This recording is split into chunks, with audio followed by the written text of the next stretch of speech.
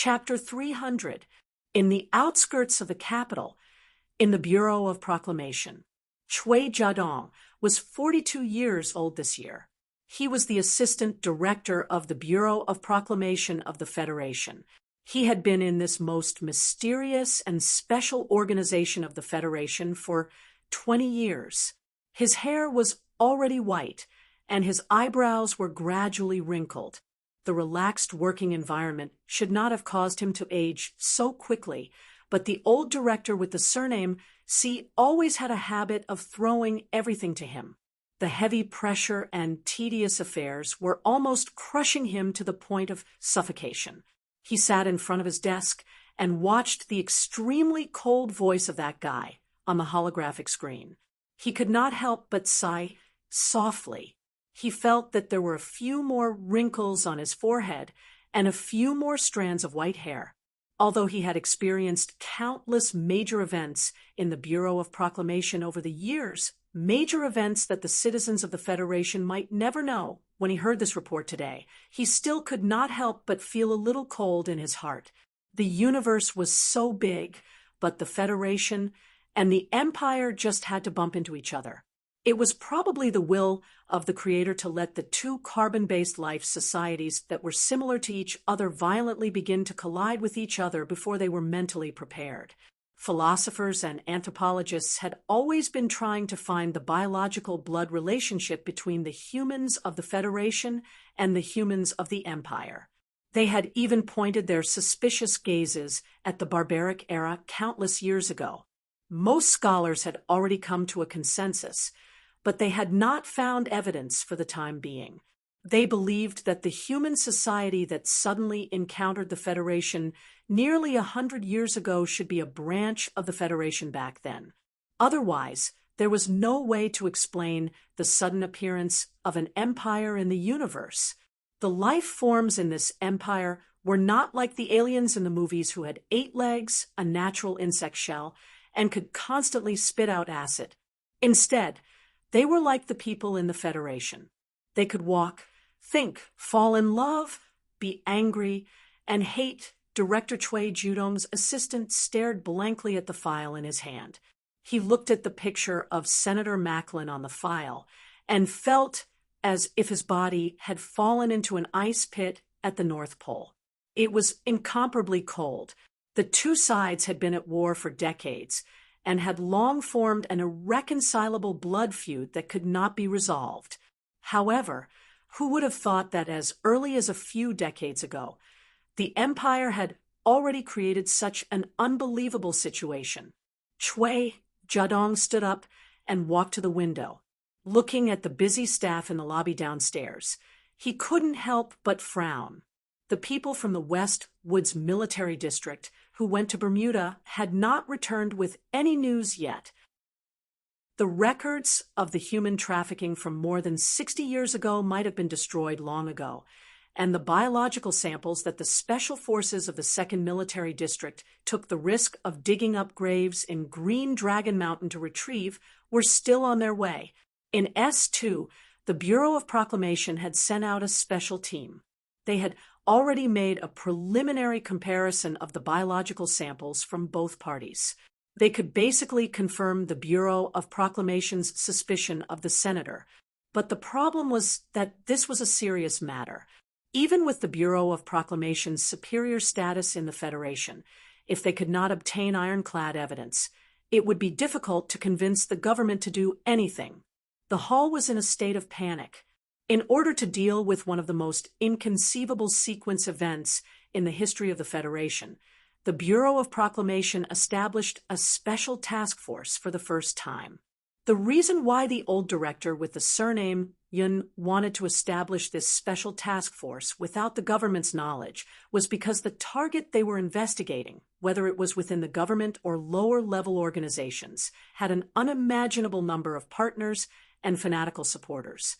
In order to keep it a secret, the Bureau of Proclamation's secret investigation was even hidden from the President's official residence and the Federation Management Committee.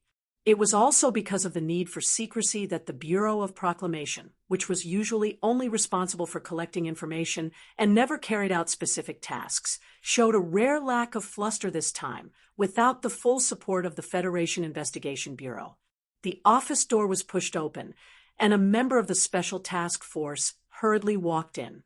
He frantically flipped through the files in his hands and said, "The target has left S2 today and is heading to the front line of the Westwoods to visit the army."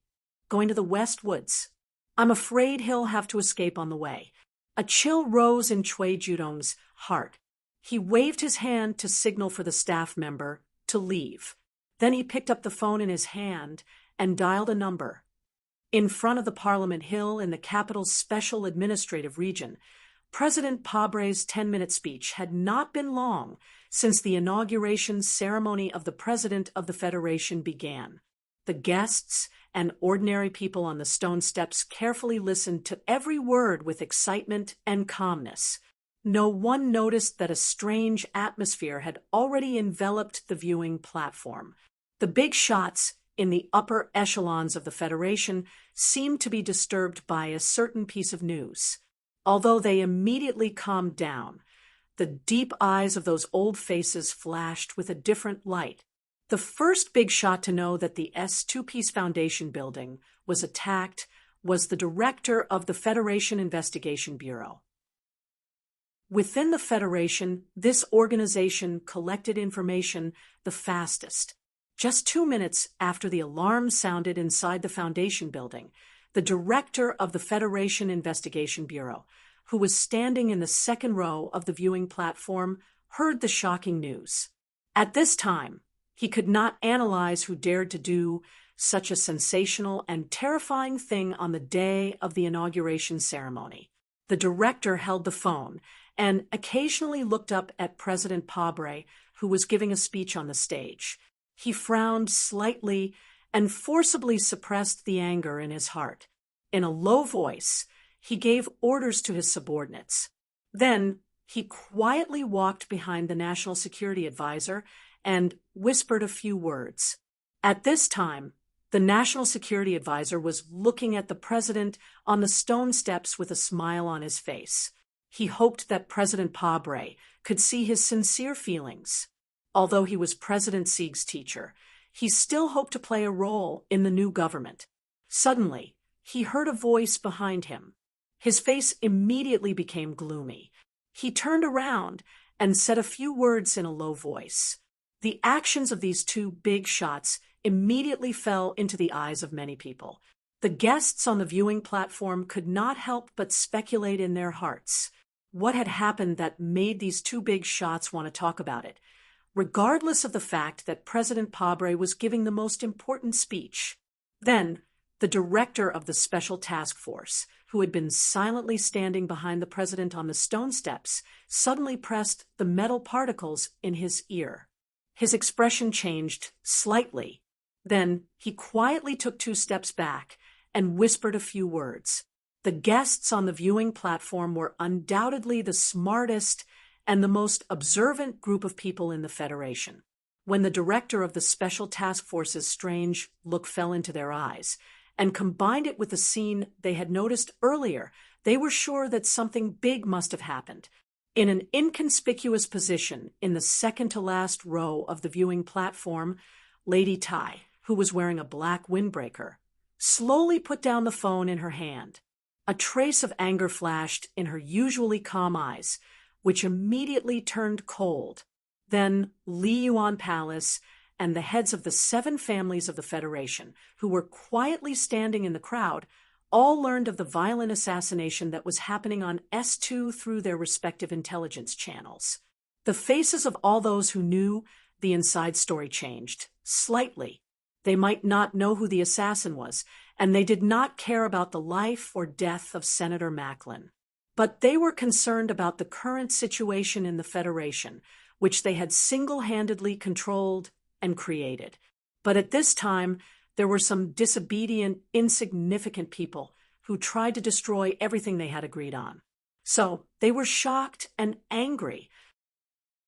On the stone steps, President Pabre's speech was still going on, but the strange atmosphere on the viewing platform was getting thicker and thicker. On the most important day of the Federation, because of an assassination that happened in the distance, it became a little strange. The National Security Advisor quietly walked up the stone steps and said a few words behind the Vice President-elect, then pointed at the back of President Pabre. The Vice President-elect anxiously shook his head. More people looked at the eye-catching position in the first row of the viewing platform. The incident happened suddenly, and they wanted to know how the old director of the Bureau of Proclamation of the Federation would react. Behind the oath-taking platform, President Pabre also noticed the strange expressions of his subordinates and guests. He narrowed his eyes and calmly continued his policy speech, but the corner of his eyes swept over the director of the Bureau of Proclamation. In the eyes of the crowd, the white-haired director looked down, as if he didn't know anything. In fact, he was very clear about the reason for the strange situation at the presidential inauguration ceremony. In fact, he was the first person in the capital city to know about the S2 assassination. At this moment, the phone in his pocket vibrated.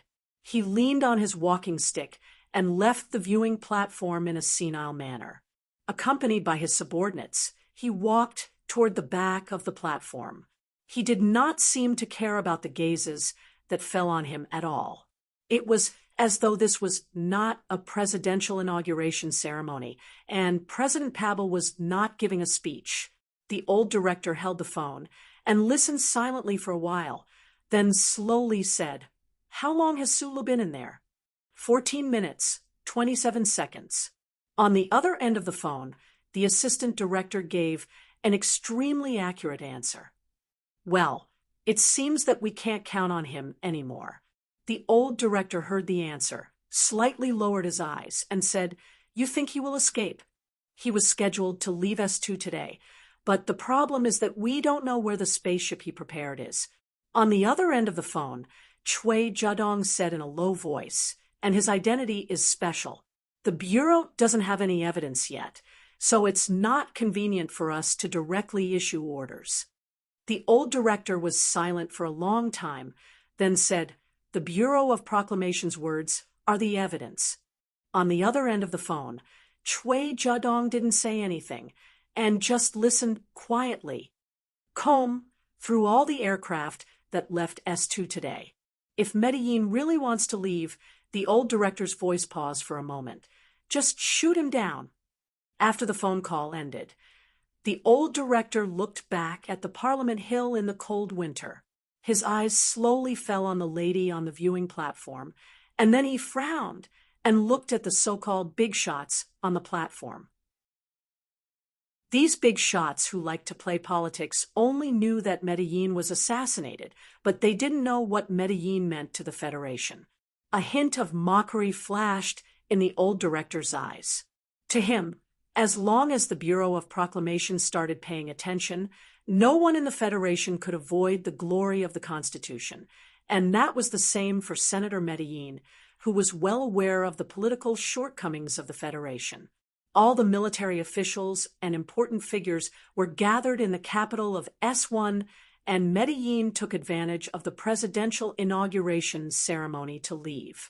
He was really a smart guy to the bone.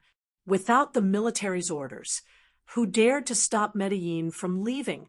If that person really went into the depths of the vast universe, who could stop Medellin's return? Director C sighed softly, shook his head, and walked toward the Federal Fleet Commander, 3-star General Hong Yuliang.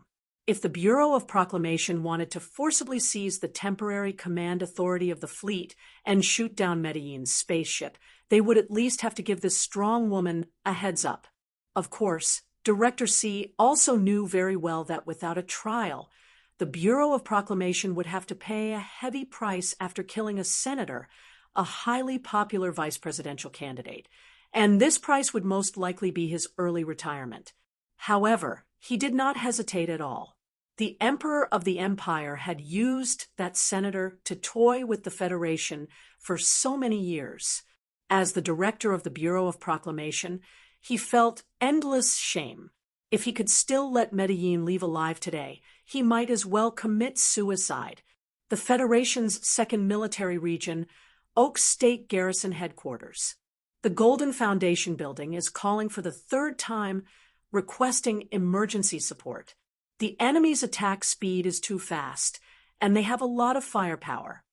A first lieutenant staff officer quickly ran behind the garrison commander and said with an unpleasant expression, "Commander, should we send a combat team over?" "Send my ass." The garrison commander did not pay attention to his subordinate's urgent request at all.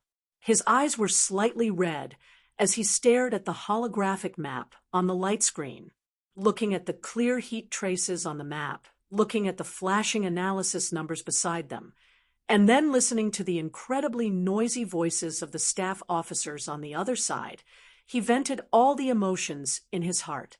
He turned around and glared fiercely at the staff officer, saying, "The Green Dragon Mountain Army has been fully mobilized, and the entire military region is preparing for defense. You want me to send people to protect a Bullsh *T senator at this time? Do you want me to go to military court?" The staff officer had nothing to say in response. In the early hours of this morning, the Green Dragon Mountain Anti-Government Army, which had not made any major military movements in the past few years, suddenly acted out of the norm and sent out 4 armies. Following the winding mountain paths in the mountains, they marched out of the mountains with an extremely threatening aura. Although the anti-government army's military movement had not yet broken through the actual control line of both sides, this kind of high-pressure situation made the federal army stationed around the 4 states feel an unprecedented pressure. Was the war really going to start?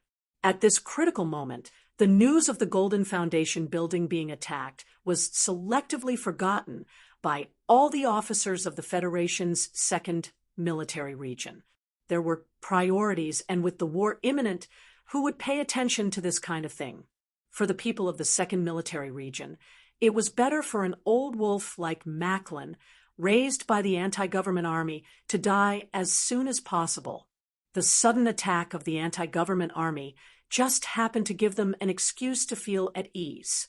It was because of the Green Dragon Mountain Anti-Government Army's sudden combat readiness that the second military region, which was currently under a rain of bullets, had no intention of going to provide support, even though it had been almost 20 minutes since the attack. What are these wolves in the mountains trying to do? The garrison commander stared coldly at the increasing number of red dots on the map. His heart was extremely cold. His immediate superior, the commander of the second military region, was attending the presidential inauguration ceremony in the capital today. But at this time, the Green Dragon Mountain Anti-Government Army suddenly came out in full force. This situation was very suspicious. A huge explosion resounded in the mountains somewhere in the 4 states. This was not the front line of the battle between the government army and the anti-government army, but an abandoned factory that no one paid attention to.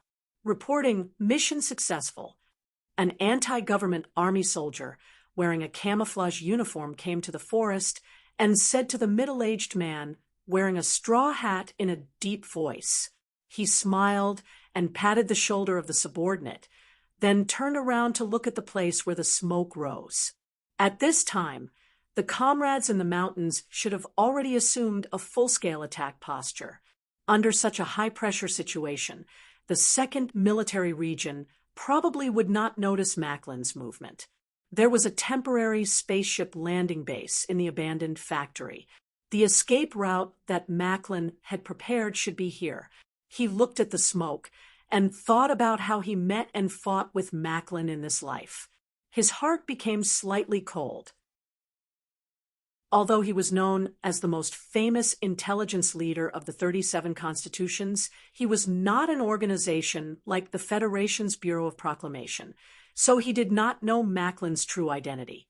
He could not understand why Macklin was in such a hurry to leave, but since he had found this out, he made his own response. He and Macklin had fought for many years, and in the end, he did not know who won and who lost. But at least today, he cut off Macklin's support from the government and cut off Macklin's escape route. He had done everything he could. On the mountaintop southwest of the Peace Foundation building, a black workbench was lonely among the fallen leaves. There were a few corpses around it, and blood flowed slowly along the red leaves. The delicate man who was supposed to be guarding the workbench and providing technical support to Sue Lu had disappeared without a trace. No one knew where he went. Inside the Peace Foundation building, many people had died, but some were still alive.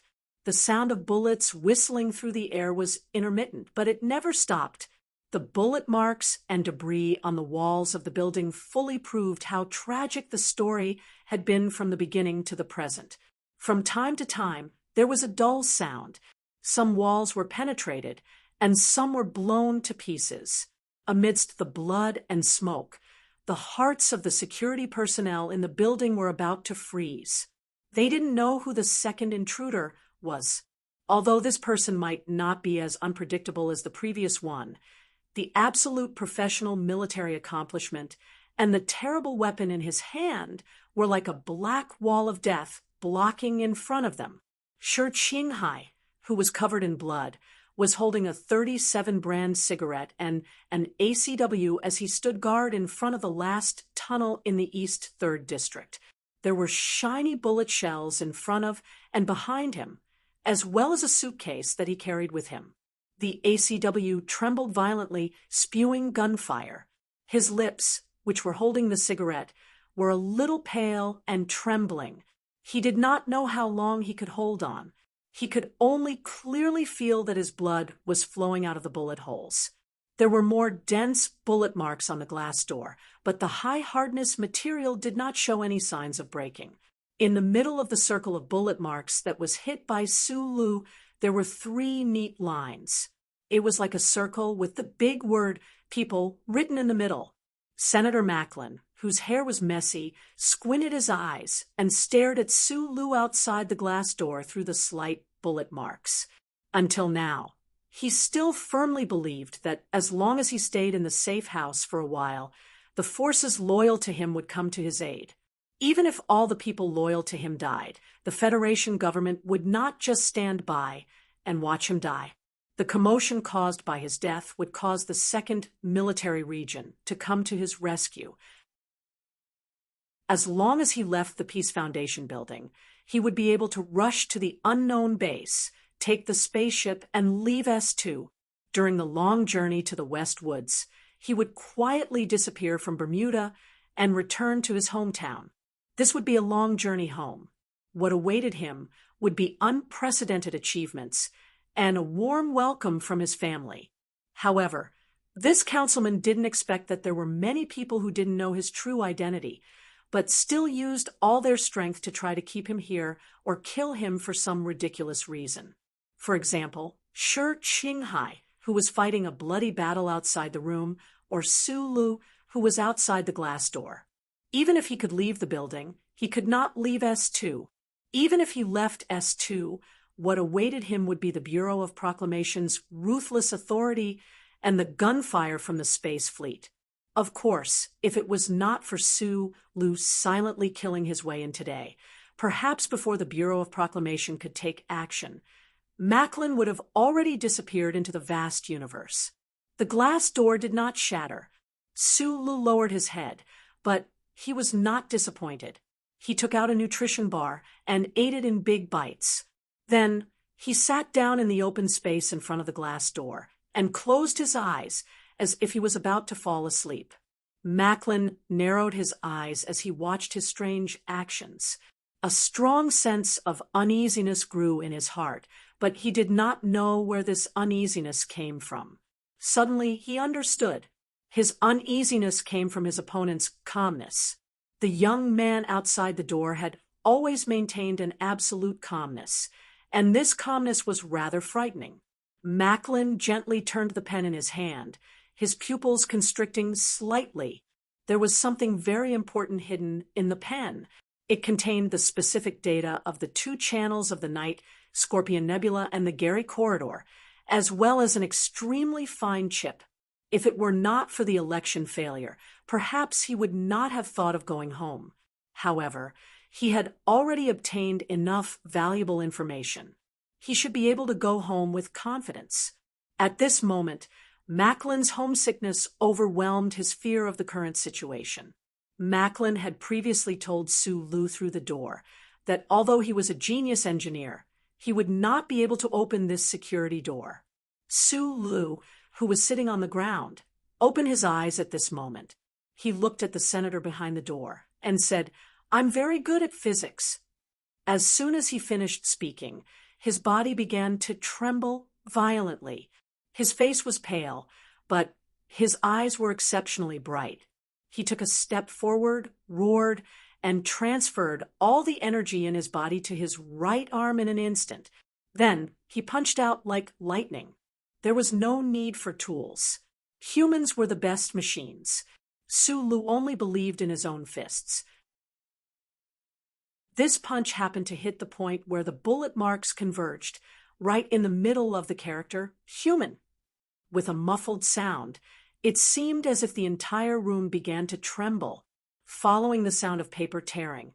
A crack suddenly appeared on the extremely hard glass door that even bullets could not penetrate. Chapter 301. After following Professor Shen Yulin for many days, Su Li's theoretical physics was still his shortcoming. However, as an engineer with rich practical experience, his understanding and application of the non-elastic Hawk's law was not something an ordinary person could compare to. The connecting assembly system made the outer transparent material of the safe house sturdier. Bullets were used to forcibly draw a balanced line on the surface of the safe house. Finally, gravity was applied to the connecting part. Only then could one strike succeed. It was not difficult to have the theory and dare to put it into practice. The key was to have the means and ability to implement it and smash the evil safe house. The most important thing was Su Li's last punch. This punch was too fierce and too heavy. It was like a large steel ball hanging from a heavy dismantling machine, whizzing over. No matter how sturdy the design of the safe house was, it probably never occurred to them that a person's body could explode with the power of such a heavy machine. Therefore, in front of Su Li's fist, the transparent glass door cracked open. The white cracks spread out like a spider web. Then, it shattered into a messy postmodern image. In the end, it shattered into countless pieces of brittle glass and fell to the ground. It was like thousands of piles of snow piled up between the two of them. With such an inhuman strength, Su Li's right wrist snapped. His face was pale, but his squinted eyes were unusually bright. Without a trace of pain or hesitation, he walked into the door. His military boots stepped on the thousands of piles of broken glass and snow, making a rustling sound. Just as the glass door shattered, Senator Macklin's eyes, which were as calm as a lake, also shattered into pieces. The tranquil luster dimmed for a moment before dispersing in all directions. Because of the unimaginable abnormality in front of him and the approaching death, it disappeared from his old and tired black eyes. When a boy wooed the girl he liked by the Rose River, he would probably think of his peers in the movies. Those Casanova with big noses or small noses cheering for him. The young people who participated in the high school joint examination would definitely think of countless outstanding seniors or the best cheaters in the school to cheer for them. When the last soldier in the frontline tunnel in the West Woods held a cluster bomb and fearlessly charged at the dynasty's tanks in front of him, he would definitely think of many heroes, such as Li Pifu, those who acted bravely for a just cause. Thinking back to those who acted bravely for a just cause in the past, those who did not care about their own safety, perhaps they did not have the time to think too much. People would habitually use a lot of mental things to boost their courage and confidence before doing something big. Su Lu was also an ordinary person, and he was no exception. However, when he stepped on the glass and came to the front of Senator Macklin, He did not think of anything. Sulu did not expect Macklin to look like an old man with one foot in the grave. The look of despair on his face was like that of a person who deserved sympathy. He did not think about the consequences of killing Macklin. He did not think that it was a human life. Sulu did not think about the consequences of killing Macklin. He had watched this person for a whole year. He was a little tired and wanted to give up. However, the pictures of the dead children in Charter Square made him pick up the idea again. Perhaps it was because he thought for too long on the bench behind the snow, so he did not think about anything today. He did not need to think. Carrying his travel bag, he killed his way into the heavily surrounded Golden Foundation building and killed his way to the old man. Some people thought too much and did too little. Sulu would do it after he thought it through. He was just an ordinary person. At this time, he did not even know Macklin's true identity. What a small person like him did would have a great impact on the Federation. He raised the gun with his left hand and pulled the trigger. After entering the building, everything was going according to plan. However, there was a huge problem in the middle. But from the way Sulu dealt with the matter of the safe house, under the premise that he had enough information, he was a very calm person who could come up with a plan. So, at this time, he was sure that there was still one bullet left in his gun, the last bullet. However, the shot did not go off. The tough guns in Team 7's armory finally had a problem for the first time, but it happened at the most critical moment. Sulu mumbled something vaguely. Blood was flowing from the corner of his mouth. He threw the gun in his hand to the ground. At this moment, Macklin's slack eyes quickly closed and regained their luster. He had experienced too many moments of life and death in his life, but there was not a moment as shocking as when Sulu pulled the trigger between his eyebrows. However, when this moment disappeared, the experienced and tough Macklin was ready to seize this last chance. He did not try to take out the gun in his pocket to shoot. This was because what had happened before made him very clear that the small-eyed man in front of him had an unparalleled and terrifying strength in these aspects. Macklin reached out the pen that he had been holding in his hand and handed it to Sulu. He said in a hoarse voice, "I think you should need this very much." Until now, Macklin was still thinking about why this person called Sulu wanted to kill him. If it was to avenge the girl called Zhang Xiaoming, but Zhang Xiaoming was not dead. This experienced and ruthless Macklin would never have thought that Sulu wanted to kill him because of some old things that he thought were not worth mentioning in the eyes of the big shots in the Federation, such as Lin Hai and the concert. He had always thought that Sulu had invaded the Golden Foundation building and wanted to kill him for other reasons. There was some great interest involved. Perhaps he was representing the will of Lady Tai, or perhaps he had some conflict with those guys in Green Dragon Mountain. Therefore, Macklin handed over his pen and was ready to negotiate with him in a hoarse voice. Sulu looked at the pen in front of him and was slightly stunned. He thought to himself, "Should I say thank you? I want to kill him now, but he still wants to find a convenient person for me." He was so calm and indifferent in the face of death. Although this Macklin was an unforgivable person, it still made him feel a little emotional. No one, not even the history books of the Federation in the future, knew that this was actually just a misunderstanding. Suli's face was expressionless. Perhaps this was the only way to calm his emotions. He took the pen and stabbed it in silence. The black, expensive ink pen had a hard alloy tip at the front end. It drew a dark ray of light in the air, like a knife that the orphans of Donglin would play with on the muddy ground. With a poof, it pierced into Macklin's neck. Then it was pulled out. Macklin did not react at all. It was not until the blood on his neck spurted onto the wall that he realized what had happened. He frowned and covered the wound on his neck that was spurting blood. He stared at Sulu and wanted to say something, but no words came out. He took 2 steps back, tripped over a chair, and sat on the ground with a crash. Blood continued to flow out from the gaps between his pale and withered fingers. The old senator furrowed his brows in pain and breathed in the last few breaths of air. His eyes widened as he looked at Sulu with a trace of disbelief. Finally, he twitched a few times and stopped breathing. During the process of Macklin's death, Sulu stared at him silently. He stared at his face, his eyes, the fingers on his neck that were covering the wound, and the blood that was oozing out between his fingers. As the blood oozing out between his fingers became less and less and thicker, he took a deep breath.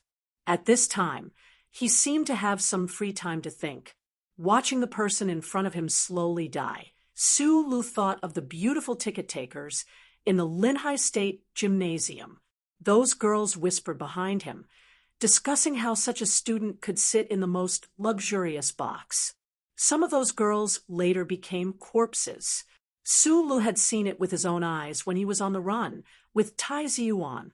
He thought of the concert in Mountain Four States. He thought of the children who died at the age of 6 or 7. He thought of the children's innocent and young faces when they died and slept. He thought of their families and the few people in Charter Square. Sulu watched Macklin die. His left eye could see ghosts at this time.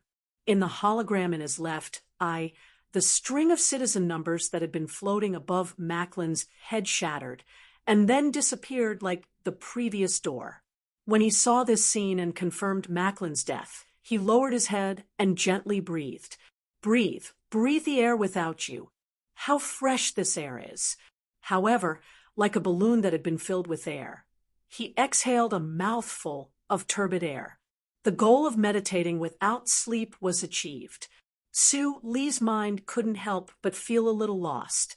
In an instant, the injuries that were suppressed by his strong willpower all broke out.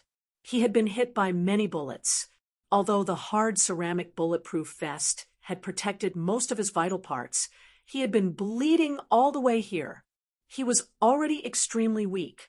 His previously forgotten broken right wrist was also starting to feel waves of sharp pain. Sulu moved his sore and stiff body with difficulty, leaned against the wall next to him, and slowly sat down.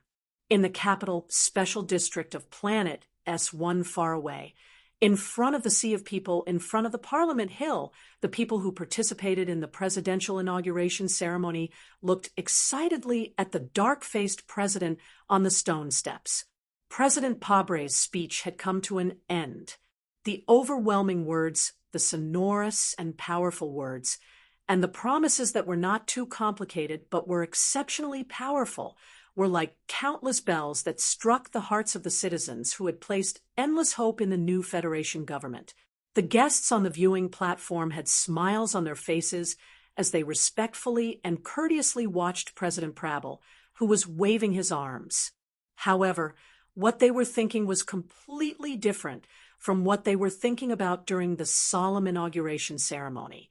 The old director of the Bureau of Proclamation slowly closed the phone in his hand. Thinking of the news he had just heard, a smile appeared on his aged lips. The smile was full of endless relief. Macklin was dead. It's good that he's dead.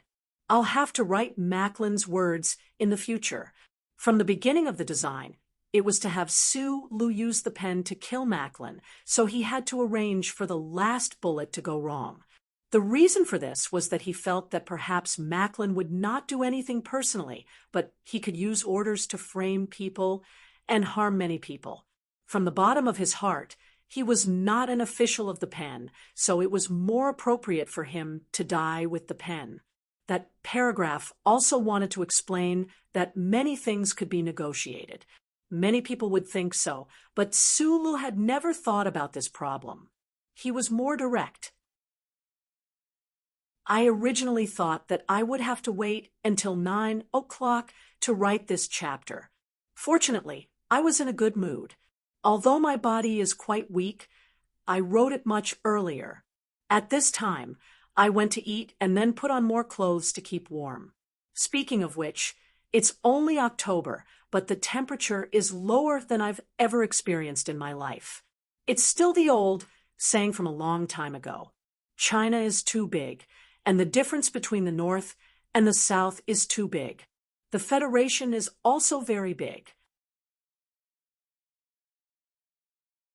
Chapter 3:02.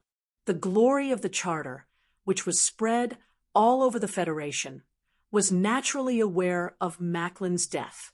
The news quickly spread from the Bureau of Proclamation to the site of the inauguration ceremony.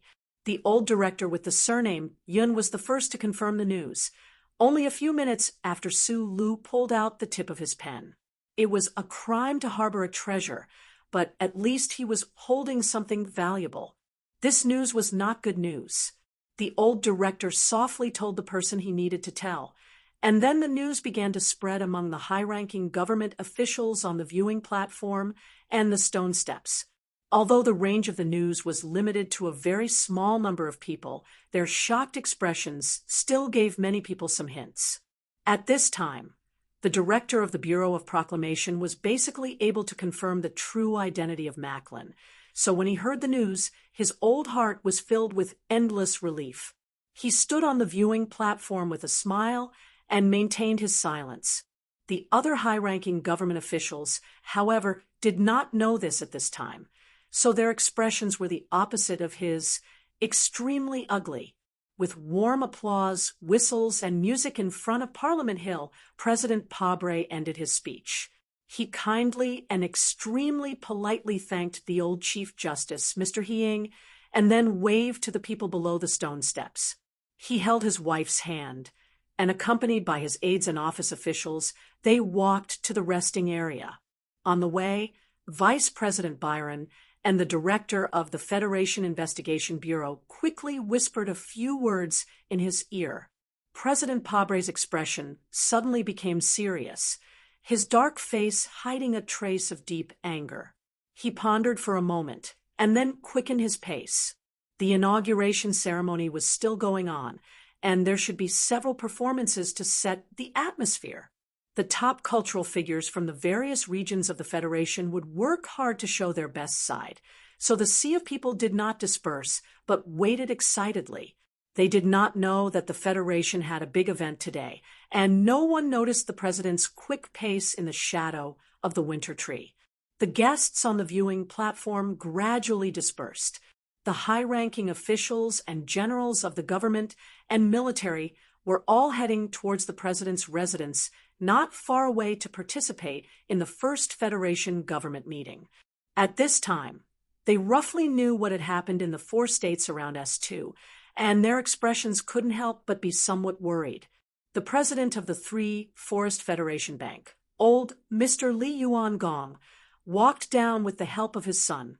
The short man adjusted the black round hat on his head, squinted his eyes, and looked back at Lady Tai. He found that the lady had already left. He couldn't help but sigh softly. Macklin is dead. We don't know who did it yet, but there should be news soon. Get ready. In the cold weather, the old man from Li Yuan Palace coughed twice. The wrinkles on his face were as deep as knives. He looked at his successor and said, "I think the president must be very angry. On the first day he came to power, he received such bad news." Li Xiuzhu, wearing a short gray windbreaker and a bow tie, looked very energetic. Although he had already guessed before, he had never thought that he would hear the news of Macklin's death today. His beautiful eyebrows instantly furrowed. He lowered his voice and said in a hurried tone, "Father, what should we do?" The Federation government will naturally do what they should do. Li Yuan Palace took off his thick gloves and walked out along the special passage for the distinguished guests. What we need to do is to fully cooperate. Fully cooperate? Cooperate with what? Suppress the commotion that may soon arise because of Macklin's death. Li Xiuzhu's furrowed brows still couldn't loosen. Thinking of the politician who had just died, The old man from Liyuan Palace couldn't help but sigh softly. White mist scattered around his dry lips. The Federation can't be in chaos. I think both President Pabre and his wife will realize this. The old man said, since he's already dead, we have to accept this reality and do a good job of cooperating. This sentence was said very indifferently. The death of Macklin, who had been secretly cooperating with the Lee family for a long time, was like a stranger in this old man's words. Last time, he was just caught and sent to the Justice Department, and this is already happening. I'm very worried. Li Xiuzhu said worriedly. Behind him, for some reason, there was a burst of enthusiastic cheers in the square. The old man from Liyuan Palace walked forward with a smile and said slowly in an old voice, I never look down on any ordinary people, but I also never overestimate their loyalty to their beliefs. Li Xiuzhu's heart trembled slightly. He vaguely understood something. Last time, Macklin's fanatical supporters had caused such a big commotion in the Federation. It seemed that his family was behind it. However, at that time, the Lee family needed Macklin's ability to incite people to ensure that the Federation's investigation wouldn't go too deep and involve them. Now that Macklin was dead, the Lee family naturally didn't have to worry about anything. They naturally had to stand firmly on the side of the government, or rather on the side of the people.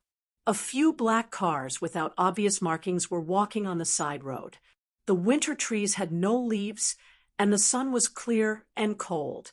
Because of the traffic control of the presidential inauguration, these few cars were particularly eye-catching. Lady Tai sat in the back and looked at the street through the window. For the upper class of the Federation, this appearance on the viewing platform today was a rare opportunity to get close to her, although she deliberately stood in the most inconspicuous corner after the ceremony was over. Who knew how many high officials and nobles tried to say a few words to her? However, this lady didn't have any desire to talk today. She looked at the withered trees with a heavy heart. Different from the wise old man from the Lee family, she already knew who the mastermind behind the assassination at the S2 Foundation building was.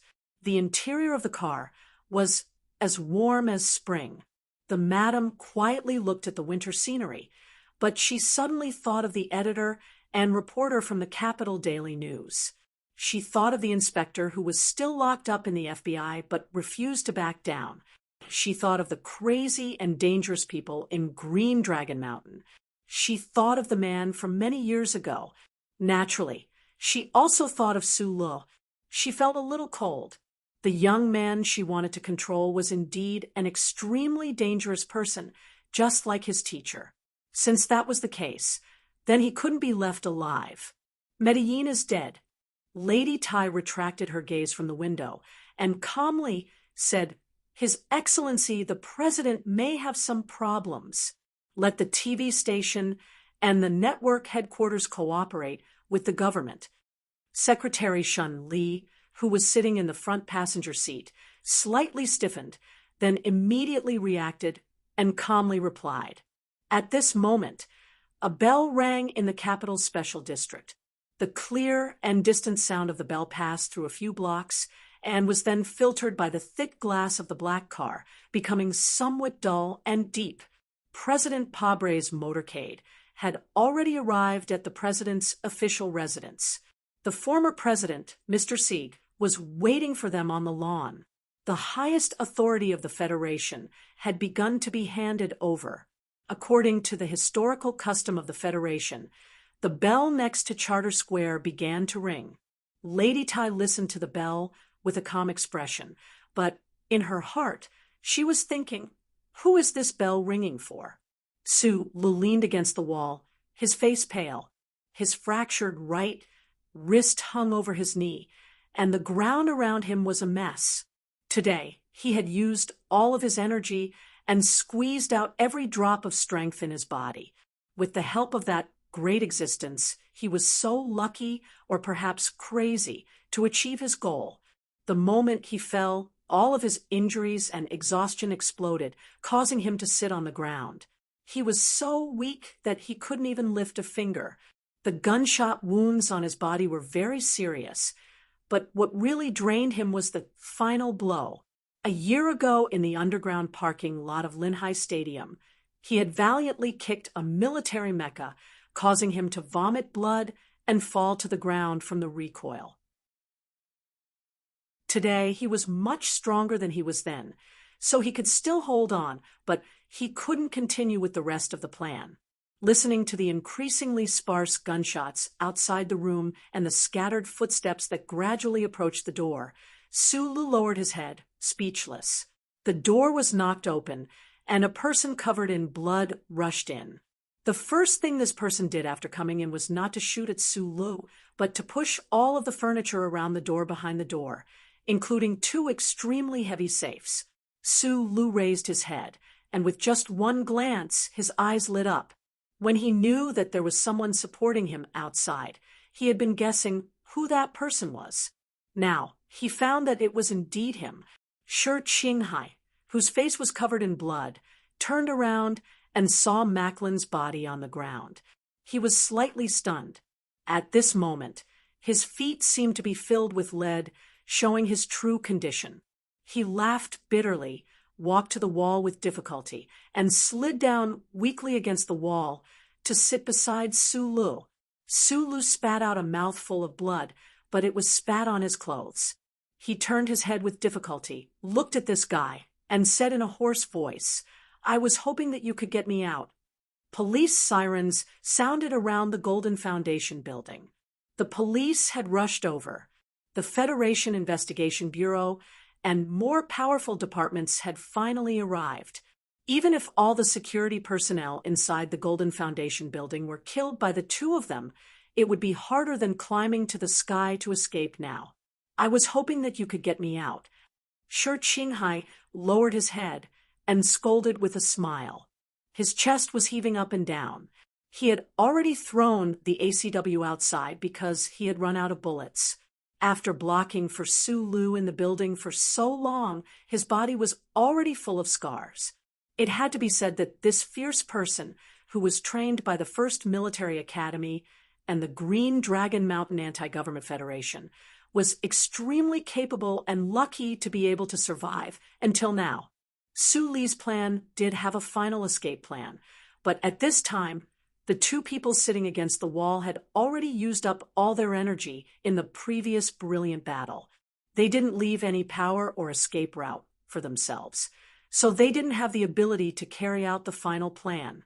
Of course, if they hadn't put in so much effort and fought so valiantly before, they wouldn't have been able to do it in front of such a tight defense. Su Lu looked down at the bracelet on his wrist, laughed bitterly, and coughed violently, coughing up 2 puddles of blood. The 2 people looked up at each other, shook their heads at the same time, and smiled in relief. At this time, there were countless fully armed combatants inside and outside the building. Not far away, the roar of armed helicopters could be faintly heard. The police headquarters and the investigators of the Federation Investigation Bureau had already confirmed the life and death of Councilman Macklin from the Bureau of Proclamation. So they didn't choose to attack immediately. Instead, they waited outside the building, trying to find a way to be as safe as possible. Of course, you have to use a sniper for an assassination. You brat, you only knew how to kill your way in, and now I'm going to die with you. Tell me, how are you going to compensate me? Shi Qinghai said as he coughed. His handsome face was full of blood, and there was a terrible wound on his left cheek, looking extremely hideous. Su Lu glanced at him and smiled with difficulty. At this time, he was probably sure that there was a problem with Magnolia. He was killed by that guy, and Mr. Schur was killed by him. Since I've killed you, then I'll compensate you with a son. Su Lu lowered his head and wiped the blood on his lips. He smiled and said, "You probably don't know, but Zhou gave birth to a son for you. His name is Zhou Youhua, and he has no physical defects." As soon as he said this, Shi Qinghai suddenly fell into silence. He narrowed his eyes and looked at Su Lu for a long time before he confirmed that this guy was not lying to comfort him before he died. His heart suddenly beat faster, and there was a touch of gentleness and shyness in his excitement. Really? Not really. Shi Qinghai was silent for a long time, and then said, "Unfortunately, I didn't know." Suddenly he smiled and laughed. "But this shows that I'm really fierce. I can actually kill them with one shot." Su Lu wanted to laugh, but he couldn't. He kept coughing. Shi Qinghai narrowed his eyes and thought for a while. Then he took out a pack of 37 brand cigarettes with trembling hands and lit them up with trembling hands. He didn't have the calm and steady feeling he had when he was killing people in all directions. He took 2 deep breaths and then passed one over with trembling hands. He found that Su Lu didn't take it. Then he noticed that Su Li's right wrist was twisted, and there were several wounds on his left arm that were bleeding. Shi Qinghai shook his head and put a cigarette between Su Li's bloody lips. "You really shouldn't have come," he said. Su Lu held the cigarette in his mouth and said vaguely, "I wanted to come, so I came." The ashes of the cigarette fell and mixed with the blood on his chest. Shi Qinghai narrowed his eyes and looked around the office. He noticed that there was a painting hanging on the wall. It was a freehand painting of a splashing lotus, and the style was dripping and fierce. He couldn't help but be puzzled. He murmured, "That guy Macklin, where did he get so much righteousness from?" Su Lu raised his head with difficulty and squinted his eyes to take a look. He thought about what Macklin had said behind the door about conscience and was puzzled by it. Only then did he remember that the pen he had used to kill Macklin was still tightly held in his left hand. He loosened his fingers and let the blood-stained pen slide to the ground. He said, "I used this pen to kill him. I thought that if you could escape, I would leave it as a souvenir for you. Don't think of anything good." Shi Qinghai reached out and grabbed the pen with difficulty. He looked at it curiously and suddenly said, "I don't know if the government will allow me to leave this pen to my son as an inheritance." "Don't think of anything good." Su Lu answered weakly with his head down and the cigarette in his mouth. "So you didn't find another man, did she?" "No, I kept an eye on her for you. Why do I feel a little guilty? I found another woman. But I didn't know, so it's not wrong, right? Hey, when did you become so close to her?" "I don't think I know her that well." "Oh, this is another long story." The inside and outside of the foundation building was heavily guarded. Blood and bullet marks filled the building. Countless fully armed combatants were holding guns and occupying all the passages. They surrounded the room. Maybe in the next moment, they would rush in and kill the 2 powerful terrorists. However, the 2 people who made them feel like they were facing a great enemy were no longer able to fight. They were sitting next to Macklin's body, smoking a 37 brand cigarette and talking about some very boring things. I just heard the sound of a bell. Shi Qinghai took the half-burned cigarette from his mouth and said lightly. The filter of the cigarette was full of blood. "Oh, what time is it?" Su Lu lowered his head and said purely subconsciously. Shi Qinghai looked at him helplessly and said, I heard the death knell for us." As soon as he finished speaking, gunshots rang out. The glass window on the right side of the senator's office was instantly shattered into pieces. Then, a smoke bomb was shot in.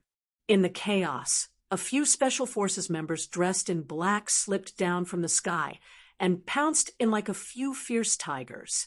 There were also several big holes in the wall because of the explosion. Countless fully armed combatants flooded in. Very unprofessional. Shi Qinghai murmured a few times and confirmed that smoking cigarettes was indeed not as good as smoking cigarettes, although Su Li's left I could still see through the smoke and see the movements of the intruders, he couldn't do anything and was too lazy to do anything. Whether it was him or Shi Qinghai, they had no bullets and no strength. Even the blood in their bodies was about to run out. "Don't move. Hands up." With a few loud shouts, the smoke gradually dispersed. Countless black gun barrels were pointed at the two people sitting against the wall at close range. The head of the special task force walked in with a heavy expression, but the phone in his hand was pressed tightly to his ear. An extremely important order had just come from the distant capital. As soon as he put down the phone, he saw the scene in the room and couldn't help but stiffen slightly. Senator Macklin's body was on the side. This was the news that had been confirmed earlier. What surprised him was the behavior of the two terrorists against the wall at this time. Facing the countless gun barrels, Shi Qinghai, who was already exhausted, quickly raised his hands in the air. He was tearing up because of the smoke, and his eyes were red as he said, "Seriously, I surrender." At this time, he was holding a cigarette that was almost burned out in his right hand and a bloody pen in his right. This posture looked very funny. Also, this guy beside me doesn't want to raise his hands and surrender. Shi Qinghai looked at the nervous and solemn special forces of the Federation in front of him and said seriously and sincerely, both of his hands are disabled. He really can't raise them. Su Lu, who had been keeping his head down, finally couldn't help but laugh out loud. The cigarette in his mouth spat out and fell to the ground, splashing a few sparks. Chapter 3:03. The Emperor never disappeared. He just changed his clothes a few times. George Carlin, in the late spring of the 68th year of the constitutional era, there were many buildings hidden in the lush forest at the northern end of S1 Nank State. In the early morning, loud slogans and uniform footsteps could be faintly heard coming from the field behind the mountain. Sometimes, the muffled sound of gunfire could be heard coming from the ground. This was originally a branch of the General Assembly Base under the Ministry of National Defense of the Federation. 70 years ago, it was transformed into a military training base. During the war between the Federation and the Empire, there were countless brilliant military heroes who had received rigorous training here. The largest joint anti-terrorism battle exercise of the year had just concluded at this training base last week. At the end of the competition between the four military regions, there might not be a real winner, but the senior generals of the military were very pleased that they had picked out the best of the best from the soldiers who participated in the maneuver. For them, these young soldiers who performed well in the exercise were the most powerful reserve force of the federal military. Therefore, after the exercise ended, these officers who were listed by the Ministry of National Defense did not return to their original units. Instead, they stayed at the training base. In the depths of the base, there was a building covered with ivy. It looked extremely inconspicuous. The conference room on the third floor was dark. One could faintly hear the sound of heavy breathing and smell the faint smell of men's sweat, but nothing could be seen. The only light came from the hologram in front of the conference room. It seemed that many people were watching a movie, but no matter how much the Federation soldiers paid attention to discipline, they would not be so silent and silent when watching a movie. In the dark conference room, other than the smell of breathing and sweat, there was no sense of a person's presence. The light on the hologram passed through the smoke that filled the conference room and slowly dispersed. What was playing now was indeed not a movie, but a surveillance video marked as top secret. The video was a bit blurry, and the timestamp in the lower right corner showed that the video had taken place about 5 months ago in the cold winter of January. In the video, there was a guy wearing a guard's uniform, wearing a hat, and dragging a travel bag, walking inside a building. Because this person had his head down, His face was hidden under the shadow of the hat, so no one could see his true appearance. On the surveillance video, the sound of an alarm rang out. Under the command of the system, countless guards surrounded the intruder from all directions. From that moment on, the intruder in the guard uniform sped up. His body on the screen dazzled the audience in the dark. The intruder held 2 light machine guns and began to open fire. He began to run. His figure became a little strange and terrifying.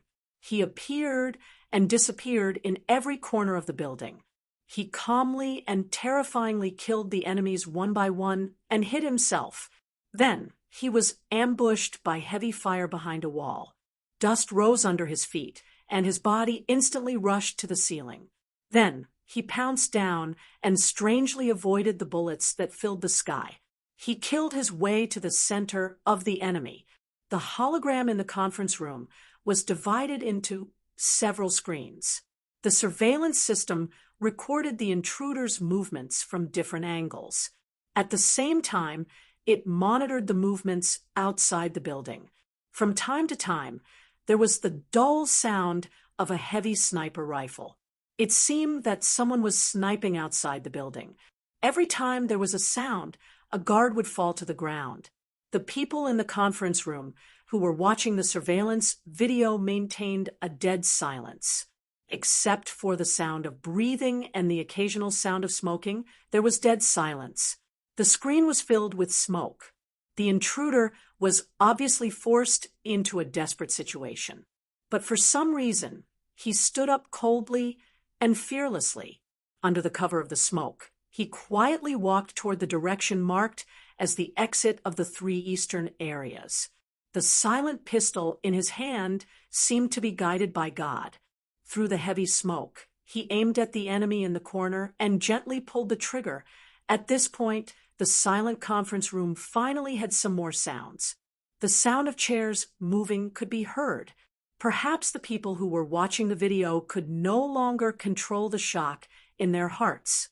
As the surveillance video played, the auxiliary holographic screen on the side continued to explain the breakdown of the tactical actions. Data indicators flowed like a waterfall. The route of the invaders, the trajectory analysis during shooting, the time spent in each section, and the cooperation between the installation of the bomb and the acquisition of intelligence were all dissected. It was extremely naked. The surveillance video on the hologram finished playing. The lights in the conference room were turned on. There was still not much noise in the spacious conference room. Some of the officers in dark green military uniforms with different stripes on their shoulders were still squinting their eyes as they looked at the hologram. It seemed that they couldn't understand what they had just seen. More officers began to reach for their pockets, took out cigarettes, lit them, and stuffed them into their dry lips. For a time, the smoke in the conference room was thicker than before. It was extremely suffocating. These ace soldiers from the major military regions of the Federation smoked in silence. While thinking about the purpose of the training base to let them watch this video, they couldn't help but doubt the authenticity of the previous video. In the surveillance video, although the tactical movements of the ordinary-looking young man in the guard uniform did not appear to be very professional, the choice of every attack he made was so clean and efficient. Coupled with this person's inconceivably powerful actions, these attacks were extremely sharp and powerful, making the people who watched this video feel a deep sense of awe. There was also the sniper who rushed into the building later. He was also an extremely fierce person. Although not all the officers who watched the video recognized that the heavy big gun was the legendary ACW, the weight of the gun indicated on the auxiliary screen made them admire this slender guy, who was able to carry a heavy anti-material rifle weighing 21 kilograms and climb walls and drill holes. Not to mention this person who guarded the entrance of the 3 eastern areas. In the end, he actually used the anti-material rifle as a heavy machine to block the firepower. If the previous sniping outside the building showed that this sniper was absolutely excellent in military training, then this person later relied on the anti-material rifle to block the 3 entrances. It could only be said that this person played with guns to the point of ecstasy. This person was admirable, but what about that person? He actually calmly walked forward in the smoke like he was playing a game. He raised his hand and killed a person, not to mention that he didn't have a thermal imaging system. Even if he did, it was impossible to perform this kind of movie scene in the environment created by the military smoke bomb. This was not something that a human could do. Therefore, some officers began to doubt the authenticity of this video. A female captain walked up to the podium in the conference room.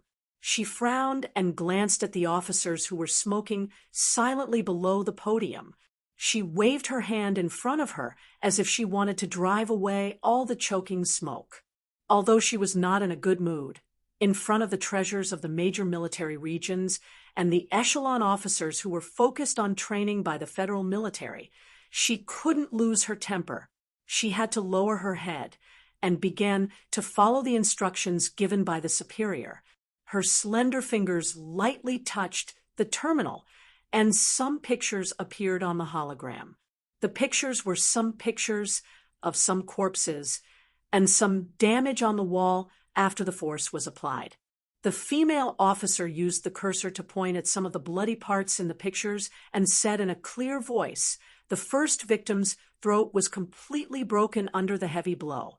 The second victim's forehead was hit hard, his skull was broken, and his blood vessels burst. According to the post-mortem, the strength of this person's right fist reached. The hardest part of the human body was the skull. How much strength would it take to break a human skull and break the blood vessels inside with one punch? The officers in the conference room, who had just shaken off their shock and were about to discuss a few words with each other, couldn't help but be shocked when they heard the value reported by the female captain. They sat up straight and looked at the hologram with a serious expression. This is the third victim. You can look at the data analysis. When he fired the gun, he still maintained an instantaneous speed of 11 meters per second without slowing down. You can also think that he didn't aim, but in fact, according to the report of the laboratory of the first hospital, this person's instantaneous reaction speed value has already broken through.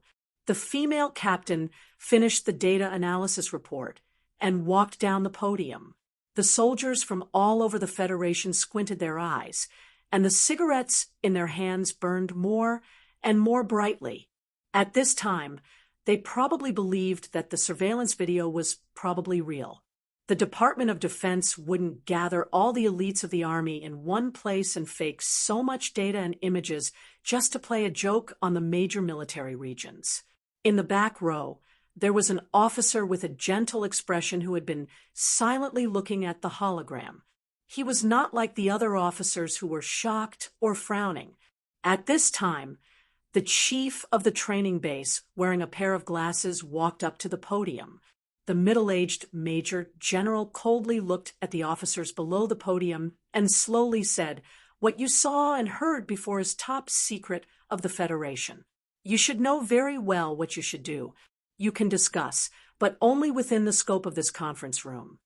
The conference room was silent. The chief of the training base looked at them coldly and said, "I know that some of you are doubting the authenticity of this video, but please believe that the federal military is not that bored to this extent." After a slight pause, he pointed his finger at these guys who were particularly arrogant and unruly in the exercise and scolded in the anti-terrorism exercise. "You little brats under the podium did a good job, and some of you are starting to become cocky. Today, I let you watch this video to let you know what a real terrorist is like. I want to let you know, if you face such a terrorist in the exercise, can you still sit here with your head held high?" The gentle officer in the back row lowered his head and smiled faintly in self-mockery. At this time, the colleagues who were able to stay in the conference room were undoubtedly the most powerful figures in the federal military. However, of the two people in the video, one was a monster who could fight to a draw with Madman Lee, and the other was an awesome person who graduated first from the first military academy and was trained by both the Federation government and the anti-government army. This kind of comparison was undoubtedly unfair. The Department of National Defense probably didn't want them to watch this video just to wake them up. However, the officers who did not know the inside story of the surveillance video did not think so. They frowned and thought about the general's angry words. In the end, they had to admit that when facing the two terrorists in the video, if there were more people, there might be some hope. If the number of people was equal or close, then there was no hope at all. Some of you are from the West Woods, some of you are from the 3 military regions, and some of you are precious soldiers from the fleet. Usually in your respective units, the officers protect you like treasures, but on the real battlefield, you can't be as fragile as treasures. The commander of the training base looked coldly at the officers below the stage. Looking at the most important echelon strength of the federal military in the future, he shouted loudly, "The ministry has kept you here so that you can grow into the most powerful soldiers. This week's learning task is to analyze this video, write a plan based on the 5-person team, and then hand it over to the terminal computer for evaluation." The Major General lowered his head and tidied up the files, using the corner of his eyes to pay attention to the reactions of the officers below the stage. The officers were stunned at first, but then their expressions turned fierce and unconvinced, which was not unexpected. He lowered his head, and the corner of his mouth rose with a trace of an indescribable smile. He thought in his heart, if the data of that guy called Sue Lu shattering the security door with his last punch was also recorded, would these guys still be able to maintain their last bit of confidence? The Major General turned and left the conference room. The officers who were usually arrogant and had a threatening aura flowing from their bodies still stayed in the room. Earlier, the Major General had made it clear that discussions could only be held within the confines of the conference room. As soldiers, they consciously followed the rules when it came to the top secrets of the Federation. The sound of discussion gradually rose, and the focus of the discussion was naturally on the surveillance video. These outstanding officers of the Federation did not know where the two people in the surveillance video who were defined as terrorists came from. They were only shocked by the powerful combat strength displayed by the other party in the video, as well as the mutual trust the two people showed in the almost desperate environment inside the building. This kind of person was undoubtedly the scariest as an enemy, but if they had such a fierce character among their comrades, how fortunate would that be? Zhou, let's form a team. Although it's only a virtual battle, it's really a bit difficult to rely on 5 people to deal with the 2 people in the video. If it weren't for you, I really wouldn't have any confidence. An officer from the Special Mecha Battalion of the West Woods Military District walked to the back row with a smile. He lightly patted the gentle officer, lowered his head, and said with a light laugh, "Before we came, Jean said that he wanted you to take care of me." Half a year ago, Zhou had finished his all-rounder program in the Nutshell Engineering Department and officially returned to the Army. After graduating with high marks from the 1st Military Academy, he was now a member of the 1st Military District. He had participated in the anti-terrorism exercise a week ago and had scored 2nd in the General Staff Headquarters, so he had been kept by the Ministry of Defense as a key training target. Today, faced with such a difficult topic, he, who had excellent tactical command skills, naturally became the first choice to form a team. He smiled and nodded, seeing him agree to the request of the Westwood's officer. Several officers who had just walked to the back row could not help but frown, and turned to leave with some disappointment. The person who had scored the highest in the General Staff Headquarters this time was an officer with the surname Yuan, but for some reason, that officer with the surname Yuan did not come to the training base. Now, Zhou Yu, who had scored 2nd, had been snatched away by the West Woods Military District. These officers could not help but feel a little disappointed. Right at that moment, right in the middle of the seats, a burly and imposing officer suddenly stood up and said disdainfully, "In my opinion, even if this video is real, this topic at the training base is very meaningless. No matter how strong those two terrorists are, we can just get an old M37 mecha here, and we'll be able to crush them into minced meat." As soon as these words were spoken, it was no surprise that they received the agreement of some of the officers. After all, this was an era of metal and mechanical power. No matter how strong the combat ability of those two people in the video was, the weapons they used were also the best of the federal military's conventional weapons. However, in the face of the powerful armored power of the military, it did not seem to be worth much attention. Hearing the word mecha, Zhou Yu, who had been copying the topic with his head lowered, slowly raised his head. A rare trace of reminiscence appeared in those usually calm and gentle eyes of his. At that moment, he thought of the old moon base, the peak of Mount Kaki, the little white flower mecha standing on the edge of the cliff, and that fellow inside the mecha. Zhou Yu looked at the proud fellow in the middle of the seats, and could not help but look at him with pity. If this fellow knew that the person he did not think highly of could operate a mecha to defeat that crazy Lees of Philadelphia, would he still rely on his identity as a Special Forces mecha pilot to express his disdain for that video? Capital Special District, Lin Yuan. Zoe did not choose to sit in the bamboo house today, although she really liked the flowing water there. The floating leaves on the water, the white mountain night lights outside the window, and she also really liked the atmosphere when she and Su Lu used to sit in the bamboo house and chat. The matter she wanted to discuss today was very important, so she chose the safest private room in Lin Yuan. It was probably only in a place like Lin Yuan, under the eyes of people like Lin Banshan, that she did not have to worry that the matter she wanted to discuss today would be overheard by the Federation government, the military, or that madam she had always respected. "You know that my life at home isn't that good right now. I'm not an elder brother, and I don't have a real job. After my dividends are put into the fund, every year, the amount of money I can control on my own is not more than 10 million.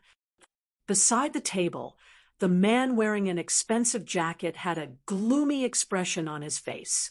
In the past, this gloomy expression had long been replaced by the mental and physical exhaustion of the past few months. Zoe looked at the two green arowanas swimming slowly in the fish tank. Her figure had recovered very quickly after giving birth, and today she wore a bright red gown. It was not tacky at all. Instead, because of the trace of coldness between her brows, it made her look exceptionally elegant. The second successor of the Li family.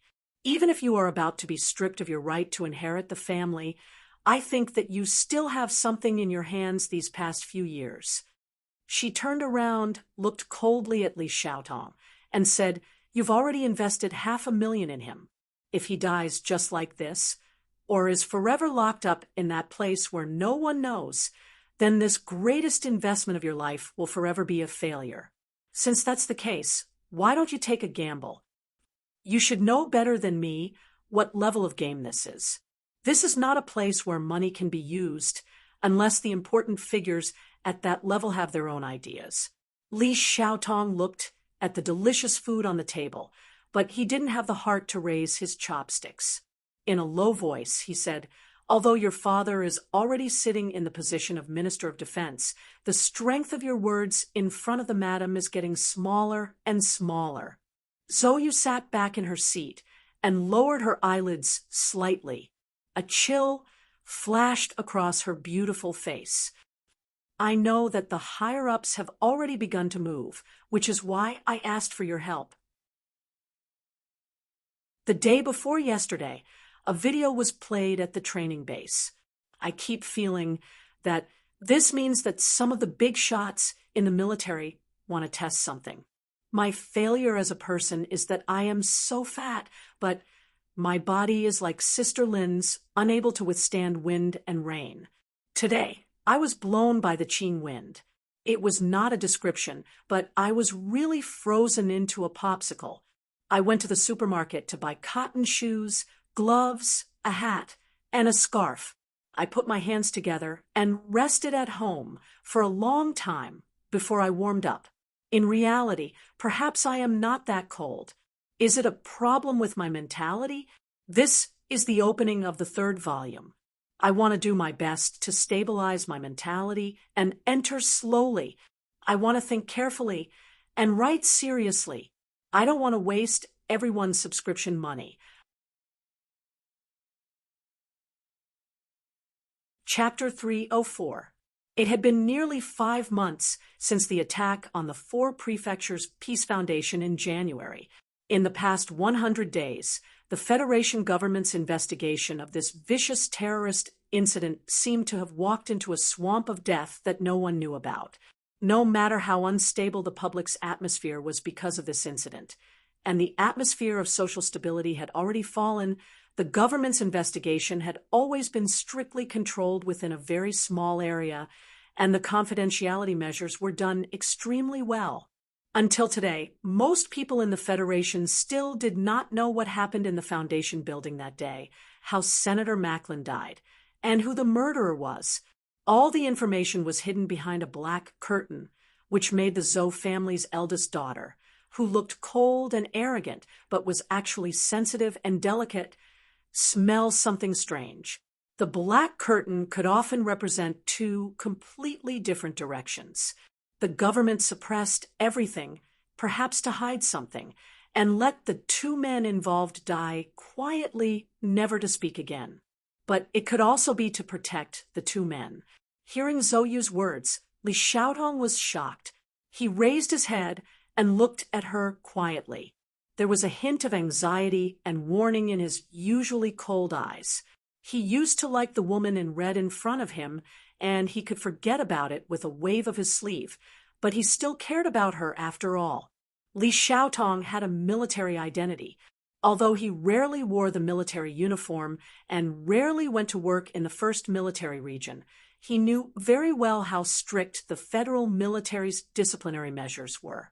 The teaching content of the Department of Defense's training base had always been confidential.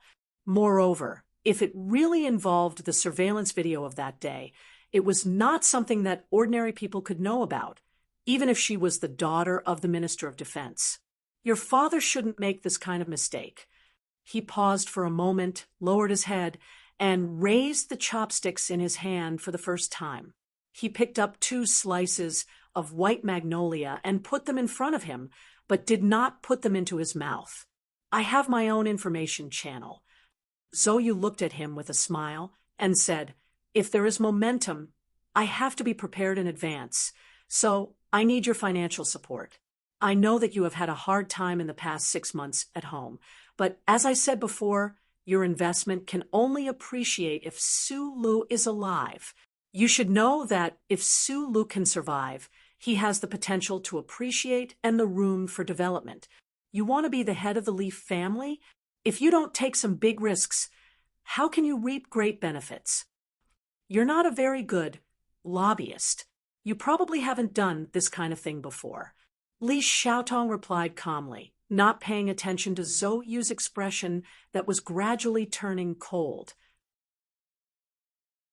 He tapped his chopsticks lightly and said, when I invested in Su Lu, it was because I thought that he could be like the owner of this garden and have the ability to break certain rules, because my life will not follow rules.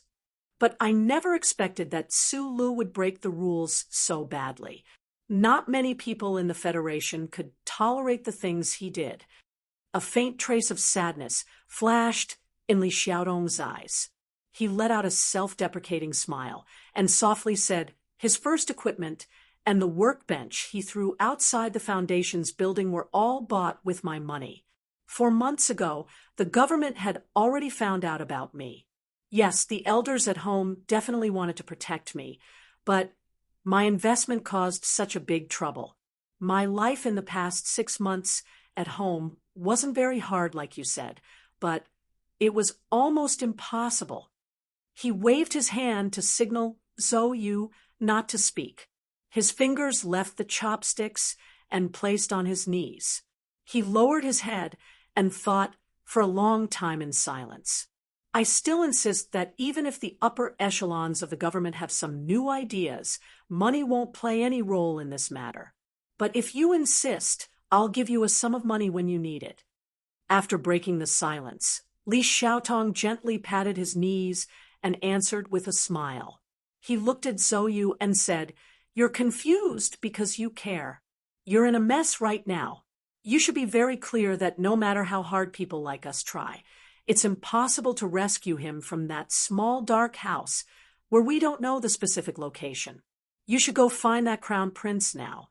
According to my information, he has already returned to the back of Macho Mountain 2 months ago." Zhou Yu sat on a cushion at the table and looked out of the window at the forest that had nothing. She didn't answer Li Xiaotong's words. A trace of fatigue and helplessness flashed across her calm and beautiful face. At this moment, she thought of a lot of things, so much so that she didn't notice when Li Xiaotong left.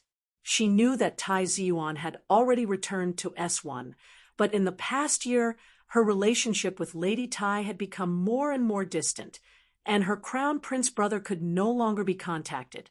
"I don't know where you two idiots are locked up." A trace of deep anger flashed through the corners of her eyes. The two guys who were secretly locked up by the Federation probably didn't know how much trouble they had caused for the Federation in the past few months, and how much she had worried about them. After Li Xiaotong left, Zhou Yu remained in the quiet room. She held the small wine cup between her fingers, raised it up and down her wrist, and drank one cup after another. After a while, a blush gradually appeared on her cheeks, adding to her beauty. It completely set off a woman who was exuding a different kind of charm. After an indeterminate amount of time, the door was gently pushed open. A tall and thin man walked in and sat in front of her very naturally. He then poured himself a cup of wine and held it in his hands, slowly sipping. His posture was calm and unruffled, revealing the magnanimity of someone who was in control of everything. From the moment he entered the room to the moment he sat in the chair, this outstanding man around 30 years old acted like a master returning to his own home. Of course, Lin Yuan was originally owned by him.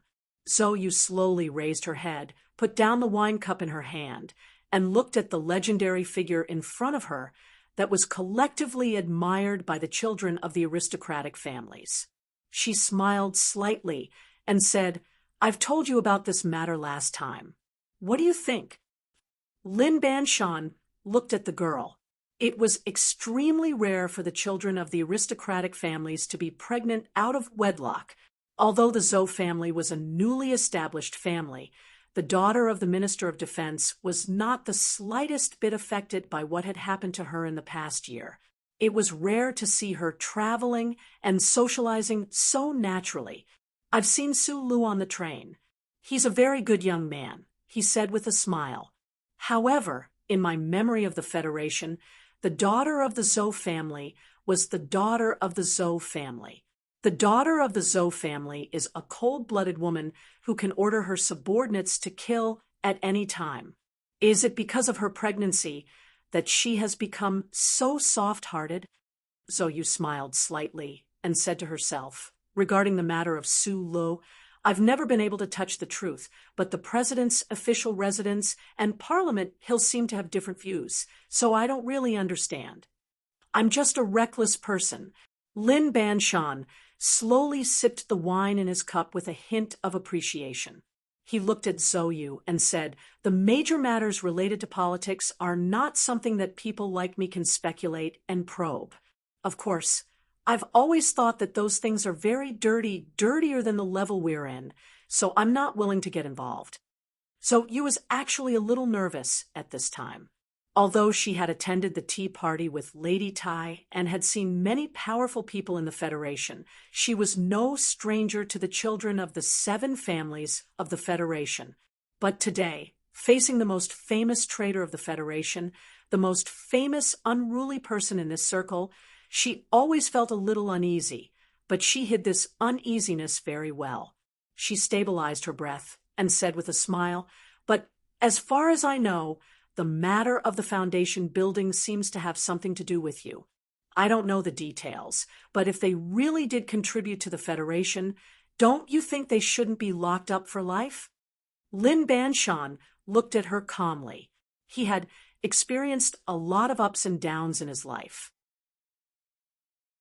Although he had been nervous for a few months because of the Macklin incident, once it was over, his state of mind returned to the calmness of mountains and rivers.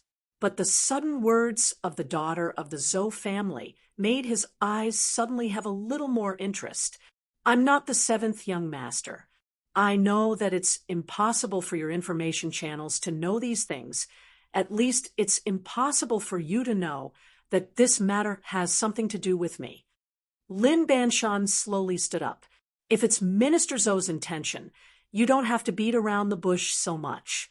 I'll do what I need to do, but the Federation doesn't have a unified opinion, and it's not very appropriate to ask me, an outsider, to do something."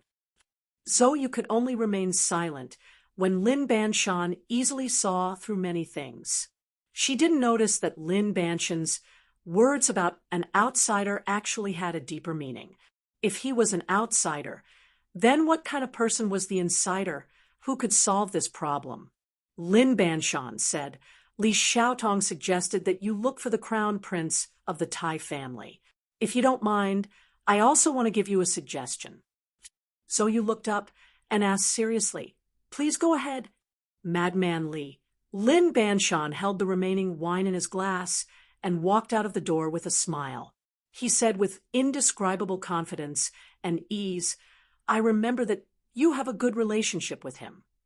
After President Pabre took office, just as the policy critics had analyzed the Deputy Minister of National Defense, Zhou Yingxing, who was originally mainly in charge of logistics, took the position of the minister. This general, who was only the director of the Federation's National Defense Base 3 years ago, was promoted 3 times in a row in a short time and sat in such a prominent position. It was a very shocking phenomenon.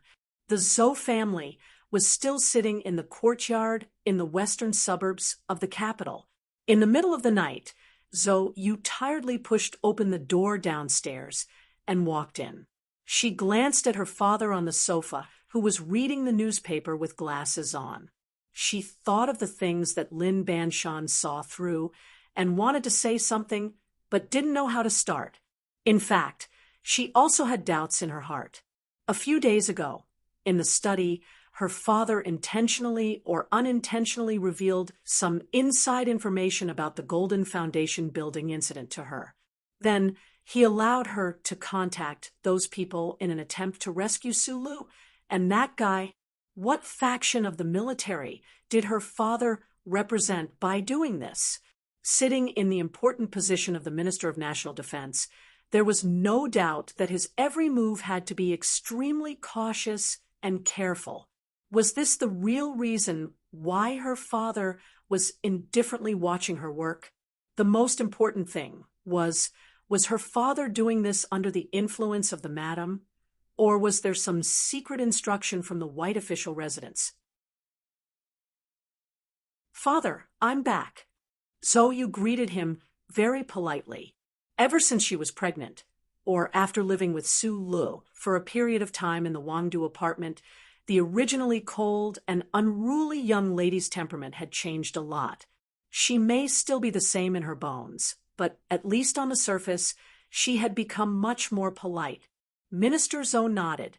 He didn't ask where his daughter went, who she met, or what she did. He just continued to read the newspaper, seriously. Zhou Yu knew that she couldn't get more information from her father, so she went upstairs.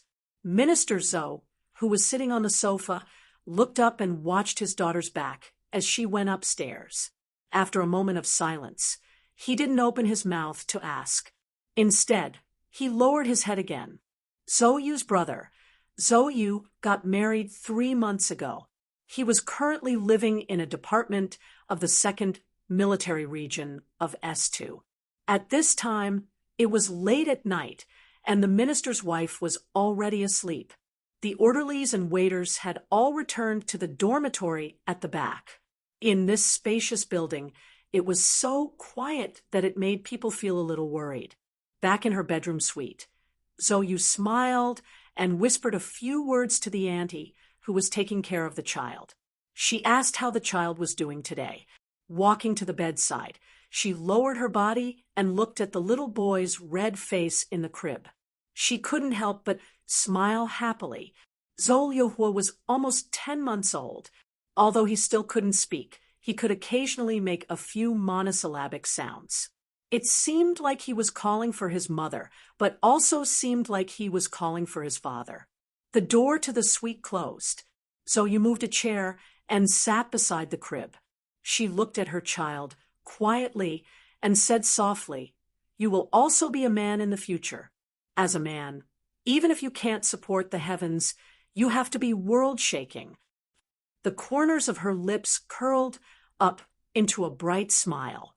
She tilted her head and looked at Lu Hua. She said, "Your two fathers have done a world-shaking thing." On the little boy's birth certificate, the name of Su Li's father was recorded in the CHIPS file. However, his real father by blood was Shi Qinghai. Therefore, it was very appropriate for Zhou to say that they were his two fathers. Pulling the soft cotton shirt under the child's chin, Zhou stood up tiredly and rubbed the numbness between her eyebrows. She was indeed very concerned about the two fellows who had disappeared without a trace. At the beginning, she didn't know if they were still alive. Now, she was worried about their safety. Would they really be locked up by the Federation for life? Strangely, she was actually more concerned about Su Le. After all, the face of Shi Qinghai, whom she had a one-night stand with, was a little blurry in her memory. She looked at the dark night outside the window and thought that Su Lu, that stinky rock, must be locked up alone in a small dark room in the Federation's secret prison, not seeing the light for months, enduring loneliness or torture in the dark and damp. Zhou Yu's expression became worried. She didn't know if he could make it. The most heavily guarded prison in the Federation wasn't the local prosecutor's office, nor was it the top 4 military detention center of the Ministry of National Defense. Instead, it was a military prison in S1 Hunan State. Compared to this military prison, even the legendary Fox Fortress Felon prison in space would lose some of its deterrence. It was because this military prison was called Qingcheng. During the Federation's dynasty era, there was an ancient poem that once said that a smile could overturn a country, and another smile could overturn a city. This military prison was named Qingcheng, but it wasn't because of the romantic and artistic atmosphere. Instead, it meant that even if someone tried to overturn a city, no one would be able to save a single person from this prison.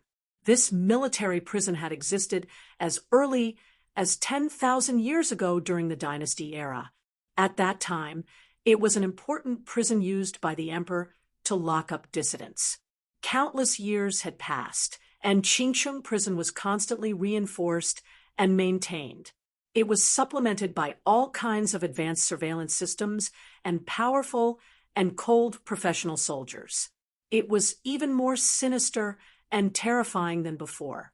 However, the people locked up in this prison were the same as before. They were all extremely important criminals. Other than the high-ranking military officers who had violated the law when the Federation government was suppressing the 7 great families, there were also countless powerful and important people who had once lingered here. Those who were locked up in Qingcheng prison basically had no chance to leave. However, there were a few people who occasionally left. In the eyes of the people of the Federation, this experience was something they were most proud of. The people of the Federation didn't understand the essence of Qingcheng prison. Most of them didn't even know where this prison was.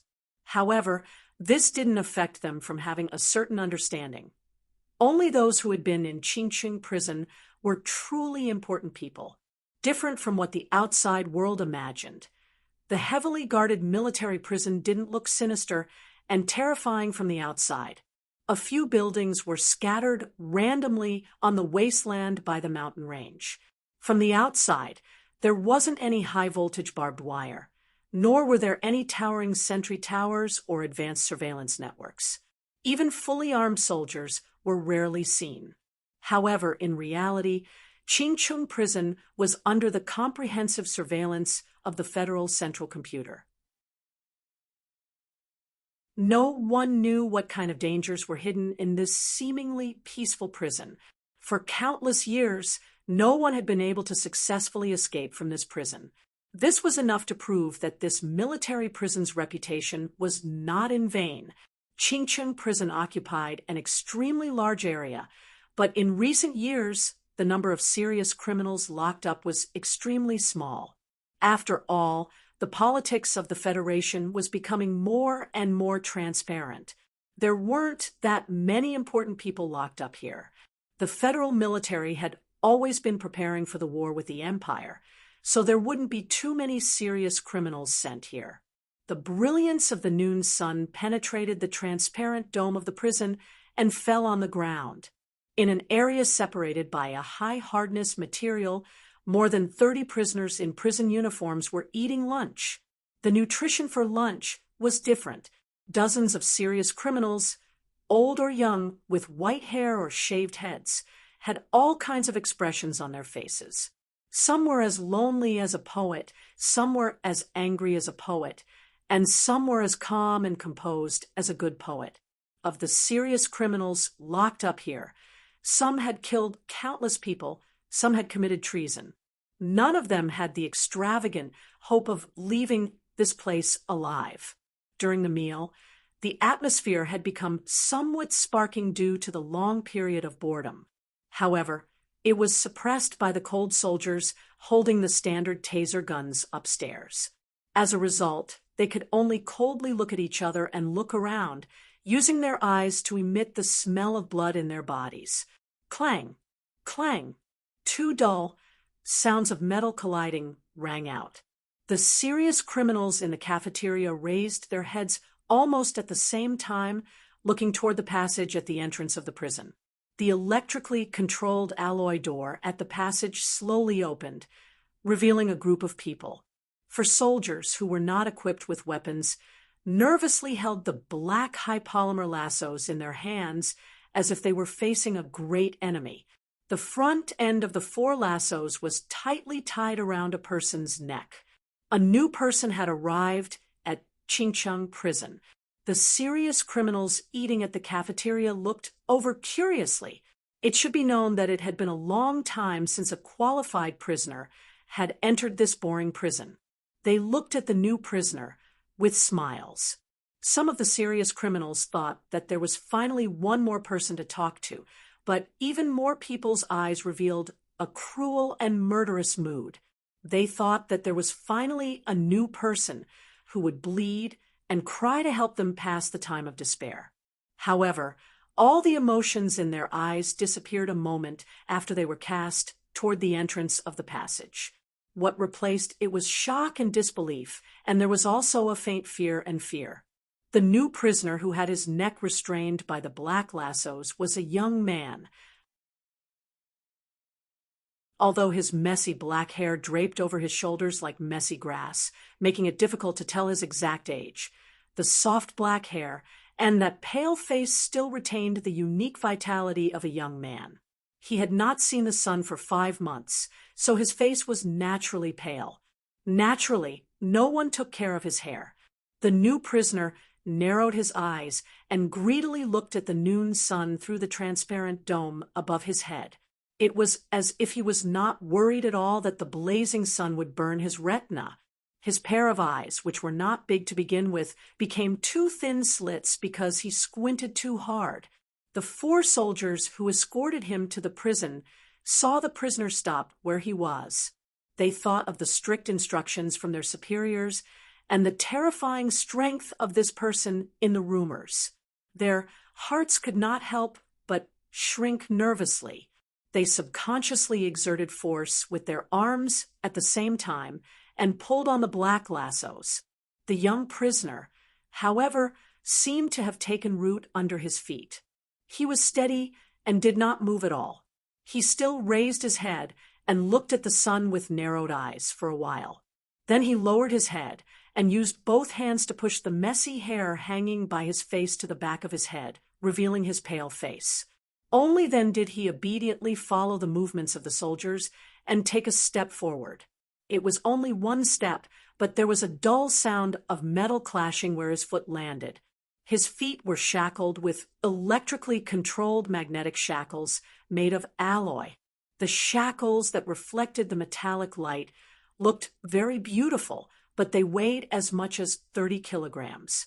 Especially when they came into contact with the silver tunnel on the ground, the strong magnetic force made the sound even louder.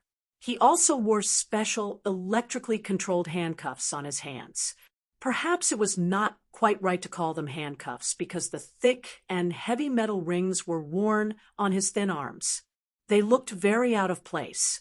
The thick and heavy handcuffs and shackles and the pale and thin prisoner were like the powerless youth in Schiller's play who was bound in a gloomy little house made of iron. As the soldier nervously pulled, the new prisoner frowned and slowly moved his feet forward.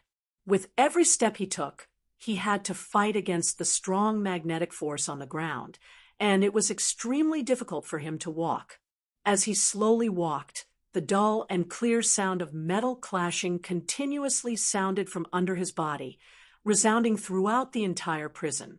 Separated by a transparent material wall, the eyes of the prisoners followed the movements of the new prisoner. The emotions in their eyes had long become incomparable shock and fear. Who was this new prisoner? The prison had actually used a magnetic restriction that had not been used for many years. Some of the prisoners felt a chill in their hearts because they could clearly see that in the heavy magnetic shackles on the new prisoner's body, the red light of an electrically controlled explosion was constantly lit.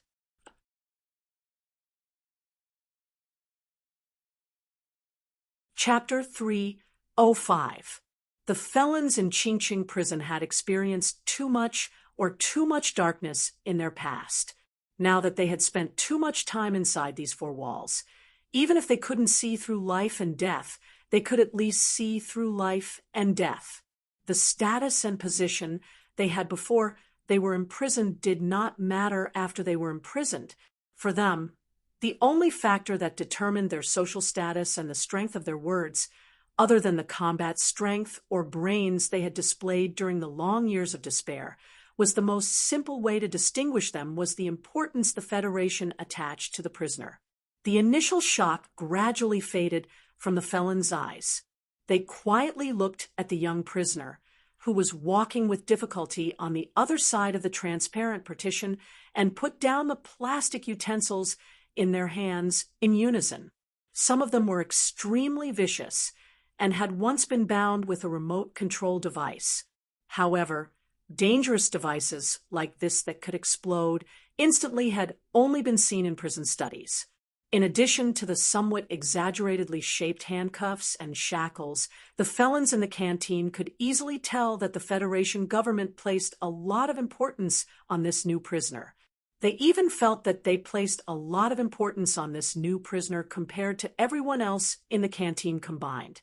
It was because of this judgment that they knew that this seemingly thin and weak young prisoner must have done a lot of terrible things in the outside world to receive this kind of treatment. The social class division in Qingqing prison was just this simple. They naturally felt a sense of awe towards this young prisoner. However, after all, they were separated by a transparent material, and the young prisoner was walking with great difficulty, so they slowly suppressed this feeling. The plastic utensils were also specially made. Even if the felons secretly took them away, no matter how they broke and polished them, they couldn't fix a sharp angle. A white-haired, bespectacled man who looked like a professor turned around. Hearing the heavy metal clanging sounds behind his head, he shook his head and placed a small spoon beside the lunchbox. He said quietly, "Look at the color of that person's face and lips. I'm afraid he hasn't seen the sun for 3 months." Before this felon was imprisoned, he was a professor in the Federation's Military Science Academy 3rd Department. Because of a trivial matter in his family, he poured the Empire's poisonous gas sample that the Federation imitated into the villa where his wife and parents-in-law lived. This excellent biochemist's judgment in this aspect had long been recognized by the felons in Qingqing prison. Therefore, after hearing this sentence, the felons in the canteen began to discuss softly. 3 months of solitary confinement. That's too inhumane. A burly man with a shaved head sighed and said, "Back then, I almost went crazy after a month." Everyone in the cafeteria knew that this seemingly simple-minded brute had once gone on a rampage in the recruit camp and killed 7 recruits in a row. If it wasn't for the Ministry of National Defense wanting to use him as a test subject in the future, or to be sent to the West Woods as a suicide squad, the military court would have ordered him to be executed long ago. Hearing the word inhumane from the mouth of such a vicious felon should have caused a roar of laughter, but none of these felons laughed. They only quietly looked at the young prisoner, who was struggling to move on the other side of the transparent material with complicated gazes. Because they had all been imprisoned in solitary confinement before, they knew how unbearable it was to not see the light of day, to not hear anyone speak, to be surrounded by silence, as if they were absolutely dead. The new young prisoner had been held in solitary confinement for 3 months. These vicious and treacherous felons couldn't help but shiver in their hearts. The importance that the Federation placed on this young prisoner had already indirectly proven how dangerous this person was.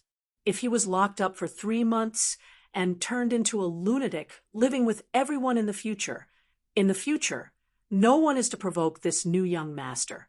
A voice sounded from the middle of the table. The voice was hoarse and slightly old. The owner of the voice clearly had an extremely high position among the felons in the military prison. When he said this, the 30 or so prisoners nodded lightly at the same time. These criminals who had committed heinous crimes knew better than anyone that one could not judge a book by its cover.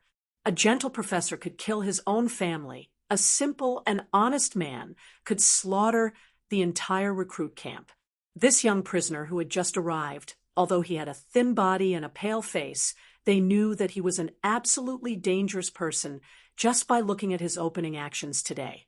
Moreover, since he had been confined in solitary confinement for 3 months, they were afraid that he had long gone crazy. The dull and clear sound of heavy metal clashing finally stopped. The people in the cafeteria no longer had to endure this kind of torture, and they gently let out a breath. The young prisoner passed through the 3 safety gates and arrived at the prison's inner room. The 4 black nooses were loosened, but the magnetic, heavy shackles and handcuffs were still on his body. The prison didn't arrange for him to eat in the cafeteria. Instead, they arranged a single table and chair for him on the magnetic floor of the isolated area. The table was filled with food and fruit. This special treatment didn't make the felons who stared at him feel jealousy. Instead, they felt even colder. They were more and more certain that the new prisoner was extremely dangerous. Right at this time, the young prisoner who sat on the chair with difficulty fiddled with his messy hair again. He then turned around and smiled towards the felons in the cafeteria. On his pale and thin face, the smile was incomparably clean and natural. It was dazzling like the sun, sincere and sincere. He didn't look like a dangerous person who had madness within his calm at all. He looked just like an ordinary boy next door. The young prisoner's sinister coldness formed a stark contrast with this smile. Those felons were shocked to the point of being speechless. Even the vigilant guards around the young prisoner, and The guards on the second and third floors, who were completely focused on aiming, felt a sense of relaxation that they shouldn't have felt. Su didn't know that his earlier smile had almost overturned a city in Qingqing prison. It had shocked the guards and prisoners who were on guard against a great enemy. He was just acting according to his usual attitude in life. When he came to a strange place, he would put on a sincere smile to make the people around him happier and to make himself less troublesome.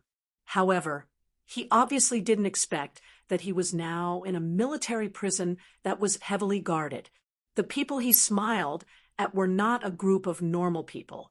After finishing his first meal in Qingqing prison, he was sent back to his cell. He was still locked up alone, but the layout and facilities in this cell were much better than those in the previous prison.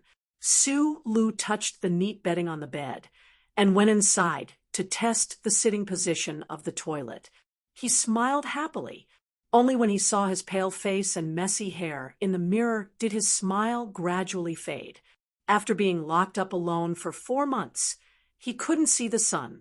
The roots of his hair grew crazily as if they were unsupervised.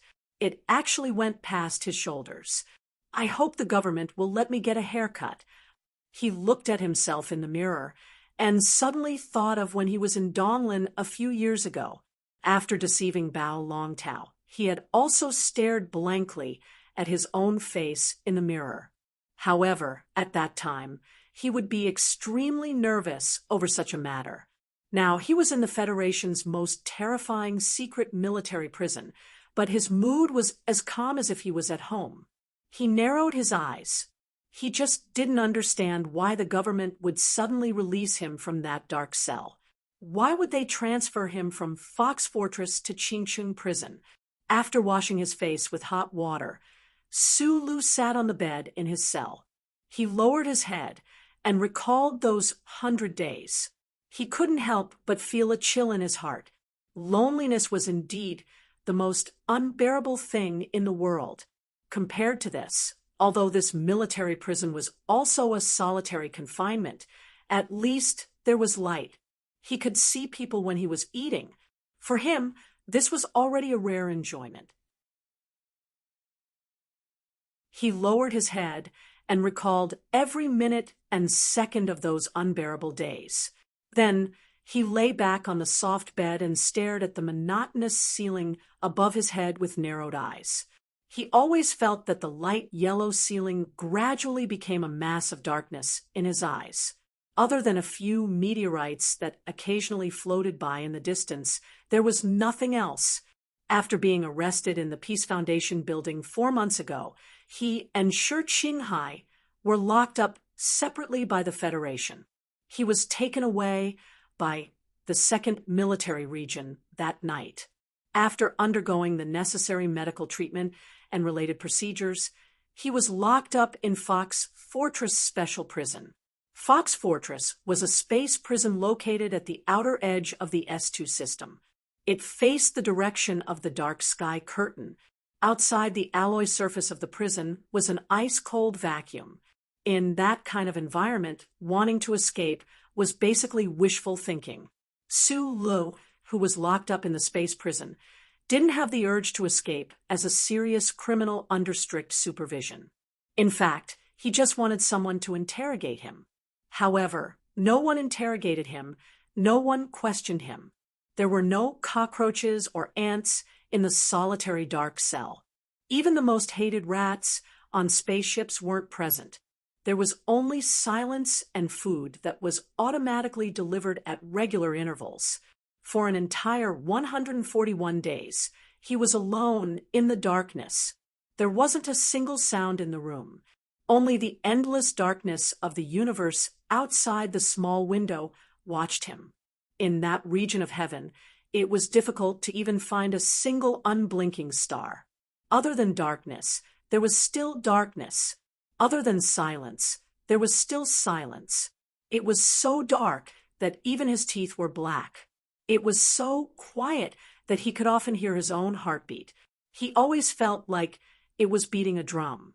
Being in that dark, silent, and lonely environment for more than 4 months was not a mental torture that a human could endure.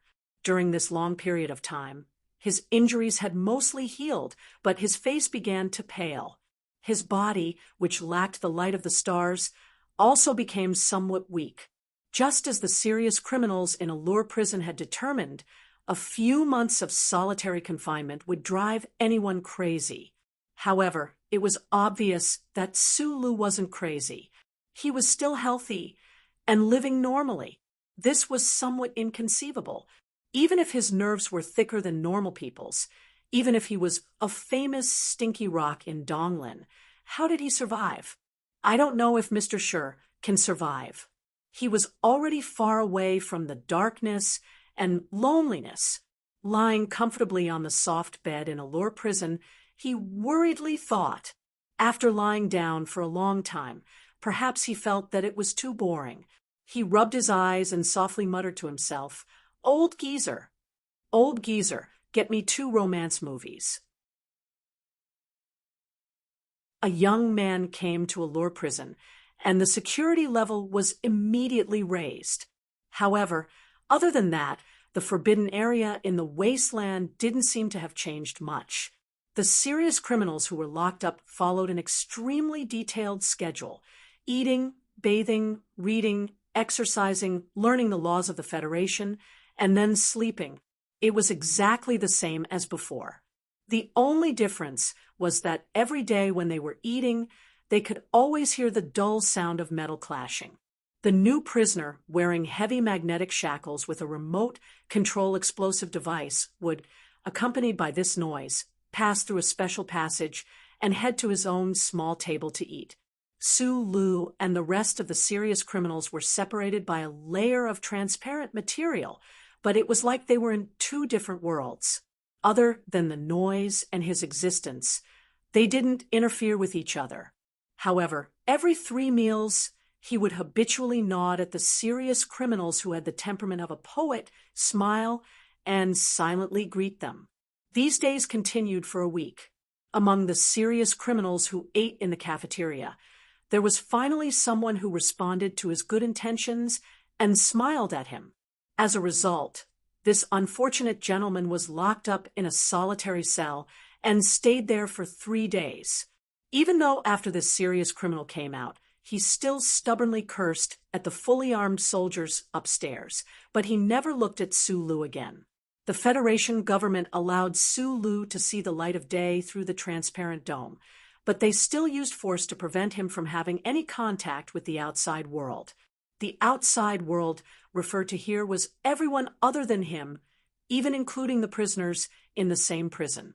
At night, when he was alone in a solitary cell in Allure prison, Sulu would often stand by the window and look at the wild green grass below. Sometimes he would associate it with his hair that was like grass, and sometimes he would think that it was already late spring. He had spent too much time alone in Foxfort's darkroom, so he actually felt like he had lost track of time. The prison refused his request to shave his head. To be more precise, no soldier in charge of guarding him dared to speak to him. Fortunately, he still had the old thing, the structural diagram of the Golden Foundation building, and the real-time positioning cursor in his left eye had long disappeared without a trace. His left eye could not really see ghosts. At the beginning of the 100 Days of Darkness in Foxfort Space Prison, Sulu pulled out the data stored in his mind and reviewed it. He also looked at the various pictures of beautiful women in his mind, but he still felt bored. In his boredom, he tried to initiate contact with the existence on the other side of the black dream again. This kind of request was very familiar to Sulu.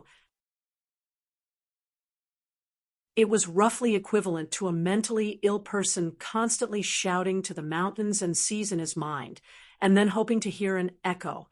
Therefore, in the dark and lonely days that could drive people crazy, Sulu contacted the glory of the charter that was all over the universe. He began to use his left eye to watch the television news or soap operas on the Federation. He also watched a lot of artistic movies that he usually did not have time to watch, it was through this extremely mysterious method that no one could investigate that Sue Lu saw the consequences of Macklin's death in the Federation from the Federation's news. Those demonstrations, strikes, and riots lasted until last month before gradually subsiding. Therefore, Sue Lu never understood why the Federation government was not in a hurry to put him on trial to quell the anger and desire for revenge of those George Carlin fanatics. Instead, they forgot him in a corner of the universe. What he did not understand was why the government sent him back to the surface at this time. This kind of confusion lasted until the arrival of the first visitor to the prison. This morning, Sue Lu lowered his head and sat on the cold metal chair in the reception room. He looked at the heavy magnetic shackles on his ankles. When he heard the sound of the door opening, he raised his head and saw a person who was not unfamiliar, but could not be said to be familiar either. In an instant, he smiled and frowned. He felt as if time had turned back to a year ago.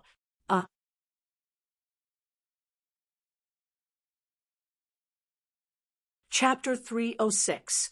A year ago, Sue Lu used a Taiping axe to cleave out the fork in his life.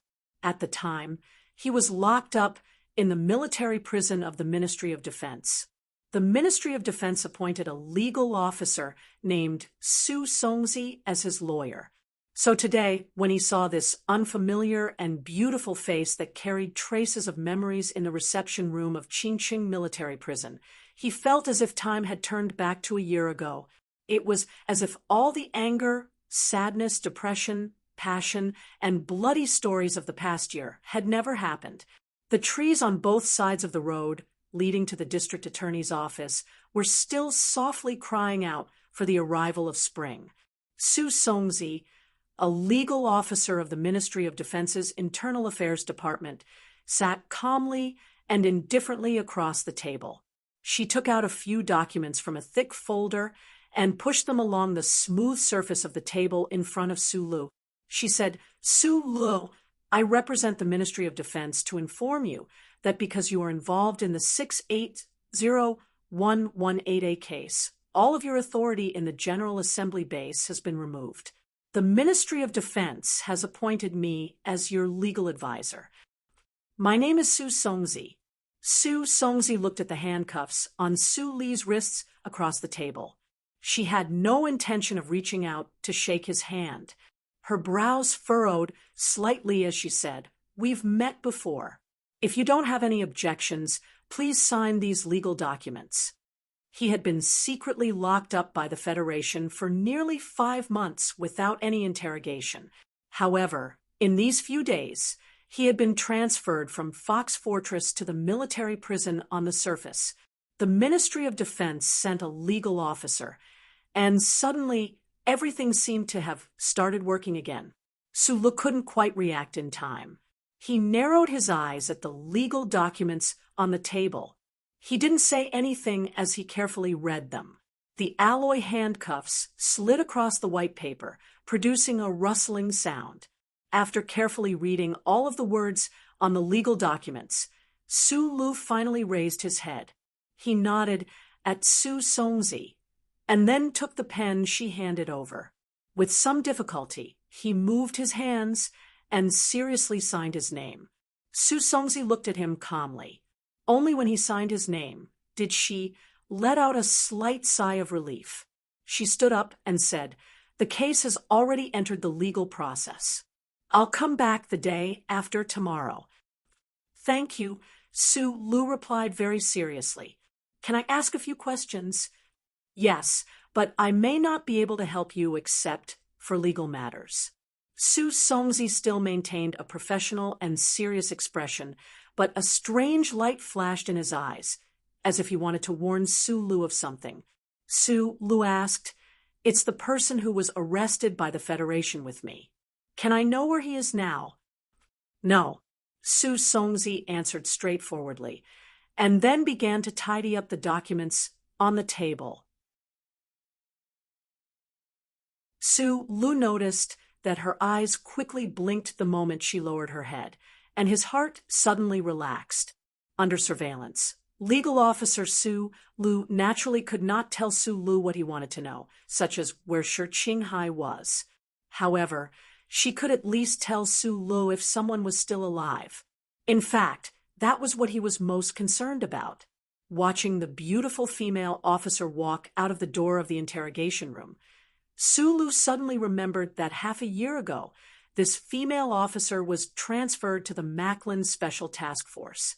Before he took action, he heard that after the Special Task Force was disbanded, several prosecutors who insisted on continuing the investigation were framed by the Federation Investigation Bureau and had their freedom temporarily restricted, including Prosecutor Xiao Wenjing. He did not know how these people were doing now. Walking along the long corridor, Su Songzi was strictly checked along the way. All the legal documents and personal belongings that she had brought into the interrogation room, as well as all the hard objects such as pens and hair clips, were all checked. Only then was Su Songzi able to leave this extremely tightly monitored military prison. The military vehicle that had been waiting at the main entrance of the prison roared in the direction of the Wasteland Military Airport. Su Songzi sat in the back and did not speak to the soldier in front of her. Instead, she thought about the scene in the prison interrogation room and felt a little depressed. In the interrogation room, Su Li's hair was messy, his face was pale, and his body was thin. It made her feel that life was really not fair. As a member of the Macklin Special Task Force, she knew better than anyone the crimes that Macklin had committed. When Xiao Wenjing and two other prosecutors who insisted on secretly investigating were arrested by the Federation Investigation Bureau for that shameless crime, she felt disappointed in the Federation government and the military for the first time. However, the big shots in the Federation had reached a compromise with Macklin. What could she, a low-level officer, do? Therefore, when she heard the explosive news of Macklin's assassination in January, she could not help but sigh at the cycle of life and karma after Macklin's death. The compromise of the investigation against him naturally did not need to be mentioned again.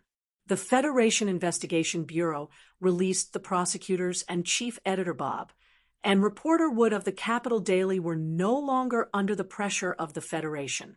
Su Songzi had to admit that these happy changes were all thanks to the two terrorists that the demonstrators wanted to tear into pieces.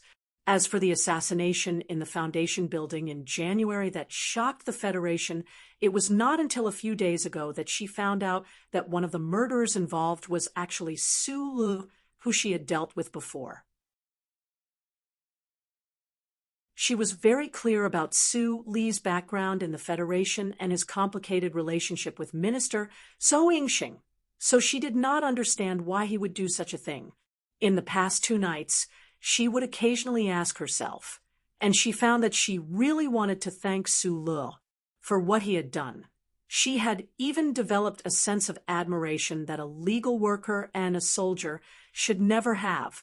Su Songzi looked at the airport building in front of the glass and thought of the minister who was waiting for her report in the capital's special district.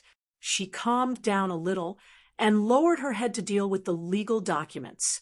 Su Lu was an active soldier in the Federation, and the crimes he committed were so shocking. Whether it was from the perspective of confidentiality or from the perspective of procedural laws, his case would definitely be handled in secret by the military court. She was very clear that a legal person like her, or even the Federation law itself, would not play any role in Su Li's life or death.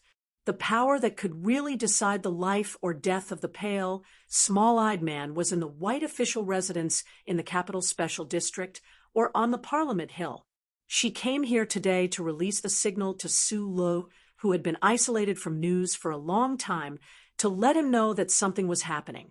Unfortunately, under the strict surveillance of Qingcheng prison, she could not say anything. She only hoped that Su Lu could understand the purpose of her visit this time. After returning from the interrogation room to the solitary cell, Su Lu sat on the edge of the bed and lowered his head in silence for a long time. The message that the female legal officer brought was actually very simple. That was the higher-ups of the Federation had begun to reconsider Macklin's assassination case, and the trial was about to begin. This was not bad news. On the contrary, the dark residence that happened a few months ago was really scary. It was just that he could not understand one thing. He killed Macklin, so the Tai family would definitely give up on him, and that Madame would definitely kill him without mercy. Even if the Federation government still misunderstood the relationship between him and Minister Zhou, no matter how he looked at it, the law of the Federation and the will of the government would not allow him to continue living. What exactly went wrong? When he was arrested in the Golden Foundation building, Su Lu thought that he was going to die, but he did not expect that he had lived for so long. He racked his brains to find an answer to why he did not die, but he still could not find a reason why he should have been alive. This was because he would never have thought that Macklin, who had crossed thousands of mountains and rivers, faced a hail of bullets, and killed with a single stroke, actually had a terrifying identity that had been hidden for decades. Regarding this, the Federal Central Computer under the Bureau of Proclamation strictly followed the regulations of the Charter and the level of authority, and did not let him know the slightest bit. It was precisely because of Macklin's true identity that Su Lu and Shi Qinghai's action of killing Macklin could be interpreted as light or dark, two completely different meanings. It could be a terrorist who deserved to die, or a hero who saved the Federation. It all depended on what the big shots thought. Capital Special Region, President's Residence. Below the President's residence, in the Central Operations Command Room of the Federation, 2 rows of ultra-thin extended light screens glowed with a faint blue light, and a solemn mood filled the room. The Special Task Force agents standing at the entrance of the passage had eagle eyes, and the big shots sitting around the long conference table had solemn expressions as they listened attentively to the explanation and watched the constantly changing images on the light screens. The Minister of Defense and the Minister of Finance of the new Federation government cabinet were present at the meeting. The members of the Federal Military Joint Chiefs of Staff were all present, and the commanders of the 2nd and 3rd military regions sat solemnly below General Miles. Even Commander Zhong, who was nervously preparing for war on the front lines in the Westwoods, and Hong Yuliang, the commander-in-chief of the Federal Fleet, who had been stationed in the Night Scorpion Nebula for the past 6 months, also participated in this meeting via video call. The reason why so many important people of the Federation had gathered in the Operations Command Room of the President's residence today was because they were going to listen to the investigation report of a case today.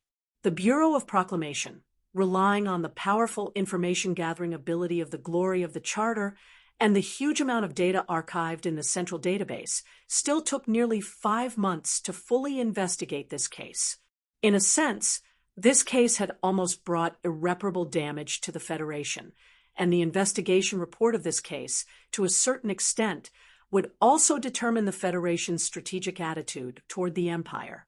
In front of the long conference table, President Pabre, who had a dark complexion, was carefully reading the investigation report in his hands as he listened to the explanations that came from time to time. In front of him was an inconspicuous pen, which was stored in a vacuum box made of super hard material, and the blood stains on it had long since disappeared. The Special Task Force of the 2nd Military Region went deep into the Green Dragon Mountains and took the risk to obtain the biological marker on the bones of the Mike couple. A middle-aged man, wearing glasses, operated the display terminal and enlarged a picture on the screen. He continued, after comparing this mark with the biological marker on Macklin that was archived in the Federation's Investigation Bureau, we confirmed that they were not related by blood. As the assistant director of the Bureau of Proclamation, Cui Jiadong often represented the old director in secret government meetings, but it was the first time that he had encountered such a big scene, so he could not help but feel a little nervous. His voice was slightly hoarse as he continued. After the 680118A case, we took a sample from Macklin's body and conducted a second check, confirming this conclusion again. President Pabre did not raise his head. He only waved his hand, indicating for him to continue. Director Fong of the Bureau of Proclamation, who had been sitting silently to the right of the president, slowly opened his eyes. He glanced at Cui Jiadong, then released his old fingers from his crutch and gently tapped on the smooth, wood silently. Seeing this action, Cui Jiadong did not know why, but he felt much calmer. He changed the picture on the screen and explained in a low voice, before the incident, the Bureau of Proclamation had already used its authority to send a special task force of the West Woods military region to infiltrate the 100 Moose Star region in an attempt to obtain some relevant information from that year. Although it was a little late, the special task force still managed to obtain a list of names, confirming that in the second last year of the 36th constitutional calendar, the Bermuda Human Trafficking Organization, following Cui Jiadong's voice, the atmosphere in the command room, which was glowing with a light blue light, became more and more strange.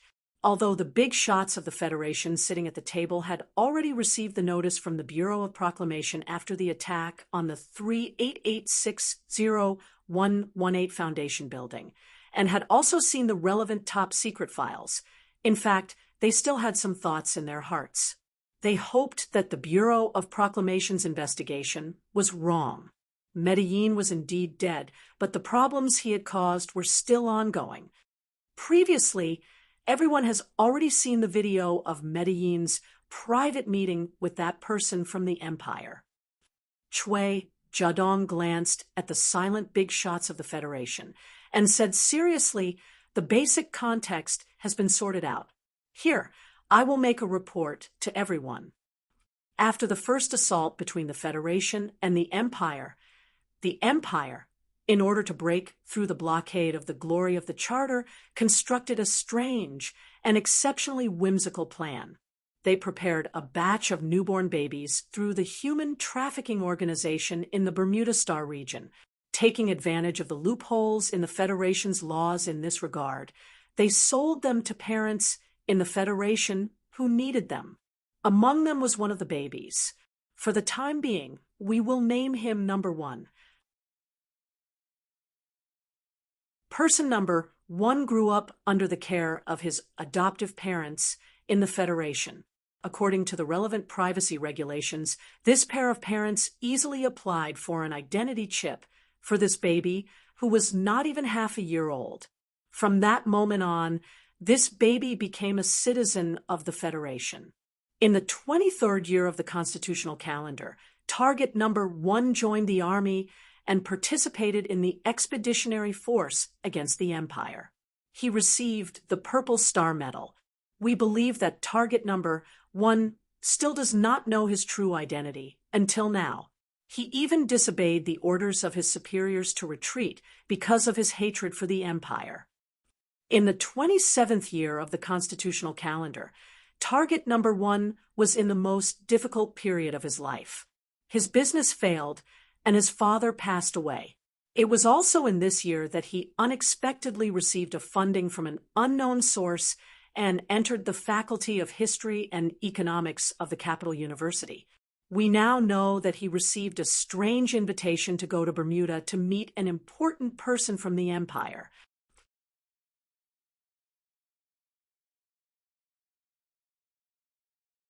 Chapter 307. There were very few people in the battle command who knew Macklin's secret identity in advance, but some of them only knew today for the first time, so they could not hide the shock in their hearts. Their expressions were extremely ugly, and their hands on the table nervously rubbed together. We believe that through the comparison results of the biological markers, as well as some evidence deliberately left by the Empire can easily convince him that he is one of them.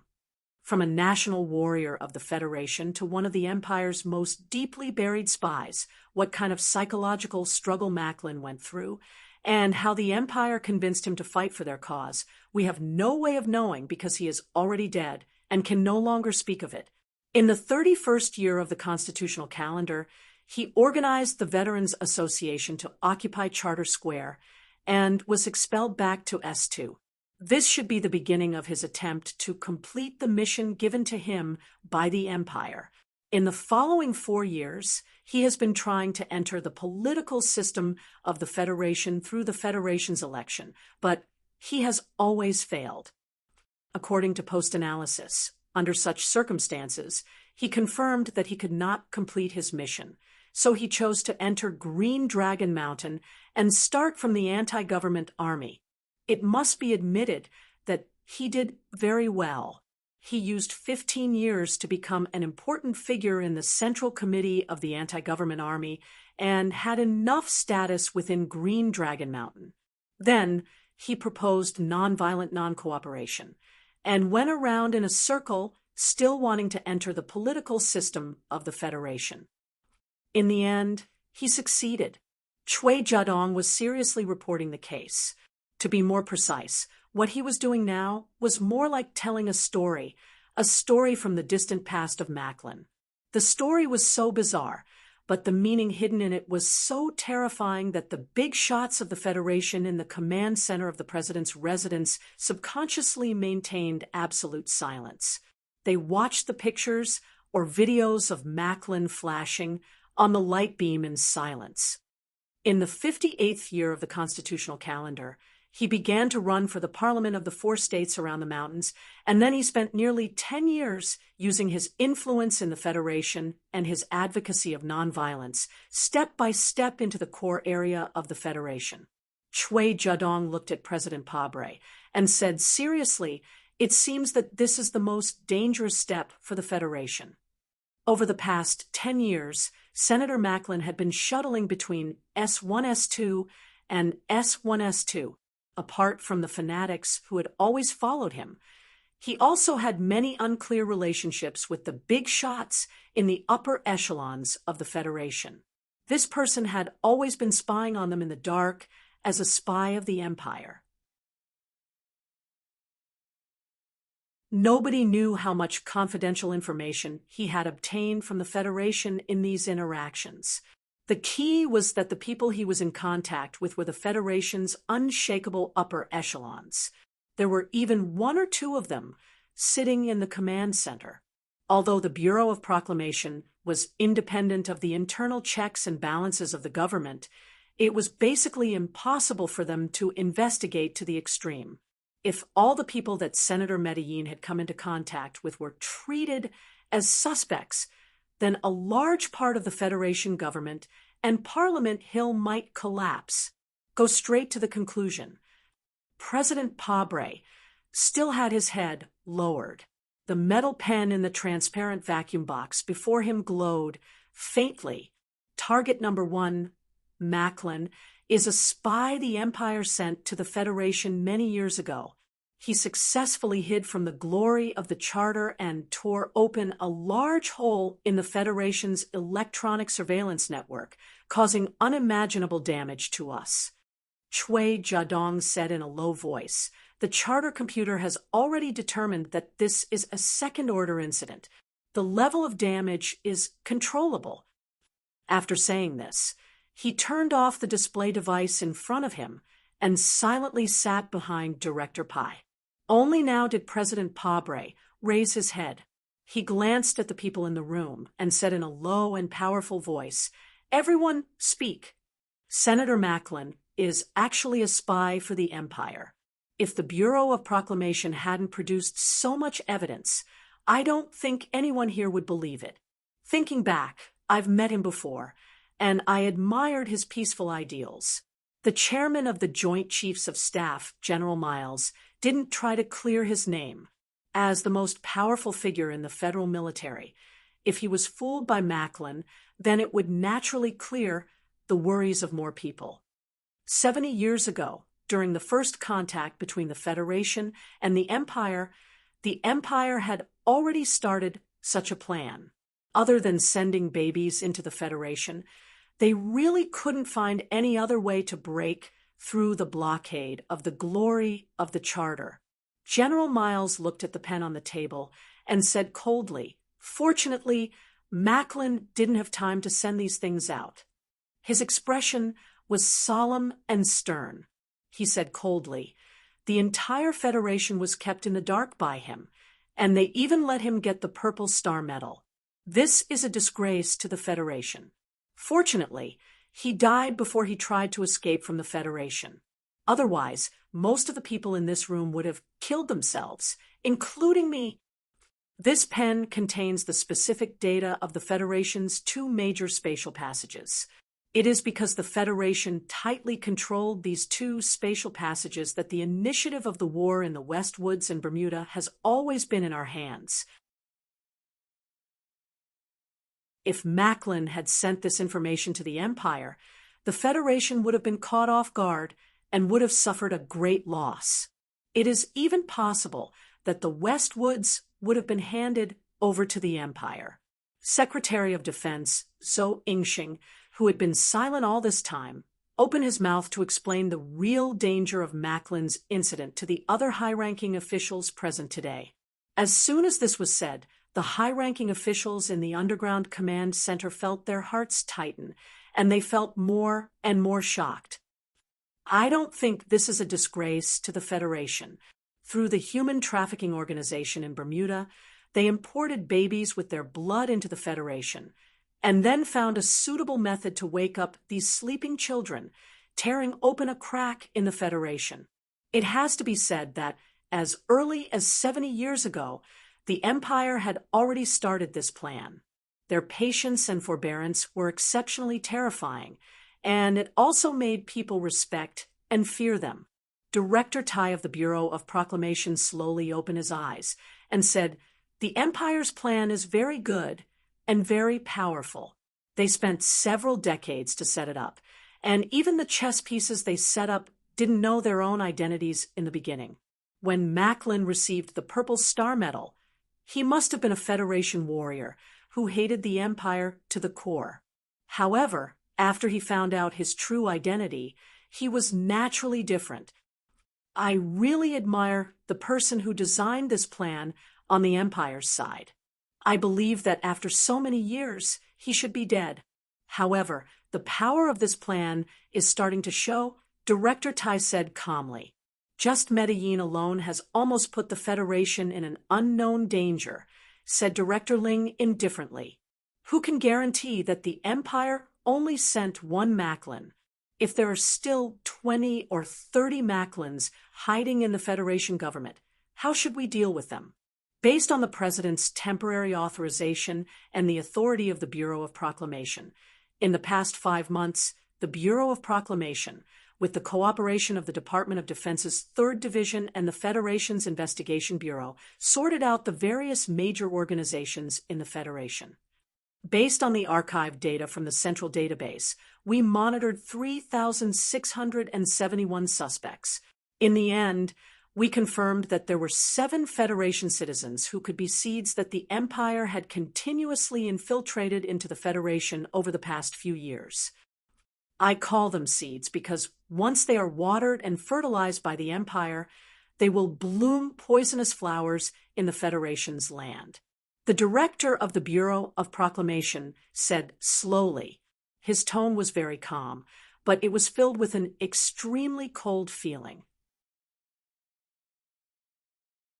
As the guardian of the Federation's the glory of the Charter, he felt admiration and vigilance toward the Empire's terrifying plan that had been hidden for several decades. However, more than that, he was filled with a murderous intent to completely destroy the other party's plan. When he was speaking, no one in the conference room interrupted. Even President Pabre maintained a silent listening posture.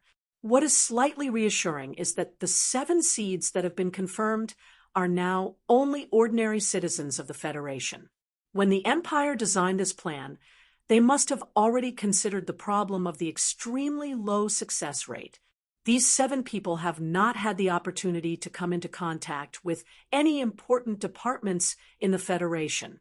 Among them, 6 of them have never even left the Federation and have never come into contact with people from the Empire. Therefore, we believe that they have not been triggered. Here, I would like to turn around and talk about Senator Macklin. Director Ying's hands gently stroked his walking stick. His expression was solemn as he said, "After the investigation, we will look at this person's entire life in reverse order. My respect for him has reached the extreme. He has no background in the Federation. Once he accepted his mission, he spent several decades without any hesitation or deviation to advance toward his goal. After taking several large detours, he finally came into contact with the core of the Federation." The old director picked up the pen in front of the president and said with a frown, "Minister, Zoe missed something earlier. In this pen, other than the data of the spatial passageway, there is also a chip, the verification chip of the Bureau of Proclamation." Most of the people in the conference room, including the president, did not know what the verification chip meant. However, when they saw Director Ying's extremely cold expression, they could tell that this verification chip was definitely related to the Federation's most unshakable, the glory of the Charter. When Macklin entered the anti-government army in Green Dragon Mountain, he began to promote anti-violence and did not take the opportunity to cause the Civil War to erupt more rapidly. On the surface, this did not seem to be in the interest of the Empire. However, in reality, his actions in the last 10 years were all for the sake of a position. Director Ng looked at the pen in his hand and said slowly, "He wants to become the vice president of the Federation. An Empire citizen becoming the vice president of the Federation. Is this a joke? Is this a fairy tale?" No, he almost succeeded. Everyone should know that the vice president of the Federation automatically becomes the chairman of the Federation Management Committee. The chairman is the only position in the Federation's political structure that can penetrate deeply into the Bureau of Proclamation. No one in the conference room could react to this analysis. Even President Pabre frowned. If Macklin had really been aiming for the position of the vice president of the Federation from the beginning, the Empire's scheme was indeed great. They had actually tampered with the Bureau of Proclamation. If he could influence or find out about the operation secrets of the Federation's electronic surveillance network, the Empire would lose the layer of glory that they feared the most when they invaded again. On the screen above, the vice president of the Federation, Byron, had an unusually solemn expression. According to the relevant regulations of the Federation government, he and President Pabre would rarely appear in the same place. He had also attended this important meeting remotely, now that he knew that his competitor was a spy of the Empire and knew that the position of vice president hid such a problem. He could not help but feel heavy-hearted. The 7 seeds that have been confirmed are already under full surveillance. There will not be any more problems. If the Federation government passes the relevant laws, the Bureau of Proclamation will be able to arrest them immediately. Director C coughed softly and continued speaking. The investigation of Macklin's case has also come to an end. No matter what his true identity is, the fact that he was able to obtain these 2 spatial maps, and this chip proves that the Federation's internal affairs are already rotten to an unbearable extent. In this operation, we have already arrested 314 officials and soldiers who are suspected of leaking secrets to Macklin. A thick chill flashed across Director C's face. Although they have been crying out for justice, and although they still do not know that Macklin is a spy of the Empire, even if Macklin really becomes the vice president of the Federation, it is still a great crime for them to leak such top-secret information to him. I suggest that the trial of these people be carried out in secret by the military court, and that they be convicted according to the boundaries of the higher authorities. Director C said coldly, with his head lowered. Macklin had operated in the Green Dragon Mountain and the Federation for so many years, relying on his reputation and status, as well as the possible title of vice president. There were countless government officials and soldiers who were willing to leak certain information to him. Although they did not know that Macklin was a spy of the Empire, in reality, he posed a great threat to the Federation. Hearing Director C's words, the high-ranking officials and generals in the command center all felt a chill at the same time. More than 300 people from the government and military had been isolated, investigated, and sentenced at the same time. Without a doubt, this was the biggest purge in the history of the Federation. However, none of these important figures dared to raise any questions. This was because if a cold purge was not carried out, the negative influence that Macklin, the most terrifying spy of the Empire, had caused within the Federation would be difficult to eliminate. Furthermore, it was only natural that the officials involved in the leak would have to pay the price for the safety of the Federation. Everyone, in January of this year, the Federation was only a few hours away from the danger of being destroyed. Director C raised his head and looked coldly at the people present. He slowly took in a deep breath and said, "The Bureau of Proclamation did not have any reason to suspect him. It was all due to the independent analysis and hints of the central computer. However, he was a candidate for vice president after all. The Bureau of Proclamation's investigation was obstructed by many things. Furthermore, I have to admit that the Bureau of Proclamation was tied down by politics. They wanted to obtain irrefutable evidence and did not take any decisive measures against him. This was the Bureau of Proclamation's biggest mistake. They sought too much stability, but they did not expect that Macklin was prepared to abandon everything in the Federation and leave decisively, the old man said in a cold voice.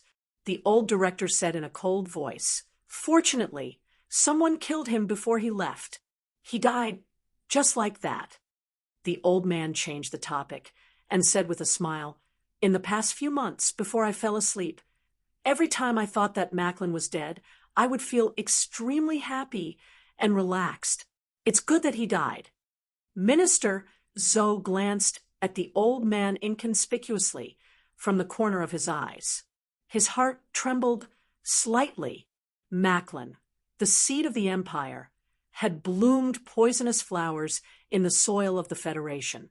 However, before he could start sowing, he was directly uprooted by two unreasonable farmers.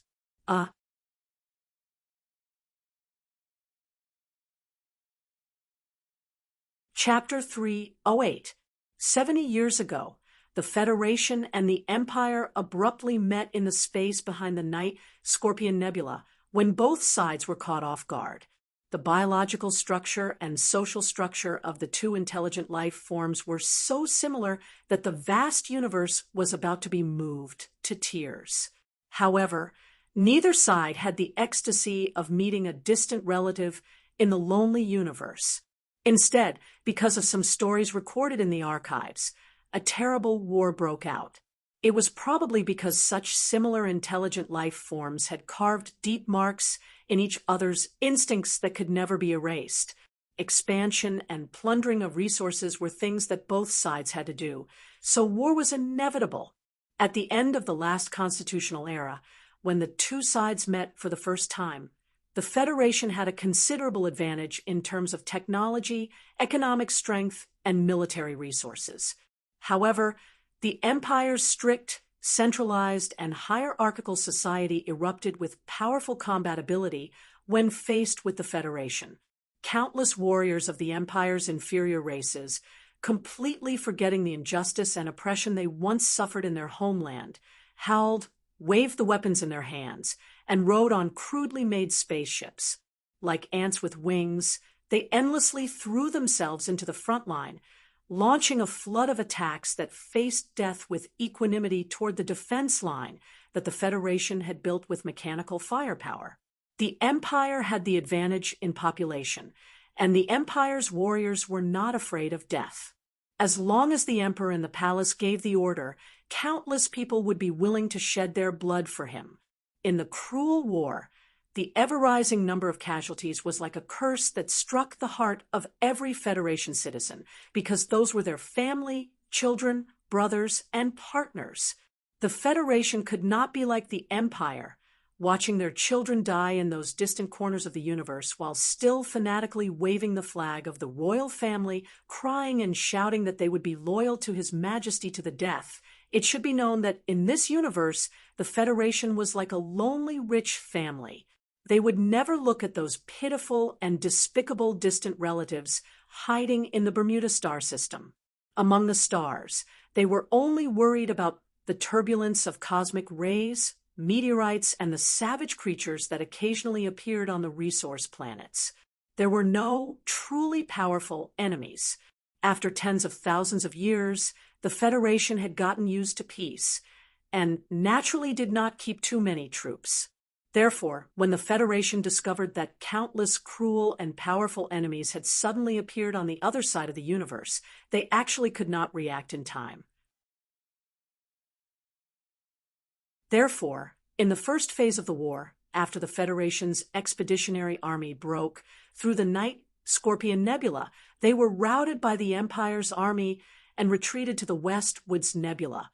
While the Federation was resting, gathering troops, and trying to improve the combat ability of the army, the invasion army of the Imperium spent 7 years on a magnificent expedition that bypassed the Night Scorpion Nebula and launched a full-scale attack on the Federation from the side, under the comparison of military power at that time. If nothing unexpected happened, the densely packed Imperial troops and small warships would easily destroy most of the combat ability of the Federal Army at the front line of the Westwoods Nebula star system. Then, they would go straight to the core of the Federation, the Upper Woods region. Just when the survival of the Federation was on the line, the glory of the Charter that was scattered in the universe began to spread like holy light, shining on the warships of the Empire's invaders. Part of the glory of the Charter was the electronic surveillance network. The Federal Army had enough information feedback in their own territory. Behind the Night Scorpion Nebula, they were no match for the Imperial troops, but on their own land, they had countless pairs of eyes. The Imperial Expeditionary Force, on the other hand, became completely blind. The omnipresent, the glory of the Charter. The omnipotent, the glory of the Charter. The eyes of the universe that the Federation had spent tens of thousands of years to set up with the wealth they had accumulated over tens of thousands of years, finally saved the Federation itself. The Imperial Expeditionary Force suffered a crushing defeat in the Westwoods region and could never set foot in a corner of the Federation again. Since the beginning of the war, this iron law had never been broken. The royal family of the Empire was not satisfied. After countless expeditions, and after millions of elite troops perished in the universe at the edge of the Westwoods region, the Emperor had to admit that as long as the the glory of the Charter still existed, no matter whether it was a direct attack or a secret infiltration, it would only make his subjects bleed incessantly without gaining any benefits. At that time, a minister suggested that the Emperor start the seed plan. Only a few people in the upper echelons of the Empire knew about this plan. At this time, the Federation was busy summarizing the war experience and preparing for war. They did not know that an unknown number of poisonous seeds had drifted through the dust between the stars and landed softly and silently on the soft land of the Federation. The peace between the Federation and the Empire had been maintained for many years. The Federal Army, which had grown rapidly in the War of Blood and Fire, had been preparing for a long time. In order to wash away the humiliation of the past, they organized a massive expeditionary force. 2 forces passed through the space channel of the Night Scorpion Nebula and Gary Corridor, invading the periphery of the Empire and breaking into the heartland of the Empire. However, the Federation underestimated the Empire's ability to withstand war. They also underestimated the rapid development of the Empire's military technology in the past few decades. In the beginning, the Federation had the absolute advantage by relying on their cutting-edge weapons and powerful space transportation ability. They wiped out one of the Empire's frontier fleets and successfully defeated the entire Empire's 3rd Royal Brigade. However, as the war progressed, the expeditionary force of the Federal Army was caught in the sea of fire of the Empire's all-out war. At this critical juncture, the Empire's Field Marshal launched an extremely risky space jump battle. He used land aviation to forcibly fill in the remaining spare warships of the Empire's fleet and sealed off the exit of Gary Corridor, blocking the retreat of the Federation's expeditionary force. His Majesty the Emperor of the Empire personally led the army from the side of the Andan Nebula and landed on the most important transport base planet of the Federation's expeditionary force. He intended to intercept them from the front and back and wipe out the entire Federation's expeditionary force in one fell swoop. Li Pifu, the commander of the 17th Armored Division at the time, shone the brightest in this magnificent battle. The Black M-37 Mecha assassinated His Majesty of the Empire. The Federation's expeditionary force took advantage of the chaos on the Empire's side and broke through the outer space blockade. They went around the night Scorpion Nebula and returned to the hinterland of the Federation. This great battle was called the First War by the Federation because the historians and strategists of the Federation never admitted that the time when the Empire attacked the Westwoods was a real war. They believed that the Federation at that time didn't have a decent army at all and only knew peace. The Federation's army gradually grew stronger and stronger amidst the endless battles and bloodshed. Li Pifu from the Lees of Philadelphia also fully displayed his all-around powerful combat ability and outstanding commanding ability in the endless battles. The hat of the God of War was worn on his head, and it remained there until today. After that, there were endless battles and endless deaths. The Empire's magnificent expeditionary force that went around the Federation for many years never stopped. More and more special mecha battalions began to silently pass through the unmonitored areas of the Bermuda star system through the space passageways and arrived at the borders of the Federation. Too much blood, too much death, too much hatred. It was already destined that there would never be true peace between the Federation and the Empire. This was a battle of survival and death. This universe was so beautiful, but it still needed to find a true master. The Bureau of Proclamations report ended. The battle command below the president's official residence was silent. Facing the sinister plan that the Empire had hidden for decades, they felt an unprecedented chill. The important people present all had military experience. No one would feel fear or retreat in the face of the great battle between the Federation and the Empire. However, when they thought about the foresight and cunning of the Empire, how could their hearts not be heavy? A person from the Empire almost became the vice president of the Federation. If this really happened, I don't know how everyone present, including me, will explain this to the citizens of the Federation. How will we explain this to history? The dark-skinned President Pabre looked at the high-ranking officials and generals in the command center and said in a deep voice regarding the Macklin case, if the Parliament Hill and the Ministry of Justice had continued to investigate, even if they couldn't expose the Empire's plan, the situation wouldn't have become so dangerous. He only raised his voice slightly. The color of the president's face was extremely good at hiding his true emotions, but the high-ranking officials present could hear the uncontrollable anger in the president's heart. It had only been 5 months since he officially took office, but this president, who was born in the lowest rung of society, had already successfully obtained the trust and loyalty of most of the powerful people in the government.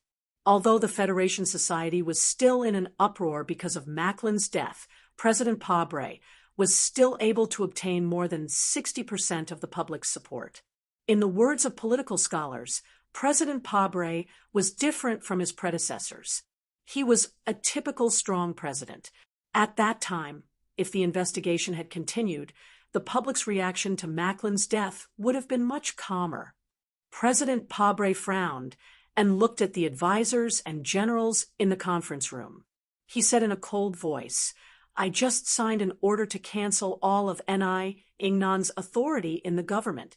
Hearing this, the high-ranking officials around the desk were frightened. Ni Ingnan, the former Minister of Justice in the cabinet, was responsible for the investigation of the Macklin case.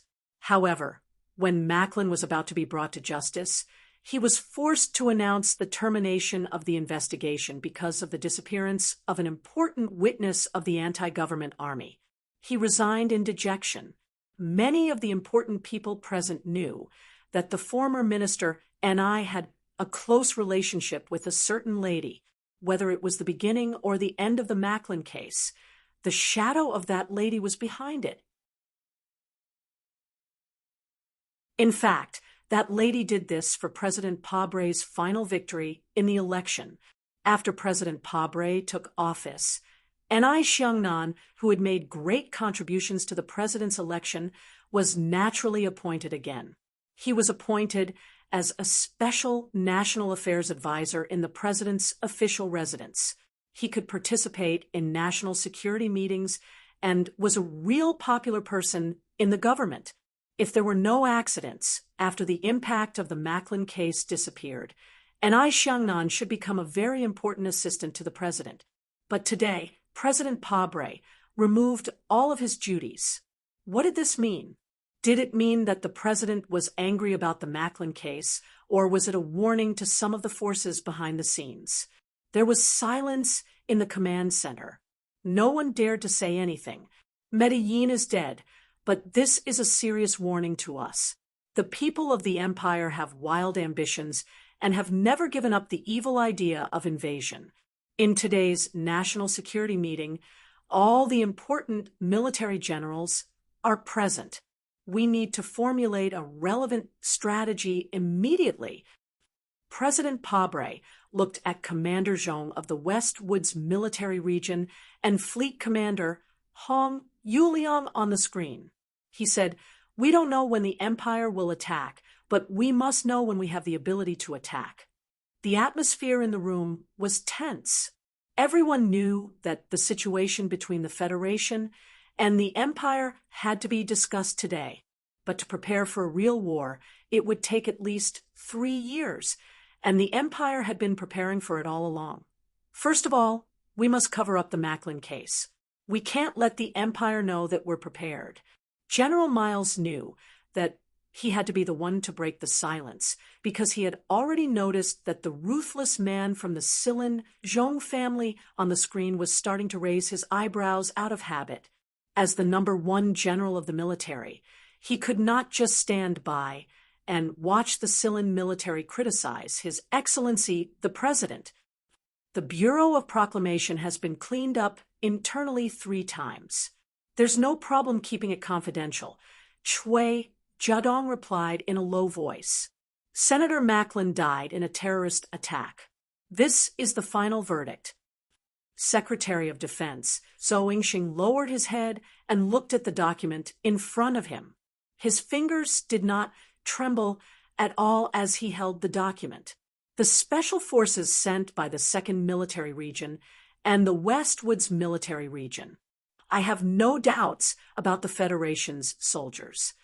General Myers noticed that Commander Zhong's expression on the screen had calmed down a little. He relaxed a little and said, "But those people in Bermuda who got the video of the meeting between Macklin and the Emperor, can we trust them?" "Yes." Director Zhong of the Bureau of Proclamation slowly raised his head and glanced at General Myers. He said, "That's a child of the Bureau." When the long meeting ended, it was already late at night. Zhou Yingxing walked out along the green lawn of the president's official residence. Secretary Jiao followed behind him at a distance, holding a coat in her hand. She did not disturb his thoughts. Today's high-level secret meeting was mainly to study and evaluate the Empire's poison seed plan, and then come up with countermeasures. The military's combat readiness level was also raised. President Pabre had made up his mind, but it was clear that the federal military, especially the West Woods Military Region, had a different opinion. However, from beginning to end, no one thought that Macklin's identity as a spy of the Empire should be announced to the entire Federation. Minister Zoe walked out of the lawn with a faint sneer on his lips. The so-called secrecy to deceive the Empire was no doubt a childish and ridiculous argument. The reason why it could not be announced was because the Federation could not afford to lose face. It was the same for both the government and the people. Moreover, the person involved was Macklin, the beloved Macklin of the Federation people. Who would believe it? Hiding everything was the combination of the countless unconscious wills of the government and the people. This was the will of the Federation that George Carlin had once mentioned. The will of the Federation wanted to hide the truth. Then, as General Myers had said earlier, Senator Macklin could only die in the hands of the evil and terrifying branch. There was a dull, camouflage military vehicle outside the president's official residence. The glass window was lowered, and General Myers opened the door for him to sit in. A trace of coldness flashed in the general's eyes. He said in a low voice, "No one wants to mention it. Your relationship with him forbids you to mention it. But I want to say that Sue Lu has made a great contribution to the Federation. He saved the faces of the soldiers and saved my old face."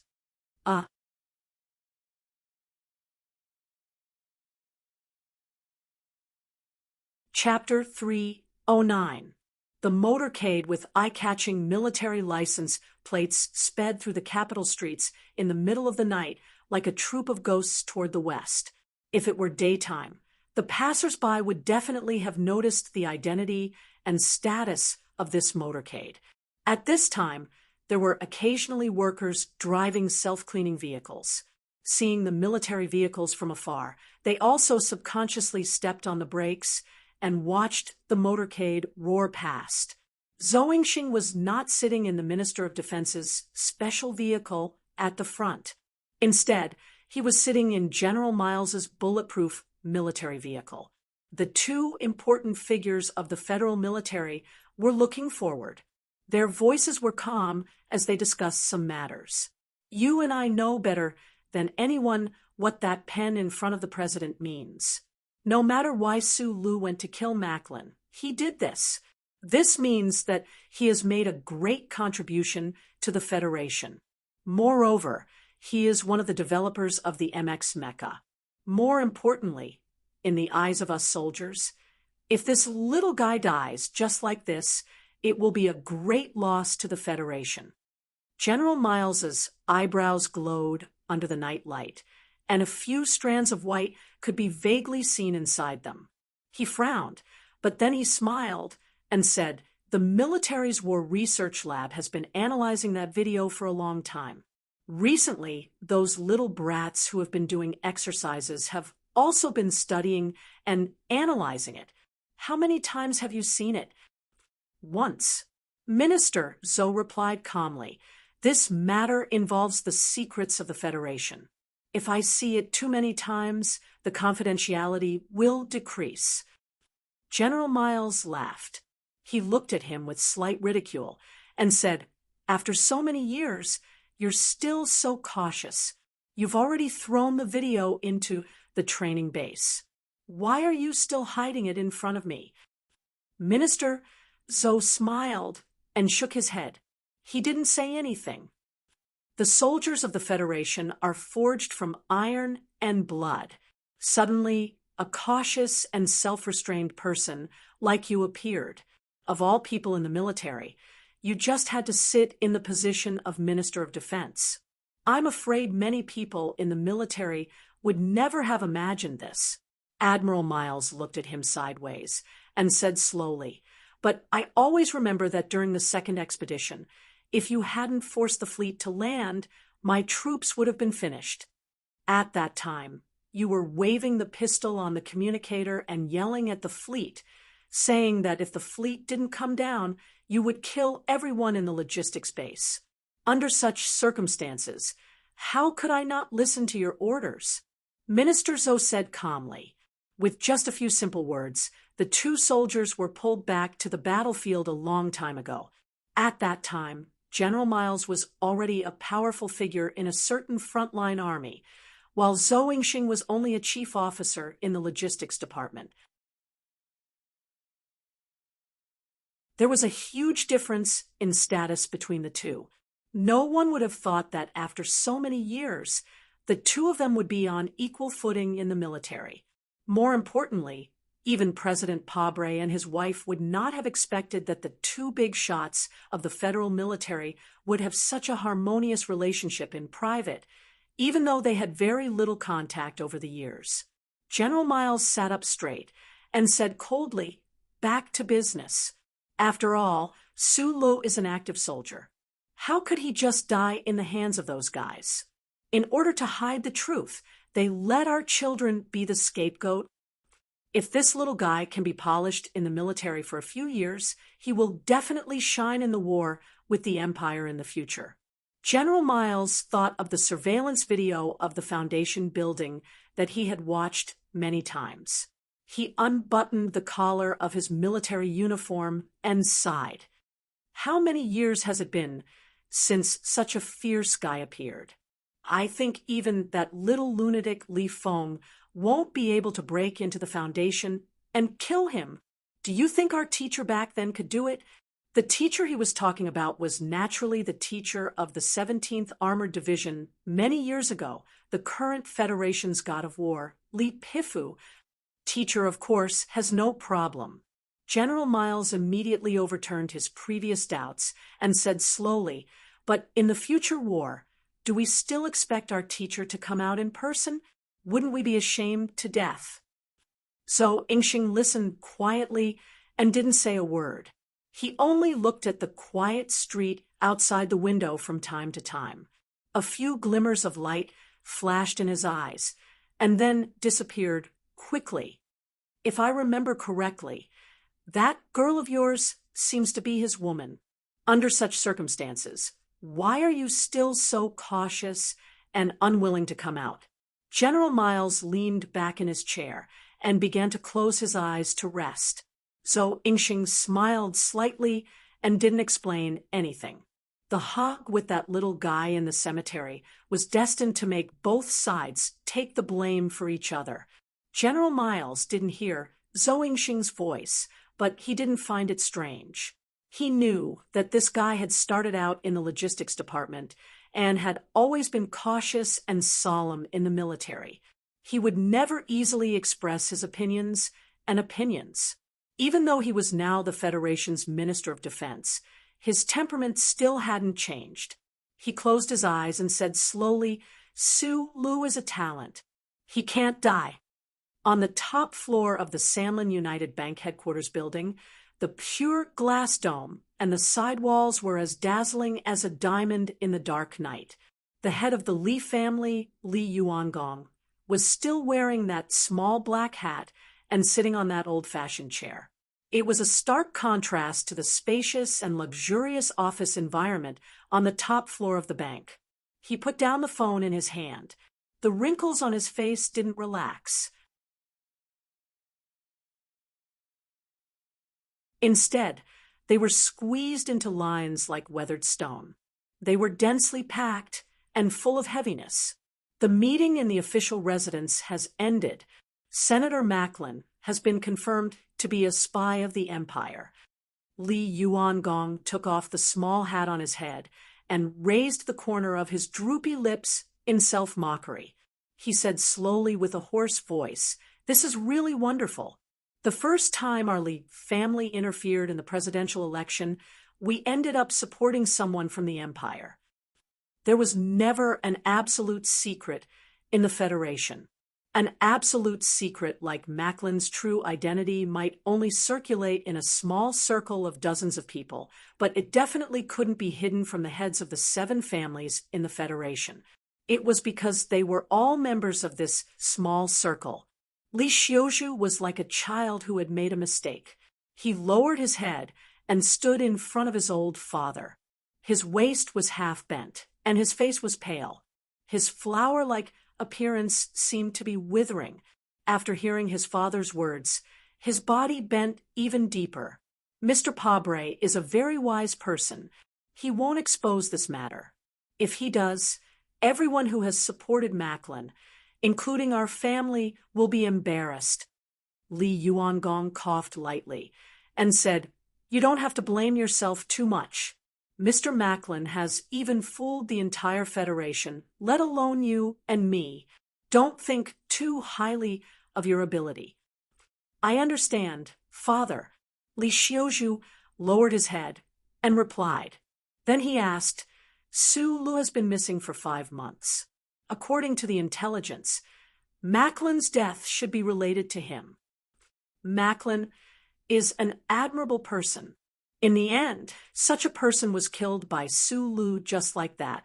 Li Yuangong slowly stood up and walked out of the office. From a certain perspective, he is a hero of the Federation. It's a pity that he can only be a terrorist forever. He will be nailed to the pillar of shame in history and then die. Father, Li Xiuzhu had not seen Su Lu more than a few times. As a person at the top of the Federation's pyramid, he should not have paid too much attention to that insignificant person. However, over the past year, it had been proven that this insignificant person had a destructive power that no one could imagine. He was very wary of Su Li's existence. However, no matter how cold and gloomy his heart was, he could not help but be stunned when he heard his father's words. A young man who had made great contributions to the Federation could only meet with such a tragic end. Looking at Macklin's death, you can see that this young man is too unreasonable and too ruthless.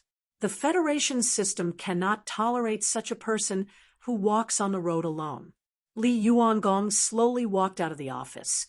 His aged voice echoed in the empty room, each word penetrating the heart.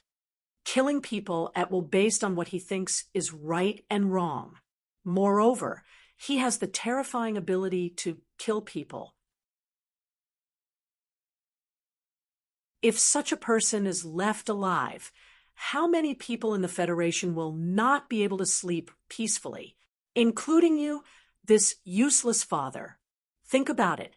One day in the future, that Su Lu suddenly thinks that I deserve to die and wants to kill me. How will I continue to live? Macklin was an amazing person. However, such an amazing person had died at the hands of Su Lu for no reason at all in his own base. This fact made some people in the Federation sigh in admiration and regard him as a heroic figure. However, even more important people, while rejoicing at the safety of the Federation, felt an unprecedented chill toward him and wanted to kill him. In the Federation, there was an old saying that when an ordinary man was angry, the world would bleed. Now, elderly Pifu was admiring the scenery by Lake Feicheng, but there was suddenly another ordinary man. Moreover, this young man did not care about the rules at all.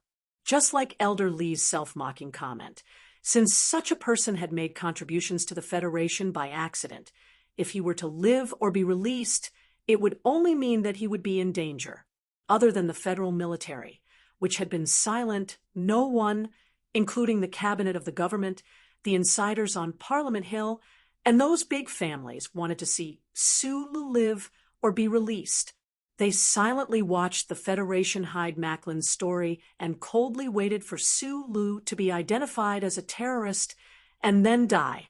As long as this insignificant person died, the world would return to normal. Everyone would be fine, and the future of the Federation would be better. However, for Su Lu and Shi Qinghai, this was a despicable and sad situation. In the Macho-Back Mountain Manor, Shun Li rubbed between his eyebrows. After finishing the urgent documents he needed to deal with today, he noticed that the email in the lower right corner was blinking. He frowned and opened the email. Looking at the words on the email, he could not make up his mind for a long time. After thinking for a while, he got up and tidied his clothes. He walked around the long corridor and went up to the 3rd floor. Outside the huge kitchen on the 3rd floor, Shun Li was holding the documents in his hand. Looking at the back of the lady, he said softly, Bai Yulan wants to come back. He has a comrade who is getting married next month. He doesn't want to miss it. Lady Tai, who was cutting onions, paused on the chopping board. After a while, she said indifferently, This is not a big deal. You deal with it yourself. I'm worried that if he comes back, he might run into Su Lu, Secretary Shen said in a low voice. Lady Tai did not answer. She continued what she was doing with her hands. The sharp knife cut the onions into pieces. She was wearing delicate goggles, so she did not cry. Her face was cold. No one could understand her anger and her gloomy mood. Su Lu was the little guy she had raised up single-handedly. However, when she found that this person was as uncontrollable as that man many years ago, she felt like she had seen her favorite toy.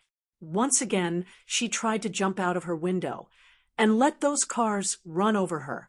This kind of déjà vu situation touched the sad soul of her childhood. Therefore, she would not allow Su Lu to live. No one could change this fact. The madam did not pay attention to the differences of opinion within the government, nor did she care to think about who it was that transported Su Lu from Fox Fortress to the military prison on the surface. She also did not care who it was that placed that video in the training base to nurture the military's interest in Su Lu. It had nothing to do with Macklin's death.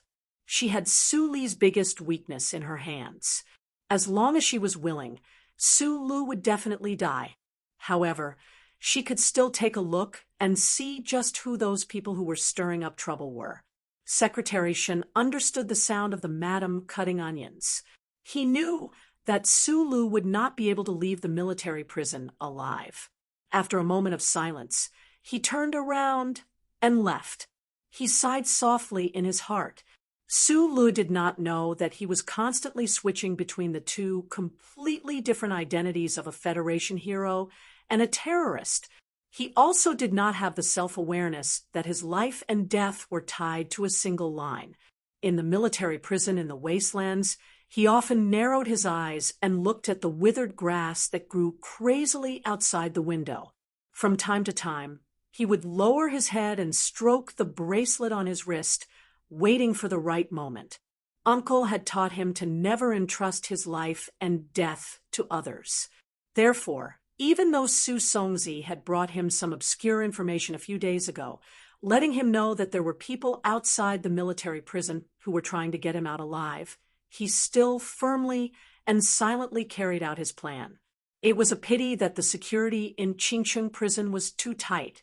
That omnipotent old thing never said a word about his naughty request to help him escape. The reason he took such a huge risk to escape was because Su Lu knew that the madam wanted him dead. That madam knew his greatest secret, a secret that could break the Federation's the glory of the Charter. Anyone who possessed this secret had to die. Even if he was the Federation's president, there was no exception.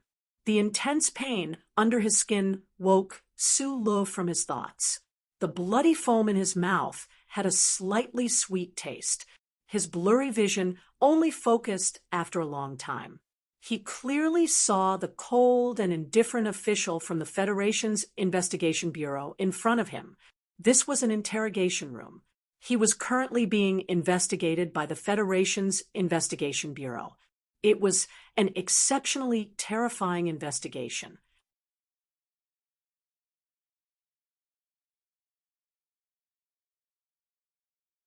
Chapter 310. The walls of the interrogation room of the Qingcheng military prison had a metallic luster, and there were a few simple decorations on the magnetic material floor. Several officials in black suits silently watched Su Lu, who was handcuffed to the chair and half-naked, in the quiet room. Only the sound of electric current and the faint, painful groan from his dry lips could be heard. The spikes that were injected with electric current struggled and shook under Su Li's naked skin, transmitting the pain into his body, but also made his mind more clear. He hadn't slept for a few days, and his mental state was on the verge of collapse. At this time, the pain was added to his body, but he could slowly raise his head and squint at the officials. His eyes were calm, but filled with pain. After Su Songzi made him sign the legal documents, it was followed by the interrogation from the government. The investigation of the terrorist attack on the Golden Foundation building finally entered the stage of questioning the suspect. This was already the fourth day of the Federation Investigation Bureau's interrogation. Although in these 4 days he had experienced unprecedented mental and physical torture, he remembered the message that Su Songzi passed to him and had maintained absolute silence. An official looked at Su Lu, who was bleeding on the chair, shook his head at the superior beside him, and turned off the instrument beside him. The current output at this time had greatly exceeded the upper limit of the Federation Investigation Bureau's daily use, but the suspect still refused to speak. Although the official in charge of the investigation knew that Su Lu was a captain of the federal military, he still couldn't understand how he could survive these days of torture. "It's been 4 days, and I haven't introduced myself." The thin official of the Federation Investigation Bureau had a pale face and deep cold eyes. He took off his white gloves, walked in front of Su Lu, raised his chin with a finger, and said, "I am the director of the 4th Department of the Federation Investigation Bureau. I am fully responsible for investigating all matters related to the Green Dragon Mountain. I know your identity, but under my hands, don't expect anyone to be able to save you." This is a very boring threat, and I know this. The director of the General Hospital waved his hand and signaled for his subordinate to turn off the light in the interrogation room. He turned on the table lamp and shone it on Su Li's bloodied face. "Actually, it doesn't matter if you admit it or not. You've already killed so many people, and you even dared to kill agents of the Special Task Force. Do you still expect to get out of here alive? By the way, I forgot to tell you that I was also in charge of the Linhai State Gymnasium case last year. I know what kind of role you played in that case, but now we are enemies. Don't forget, there were 7 officers from the 2nd MR who committed suicide in the end. Do you think you can last longer than them?" The director of the General Hospital loosened his fingers and let Su Li's head fall limply as he said with a smile. After saying this, he picked up the white gloves on the table and wiped the blood off his hands. He said to his subordinates, "I'm going to get a cup of coffee. You guys treat the kid's wounds, but be careful not to let the kid fall asleep." The officers in the room nodded and began to scrub Su Li's body with clean water. Then they used the military-provided polymer medical spray to quickly treat the small wounds on Su Li's skin. However, the blazing light was still coldly shining on Su Li's closed eyes.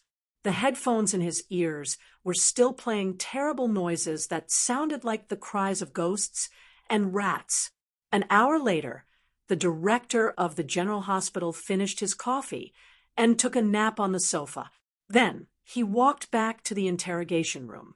He looked at his subordinate, who was checking Su Li's eyes, and said with a gloomy face, "You've already broken the record?" "Yes." The subordinate smiled bitterly and said, "I don't know what the result of the interrogation is. Did they also break the record?"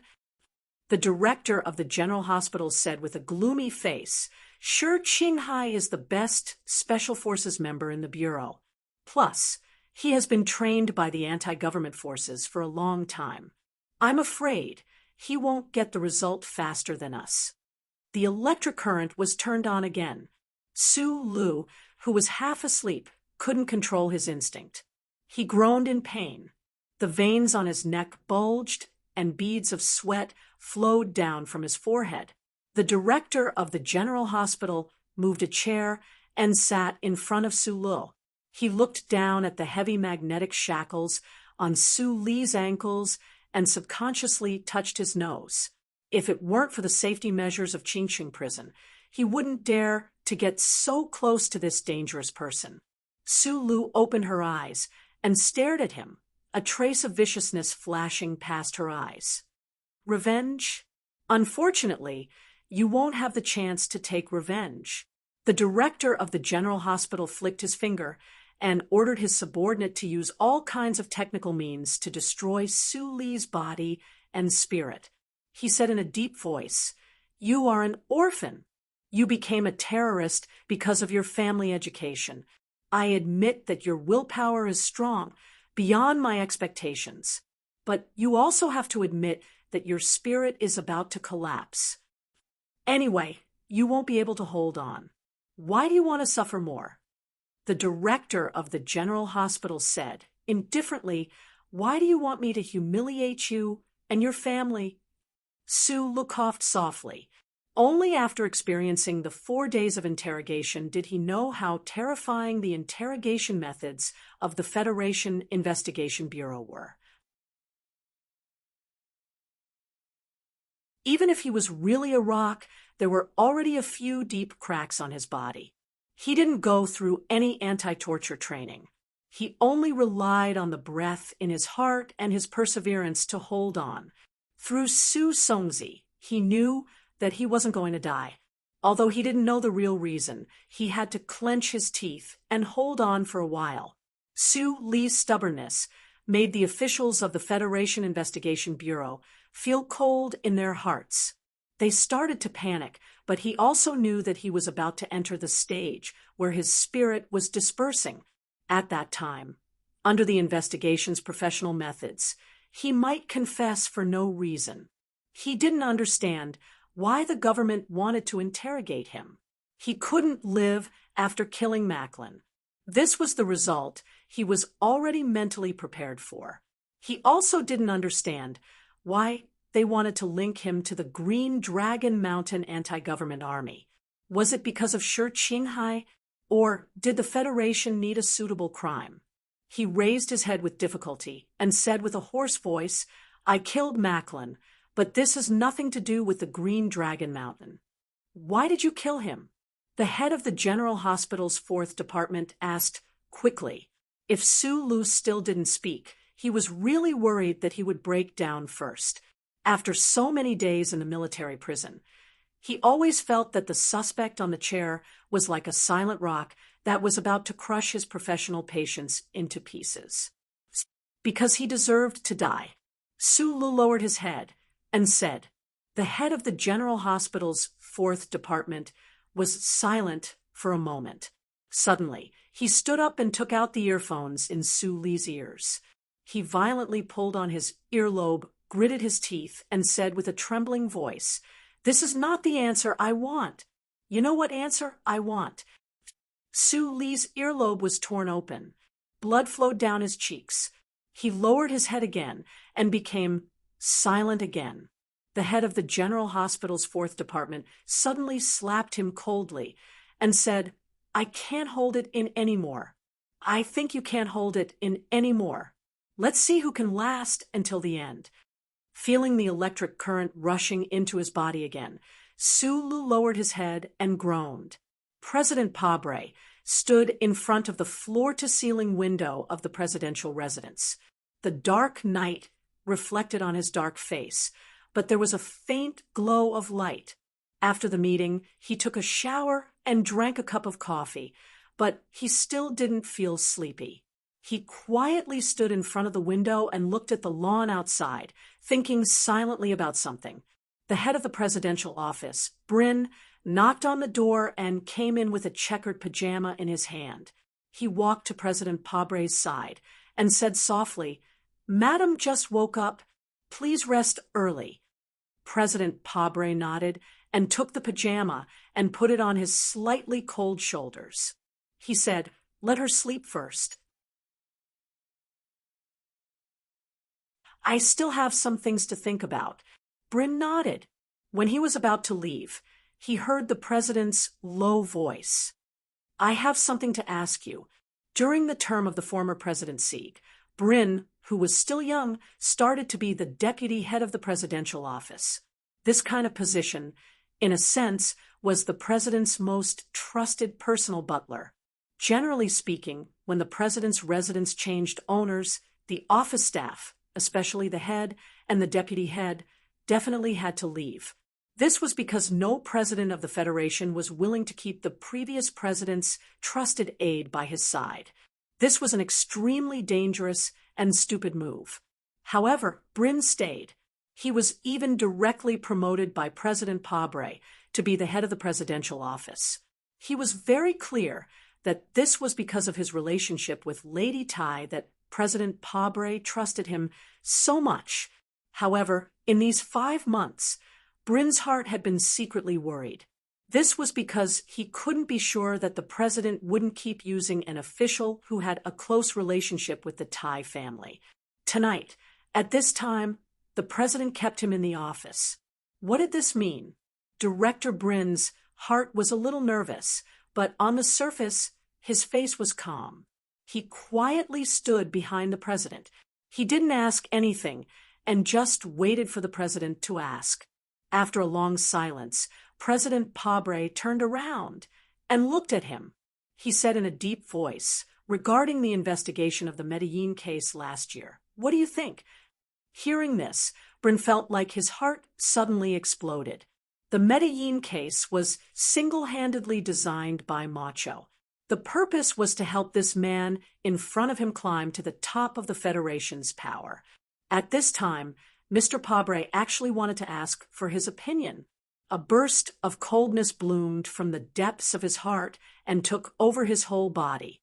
He was silent, thinking, but he couldn't find the right words to use. President Pabre looked at him with a calm gaze and said, "We can't let the people of the Federation feel insecure, and we can't let the Federation's self-confidence suffer a serious blow, so it's not convenient to reveal Medellin's identity as a spy." This was the suggestion of the National Security Committee. The military also didn't express any clear opposition, so I accepted this suggestion. But I think that the Medellin case that was suspended last year can continue. The Capital Daily News can put some pressure on Bob and Wood to resume their duties and continue to dig deeper into the clues of the Medellin case. The things stored in the central database can also be selected to be handed over to the Parliament. A series of words flowed out from the calm president's mouth. They were very clear and powerful. This president, who came from the bottom of the hierarchy, said with a trace of determination, "In this universe, it's no longer the era of the previous dynasty. There's no such thing as taboo for the venerated and taboo for the dead. The dead can't be buried. This is not allowed." Bryn was a very intelligent person. Otherwise, he wouldn't have been able to stay in the president's official residence for so long. He understood the hidden meaning in the president's words. His heart was cold, and cold sweat began to seep out of his back.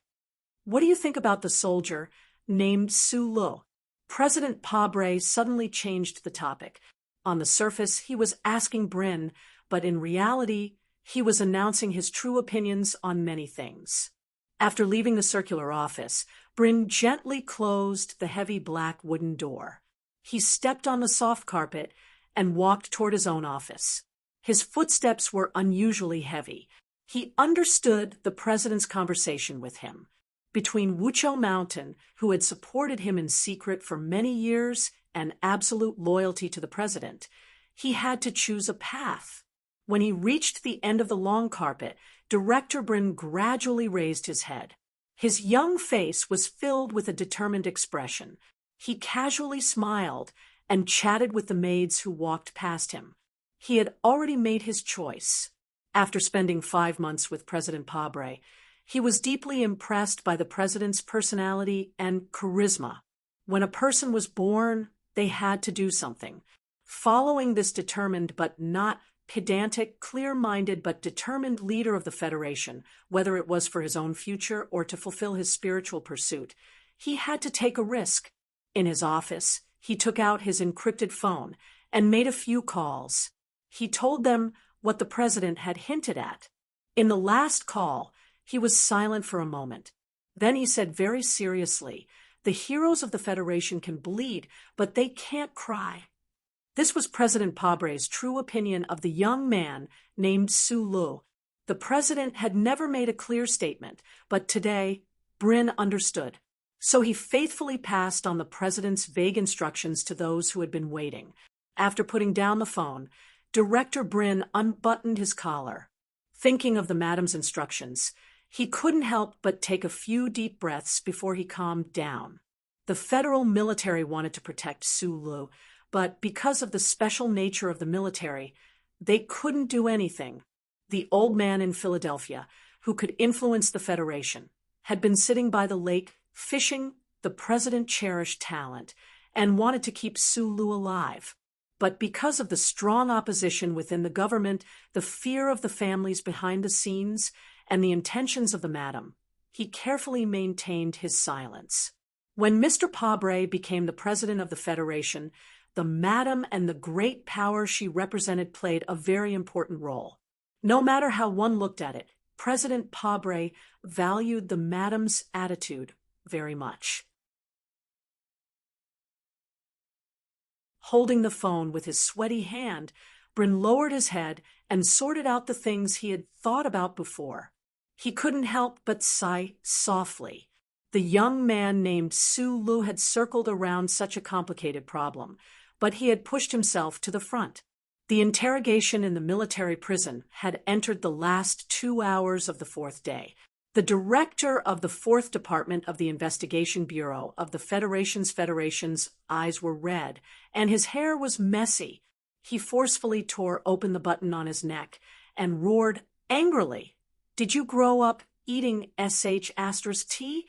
The Ministry of Defense only gave us 7 days. Where did all of your expertise go?"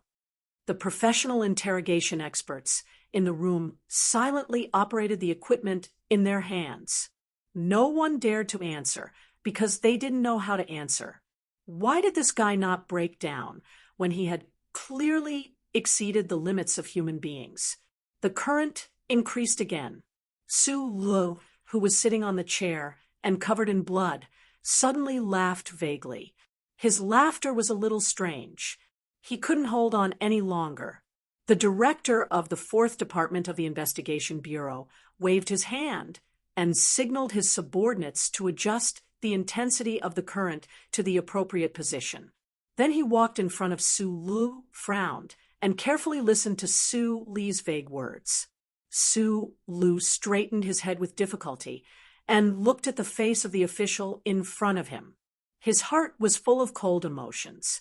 In order to hide himself, in order to escape the prison, he had endured for a long time.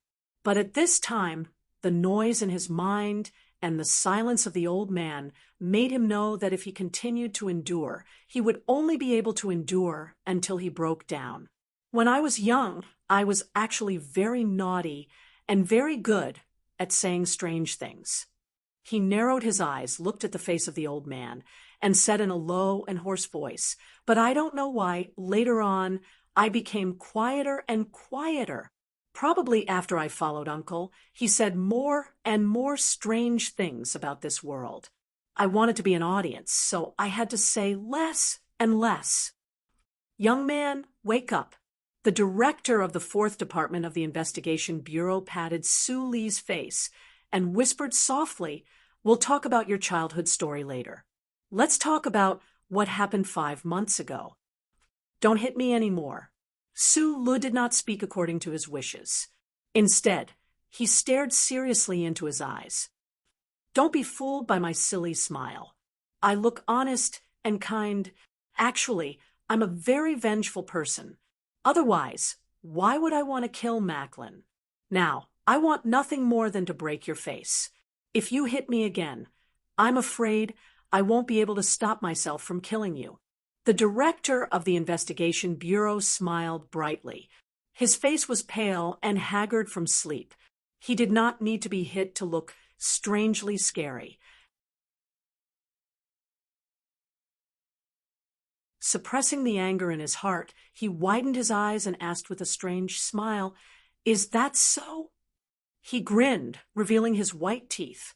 He raised his right hand and started to slap Su Li's face. Slap, slap, slap, slap, slap. The slap on the face became heavier and louder. Blood dripped from Su Li's lips, but he did not seem to feel anything. He just stared at the cold and crazy face of the official through the bright light. His face was red and swollen. Su Lu thought about how after he escaped Dong Lin, due to his identity as a fugitive, he had become quieter and more well-behaved. Occasionally, he would go crazy. I talk less and less, and I don't know how to speak anymore. He coughed out 2 mouthfuls of blood and said, "Even though I've read many books, I don't know how to express myself." "What are you trying to express?"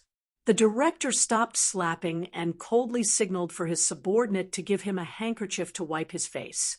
Su Lu, who was sitting in the chair, paused slightly. He lowered his head and said, "I'm used to doing and not saying." After saying that, his pupils and his narrowed eyes suddenly shrank. At the same time, his pale face that was stained with blood started to redden rapidly. His body, which was tightly attached to the chair, started to tremble violently. "Director, should we stop for a moment?" The official in the room noticed the change and quickly suggested, "After so many days of strong electrical stimulation, I'm worried that he won't be able to hold on." The director of the investigation bureau stared at Su Li's pupils and rapidly trembling body and said indifferently, "Just make sure that he can't hold on." "Director, according to the medical records of the suspect, he has epilepsy. If he really dies, how are we going to report this to the higher-ups?" The subordinate reminded him with a trembling voice. "He wants to pretend to be dead, but unfortunately, he doesn't look good. He pretended to have diarrhea. Do you want to poop in your pants?" The director of the investigation bureau looked at Su Lu, who was twitching in the chair, and said coldly, "Let me tell you, there have been more than 20 people who have done this in front of me in order to get some time to rest. You can try." Suddenly, Su Li's body stopped trembling. He closed his eyes tightly and then opened them. He looked at the director without any expression. With a crisp sound, the alloy handcuffs that handcuffed him to the chair suddenly broke. Then, the magnetic alloy shackles around his ankles broke free from the attraction of the magnetic floor and lifted up like lightning. Su Lu raised his feet that were shackled with heavy alloy shackles and kicked the chief of the General Hospital's 4th Department right in the face. A stream of blood spurted wildly in the dark air. Under the illumination of the blazing lamp, it scattered in all directions like a flower blooming. In this slow-motion scene, the director of the Investigation Bureau of the Federation didn't even make a sound before he was kicked into the wall with a huge force. With a loud bang, he was knocked unconscious on the ground. Su Lu was still sitting on the chair. Just as he finished kicking his feet in the air, he was pulled down by the strong suction force of the magnetic ground. With a muffled thud, his feet stomped on the ground fiercely. The huge impact made his calf muscle fibers feel sore and numb. The combination of the magnetic area and the felon's shackles was the most stringent security measure in Qingcheng military prison. Over the past few decades, perhaps only Su Lu had enjoyed it, especially in the interrogation room. Through the electric control, the magnetic area's power was enough to hold the felon, who was shackled in place like a nail stuck into a piece of wood. Who would have thought that under such safety measures, Su Lu, who looked like he was on the brink of death, was actually able to forcibly break through the powerful suction force and lift his leg? The remaining few officers of the Investigation Bureau of the Federation looked at this unbelievable scene and suddenly froze. They subconsciously wanted to shoot Su Lu, who was sitting in the chair, but then they realized that their guns had already been taken away by the prison. Su Lu, who was sitting in the chair with a pale face and covered in blood, narrowed his eyes and looked at the officers in the room. Looking at the unconscious director in the corner, his mood was as good as if he had just finished going to the toilet. He said in a hoarse voice, "I don't want to talk. He is too long-winded, so I can only ask him to shut up."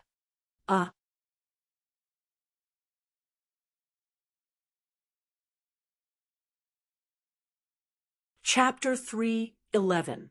Sue Lu silently stood in front of the window, looking at the wild grass. The grass was green, but because it was particularly messy, there was not much of a gentle spring feeling. He did not know how wide the Qingqing military prison was, nor did he know what dangers were hidden in the seemingly quiet and desolate fields and forests. But before he was interrogated, he was prepared to try to escape at all costs. However, this plan had to be temporarily put on hold. That day, when he knocked out the director of the Federation Investigation Bureau with a kick, Su Lu thought that he would be greeted with the most severe punishment from the prison. And under the tense situation at that time, the Federation officials responsible for interrogating him would make him pay an extremely heavy price. But what he did not expect was that before the investigation officials in the interrogation room had time to make a violent reaction, the prison sent a group of soldiers to control the situation in the room and escorted him out. It seemed that someone was protecting him, but he did not know who. Su Lu looked at the burning sea of grass outside the window. He lowered his head and slowly sucked in a breath. He felt that his situation was like a cloud of fog. Even he could not understand what would happen in the next moment. Frowning, he lowered his body and struggled to move his legs, moving slowly and with difficulty back to the bed. It was only a few steps, but it was so difficult to walk that when he sat on the edge of the bed, he actually let out an extremely satisfied sigh. The echoes of the noise still remained in his ears. His body, that had been tortured by the Federation Investigation Bureau for several days, clearly felt the pain in every part of his body, especially the muscles on the front of his two legs, because of the suction force from forcibly breaking through the magnetic ground that day. Every pair of long muscle fibers seemed to have rusted. As long as he wanted to move, they would rub against each other, producing intense pain. Sitting on the edge of the bed, Su Lu lowered his head and looked at his ankles.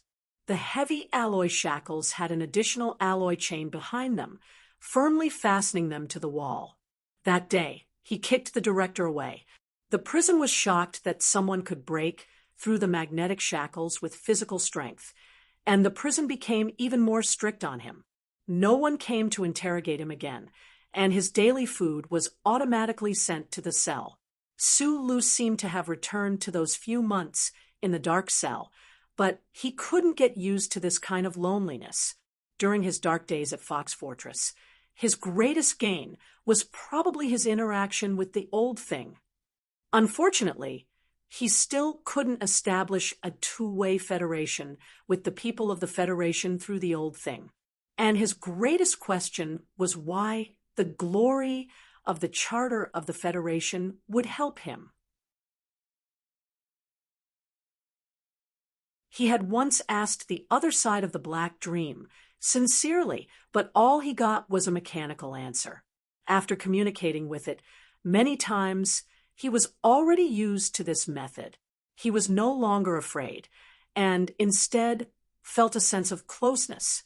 It was a pity that he knew that the other side was a universe as vast as the stars and not a real life form, so he felt a little strange. No matter how great a program was, no matter how close it was to life, it was still a program in the end. It would only mechanically follow certain procedures, and these procedures could only be related to the Federation Charter and Su Li's authority. It couldn't be related to something like feelings. Relying on his intuition and deduction ability as an engineer, Su Lu was gradually able to deduce that the Federation computer would occasionally help him, occasionally assist him, but it wasn't like the gun in his hands that would take whatever he wanted. It was probably because of the strange experiences he had in the past, the disguised chip behind his neck, the past coma, and the active contact in the Black Dream. The occurrence of these strange things might have been a logical error in the Federation computer's program, or it might have been some kind of built-in fixed program. Su Lu just didn't understand the truth. Using a certain Federation proverb, it went like this: if you can't understand, can't touch the truth of the matter, then just enjoy the surface of the matter.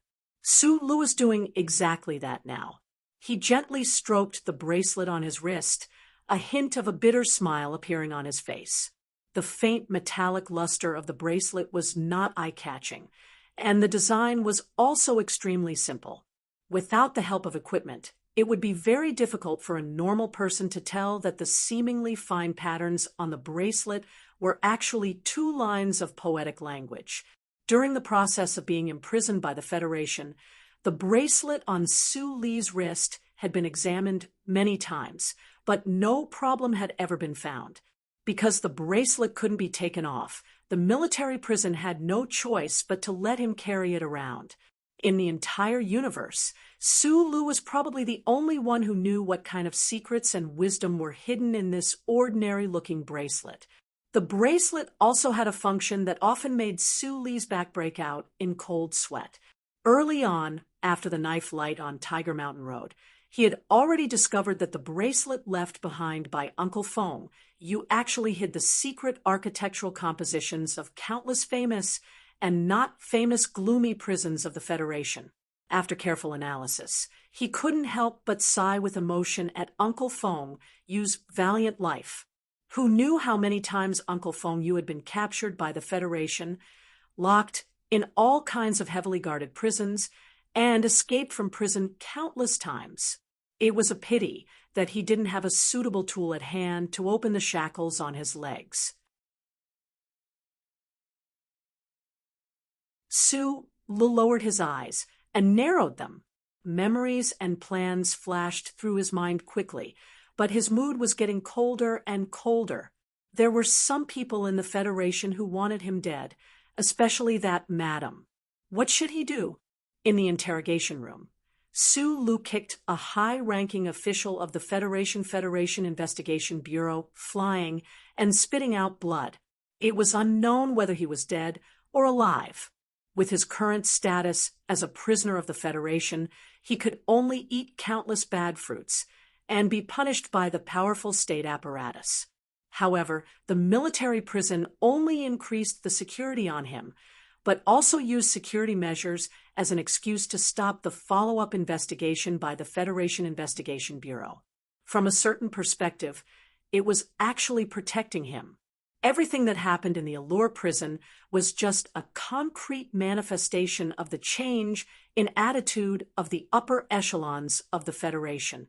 At the end of May, year 68 of the constitutional calendar, Director Breen of the President's residence deeply understood the meaning of President Prabhu's silence. In a phone call, he expressed to the relevant parties that they couldn't let the Federation hero shed blood and cry. As a result, the federal military, which had been silent all this time, broke the silence. The chairman of the Joint Chiefs of Staff, General Miles, personally presented Su Li's past contributions to the Federation to the President. For example, the MX Mecca, the accidental retrieval of the fatal data of the Space Channel, and for unknown reasons, exposing Macklin's true identity before the Bureau of Proclamation and killing the most successful spy of the Empire. Due to these reasons, General Miles firmly requested President Pabre to pardon Su Lu.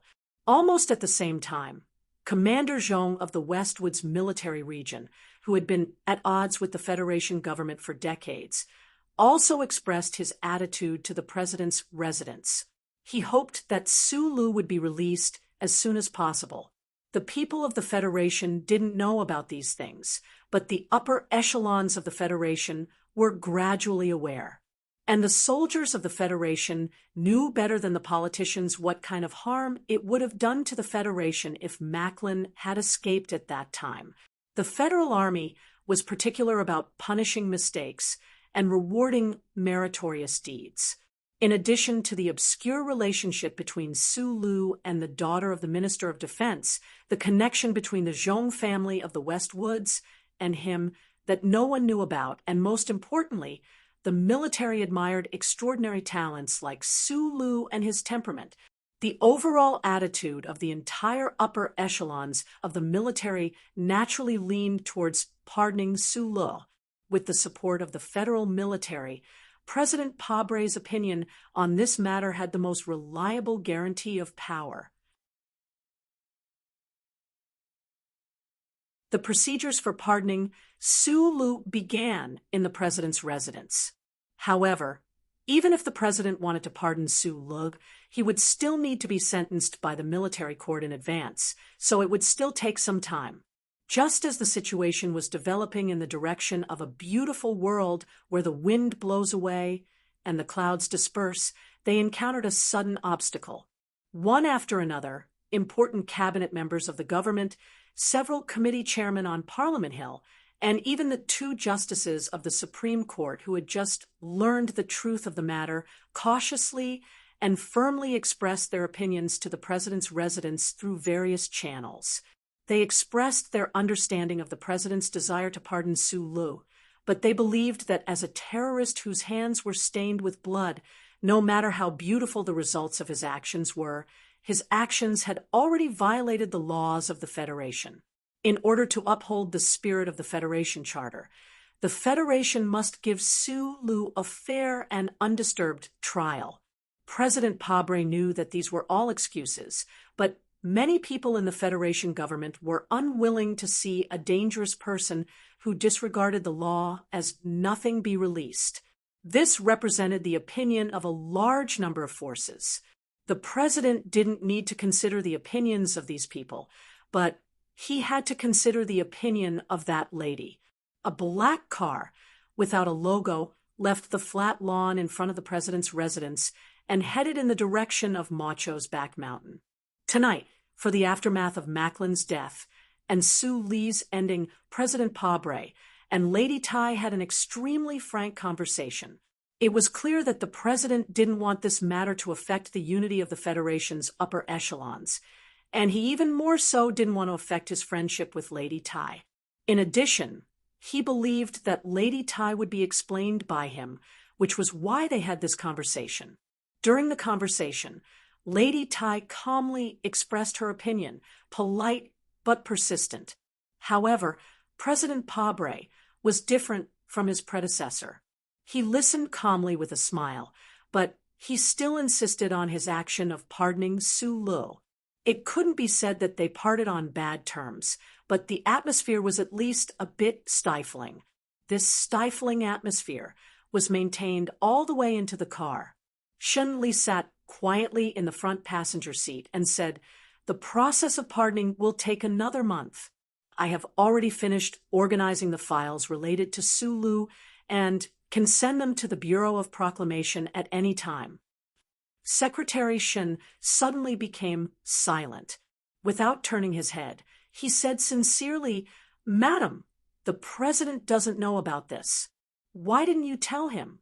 If he knew that Su Lu's existence could threaten the safety of the charter, he definitely wouldn't insist on pardoning." Lady Tai, who sat in the back, wore a dark brown windbreaker. Her hands were naturally spread out by her side. Her expression was cold and calm. She didn't get angry because the president refused her opinion. When she heard Shun Li's words, her thin eyebrows trembled slightly on her well-maintained face. She said slowly, "Don't discuss this topic in the future." When Secretary Shun heard the calm words, he suddenly felt his body become a bit cold. He subconsciously looked out the window, but he found that the window was tightly closed. No wind blew in. Of course, it was already late spring. Even if the night wind blew in, it would only be warm. His sudden cold was only because his mood affected his senses.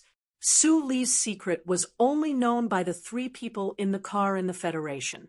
Shun Li knew that this represented the madam's absolute trust in him.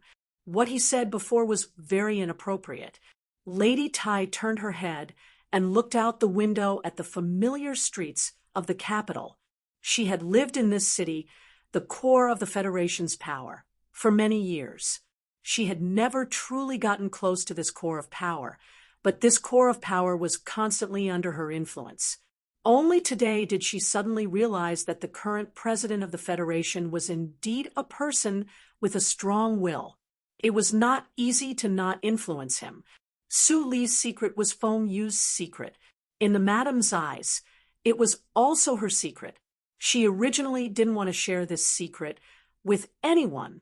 This was very interesting. It was probably like a little girl treasuring her fake jewelry box. But now she knew that if she didn't reveal this secret, it seemed that she wouldn't be able to kill Su Li. At the inauguration ceremony 5 months ago, she and the Bureau of Proclamation almost simultaneously learned that Su Li had entered the S2 mountain surrounded by Mountains Foundation building. After a short period of consideration, she wrote down a faint foreshadowing at the first moment. Secretary Bai, who had found an opportunity to return the information at the mountaintop, quietly left. Su Li's detailed plan revealed the most fatal flaw. However, under such circumstances, that brat named Su Li was still able to kill him. This fact made Lady Tai vigilant, angry, and a little disappointed. Therefore, she had to kill Su Li. The silence in the car continued until they entered the back of Macho Mountain. The moment Secretary Shen opened the car door for the madam, he saw the firm expression on the madam's face. Thinking of the conversation in the president's official residence, he suddenly understood what the madam wanted to do. Su Li had to die. If the president first granted amnesty, and then the madam threw that bomb through the Bureau of Proclamation, the government and the military would definitely be rendered speechless. Lady Tai definitely didn't have the extravagant hope of controlling a Federation president, but at least she wanted the president to have enough respect for her. This kind of arrangement was, without a doubt, the most understated but powerful method. Secretary Shen held an umbrella and accompanied the madam as they walked through the fine spring rain toward the mountain villa. The respect in his heart rose spontaneously like the rain. The mountain rain was about to fall to the ground when a gust of wind blew into the building. The dispute over this matter among the upper echelons of the Federation was strictly controlled within an extremely small circle of knowledge. However, that night, President Pabre and Lady Tai had an unfruitful conversation. Apart from the Westwood's Zhong family, the other 6 families, as well as their partners and stakeholders within the government, all began to make their own moves. Although the amnesty process wasn't terminated, it was still abnormally difficult to proceed.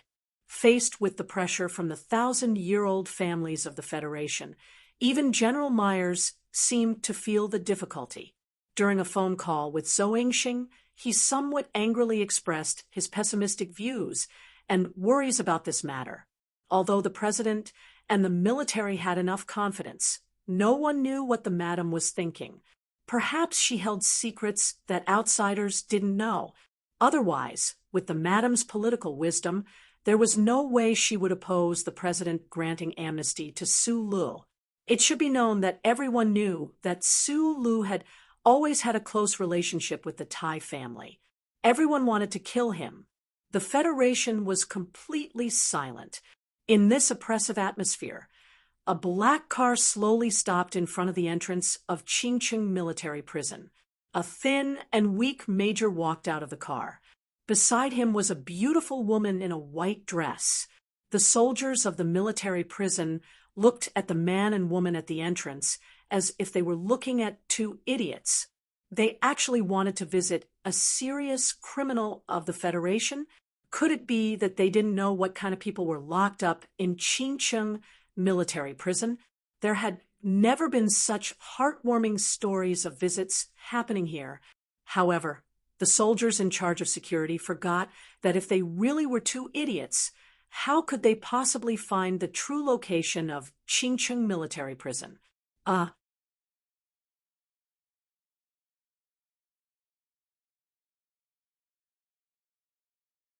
Chapter 312.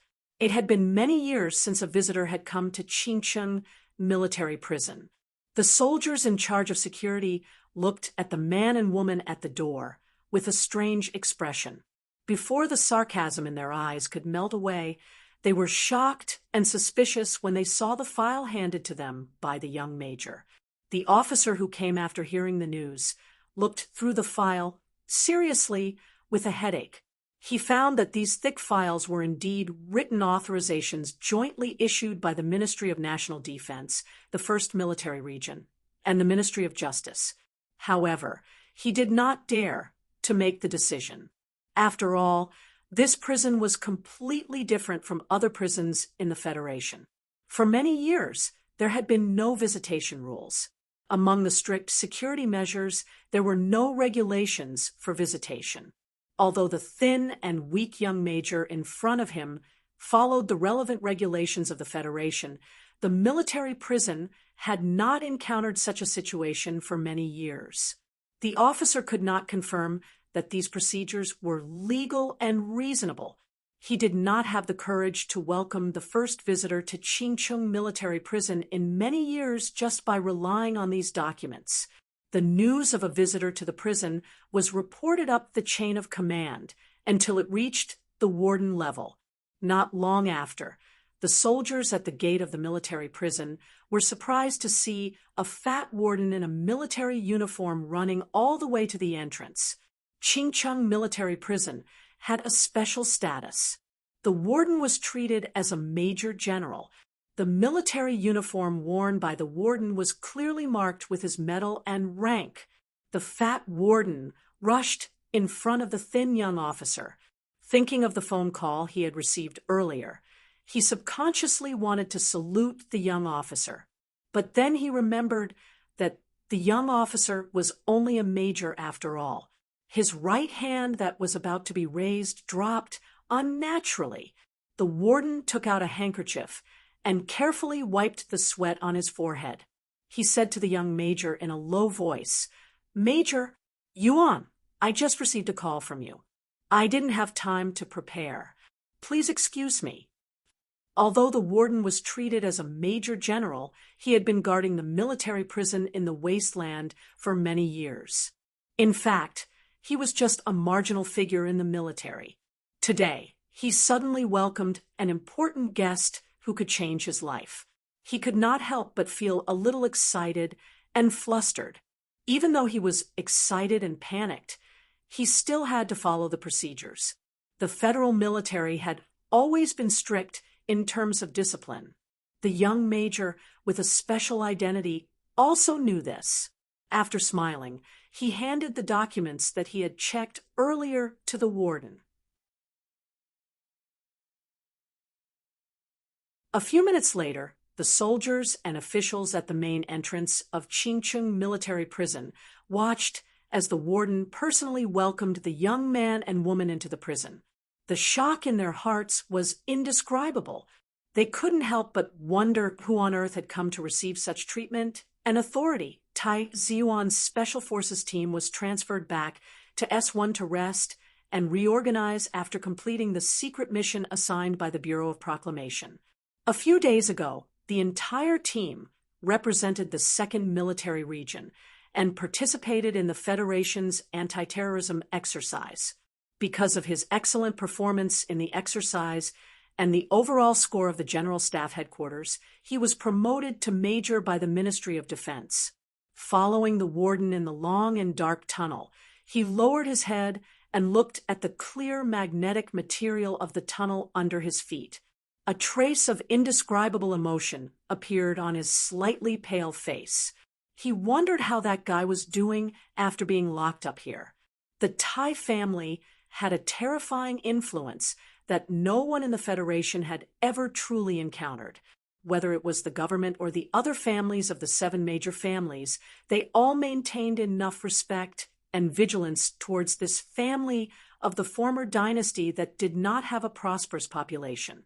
As the young master of the Tai family, he had enough power to break some of the Federation's rules. However, He had always been a citizen of the Federation and maintained respect for the laws of the Federation's charter.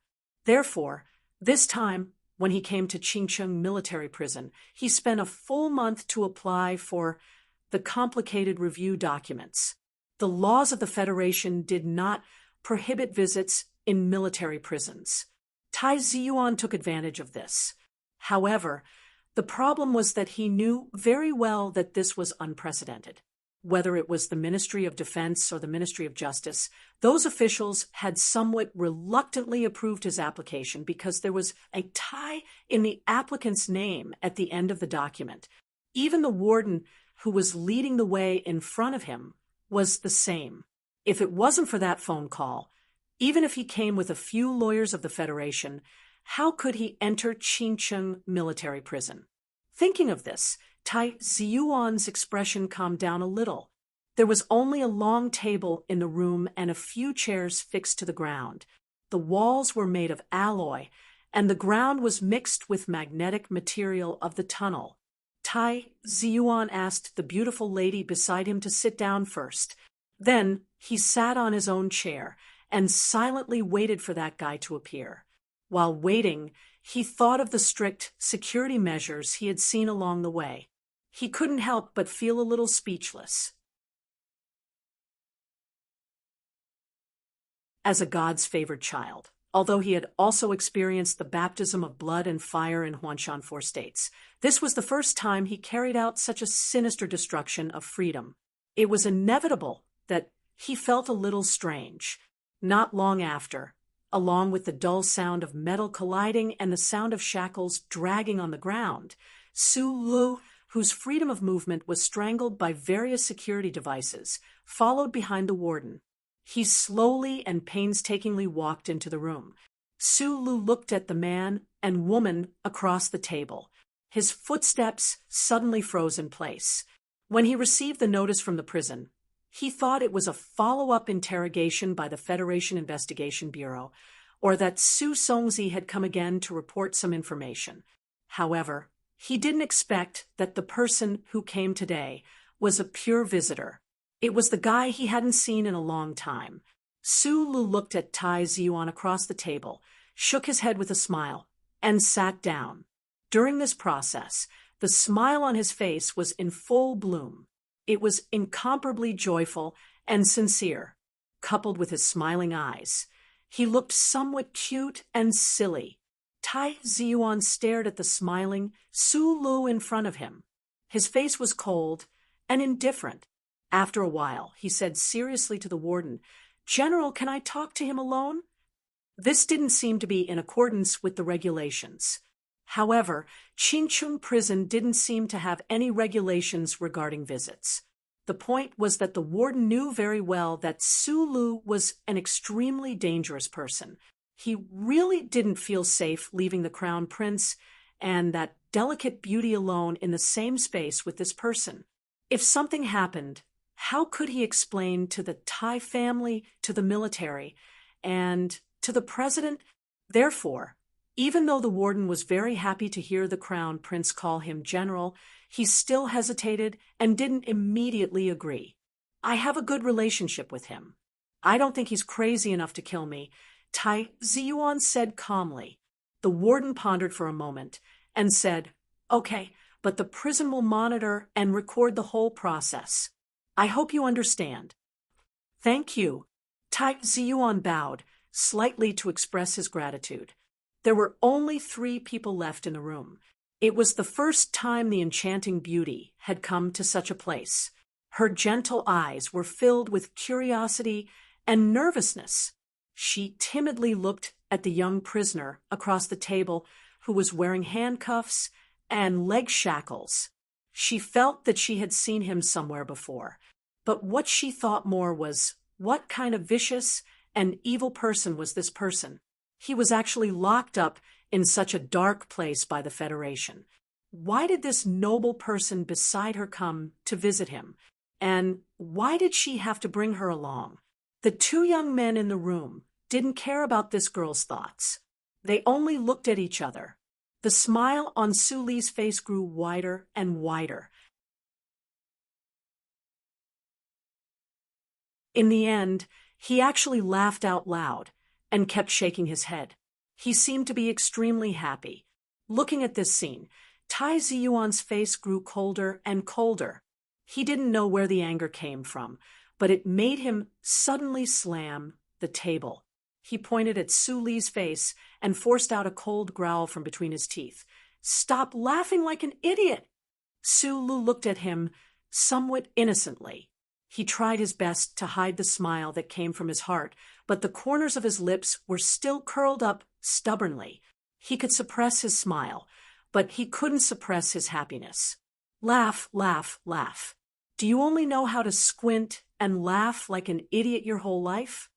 Tai Ziyuan stared into his eyes and said coldly, "You're going to die. How can you still laugh? You've really laughed until you become an idiot. You really aren't afraid of things like death.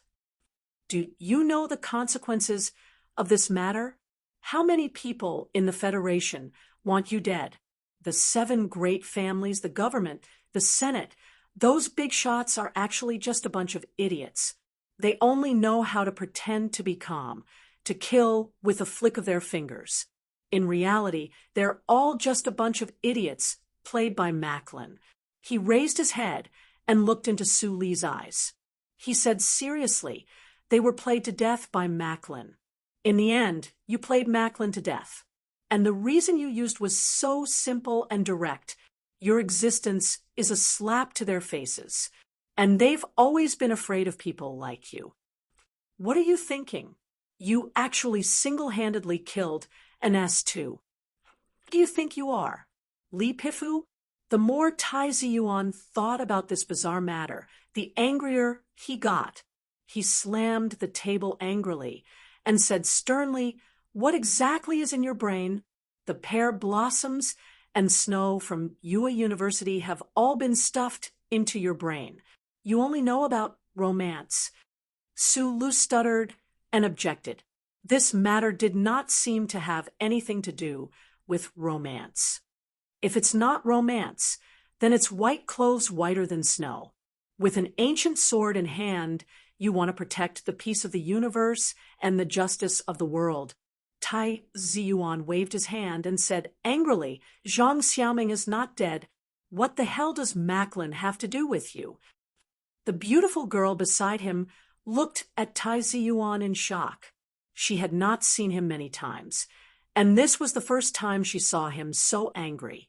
She could not help but be even more confused about the real relationship between Tai Ziyuan and the prisoner. "Today, I'm here to ask you one thing. You went to kill Macklin. How much of it was because of the crime he committed? Or is it that, subconsciously, you still want to prove something to Zhang Xiaoming?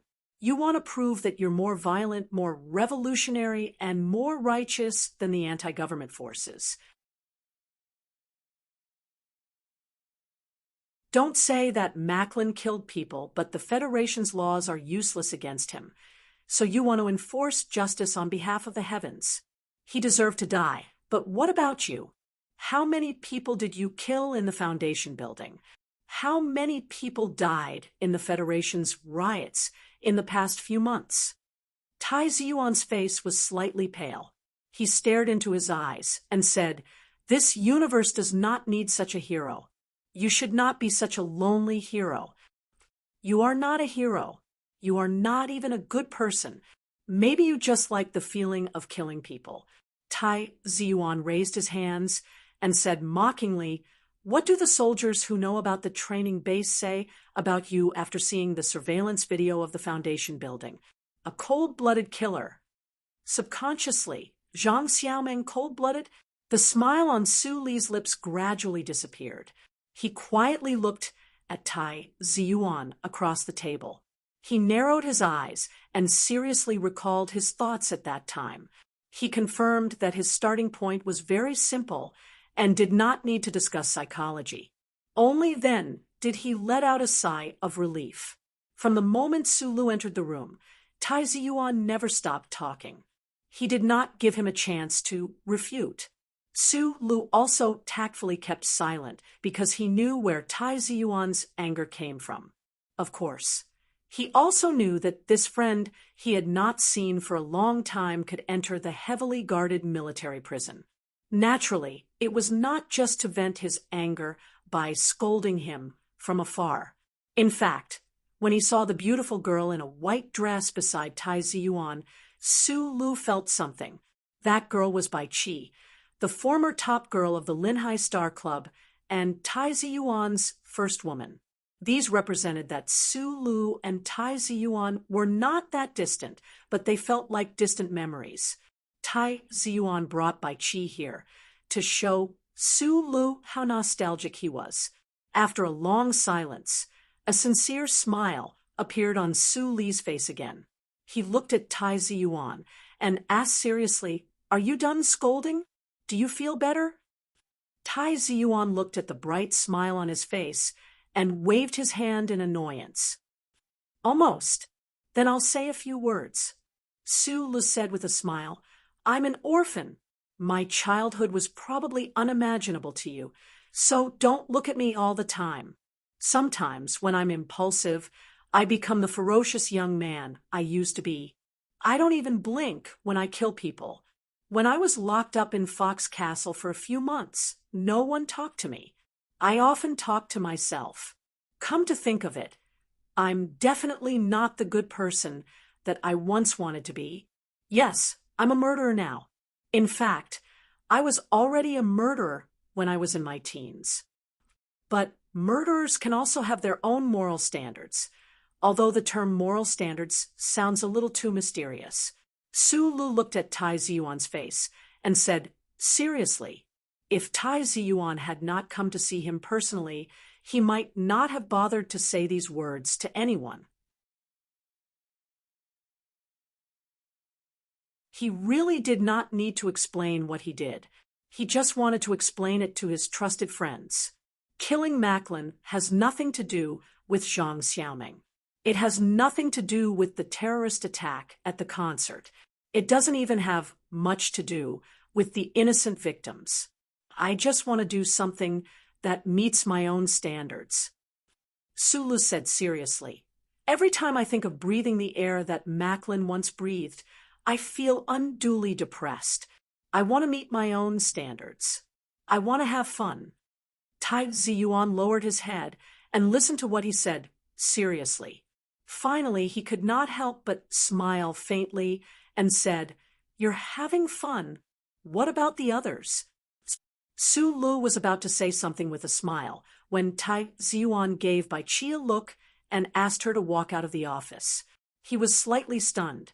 He raised his eyebrows that were like flying knives and asked curiously, "This girl, has she been raised by you since that day?" As expected of the young master of the Tai family. If everyone spent their nights like you, the Federation would be in chaos.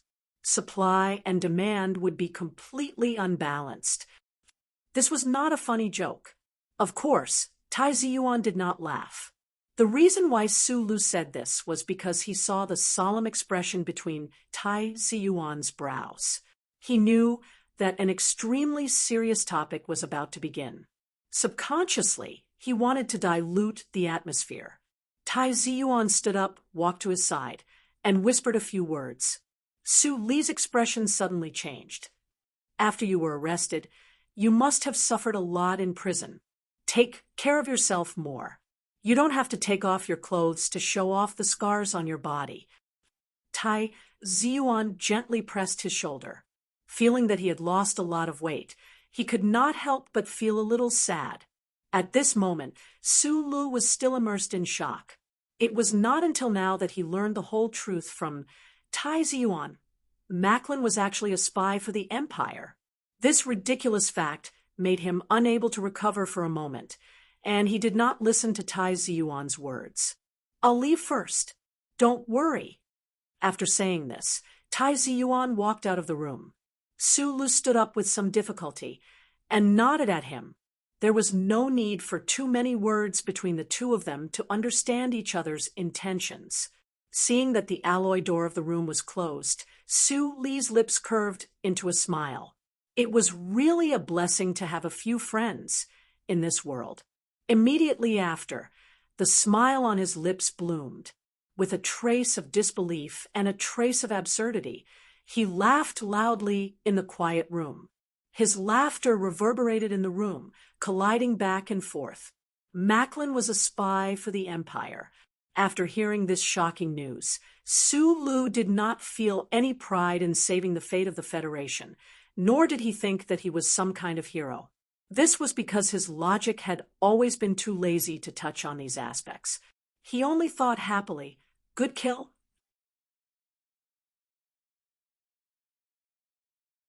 Behind the Macho Mountain, beside the Macho Lake, on the balcony, Lady Tai slowly turned around.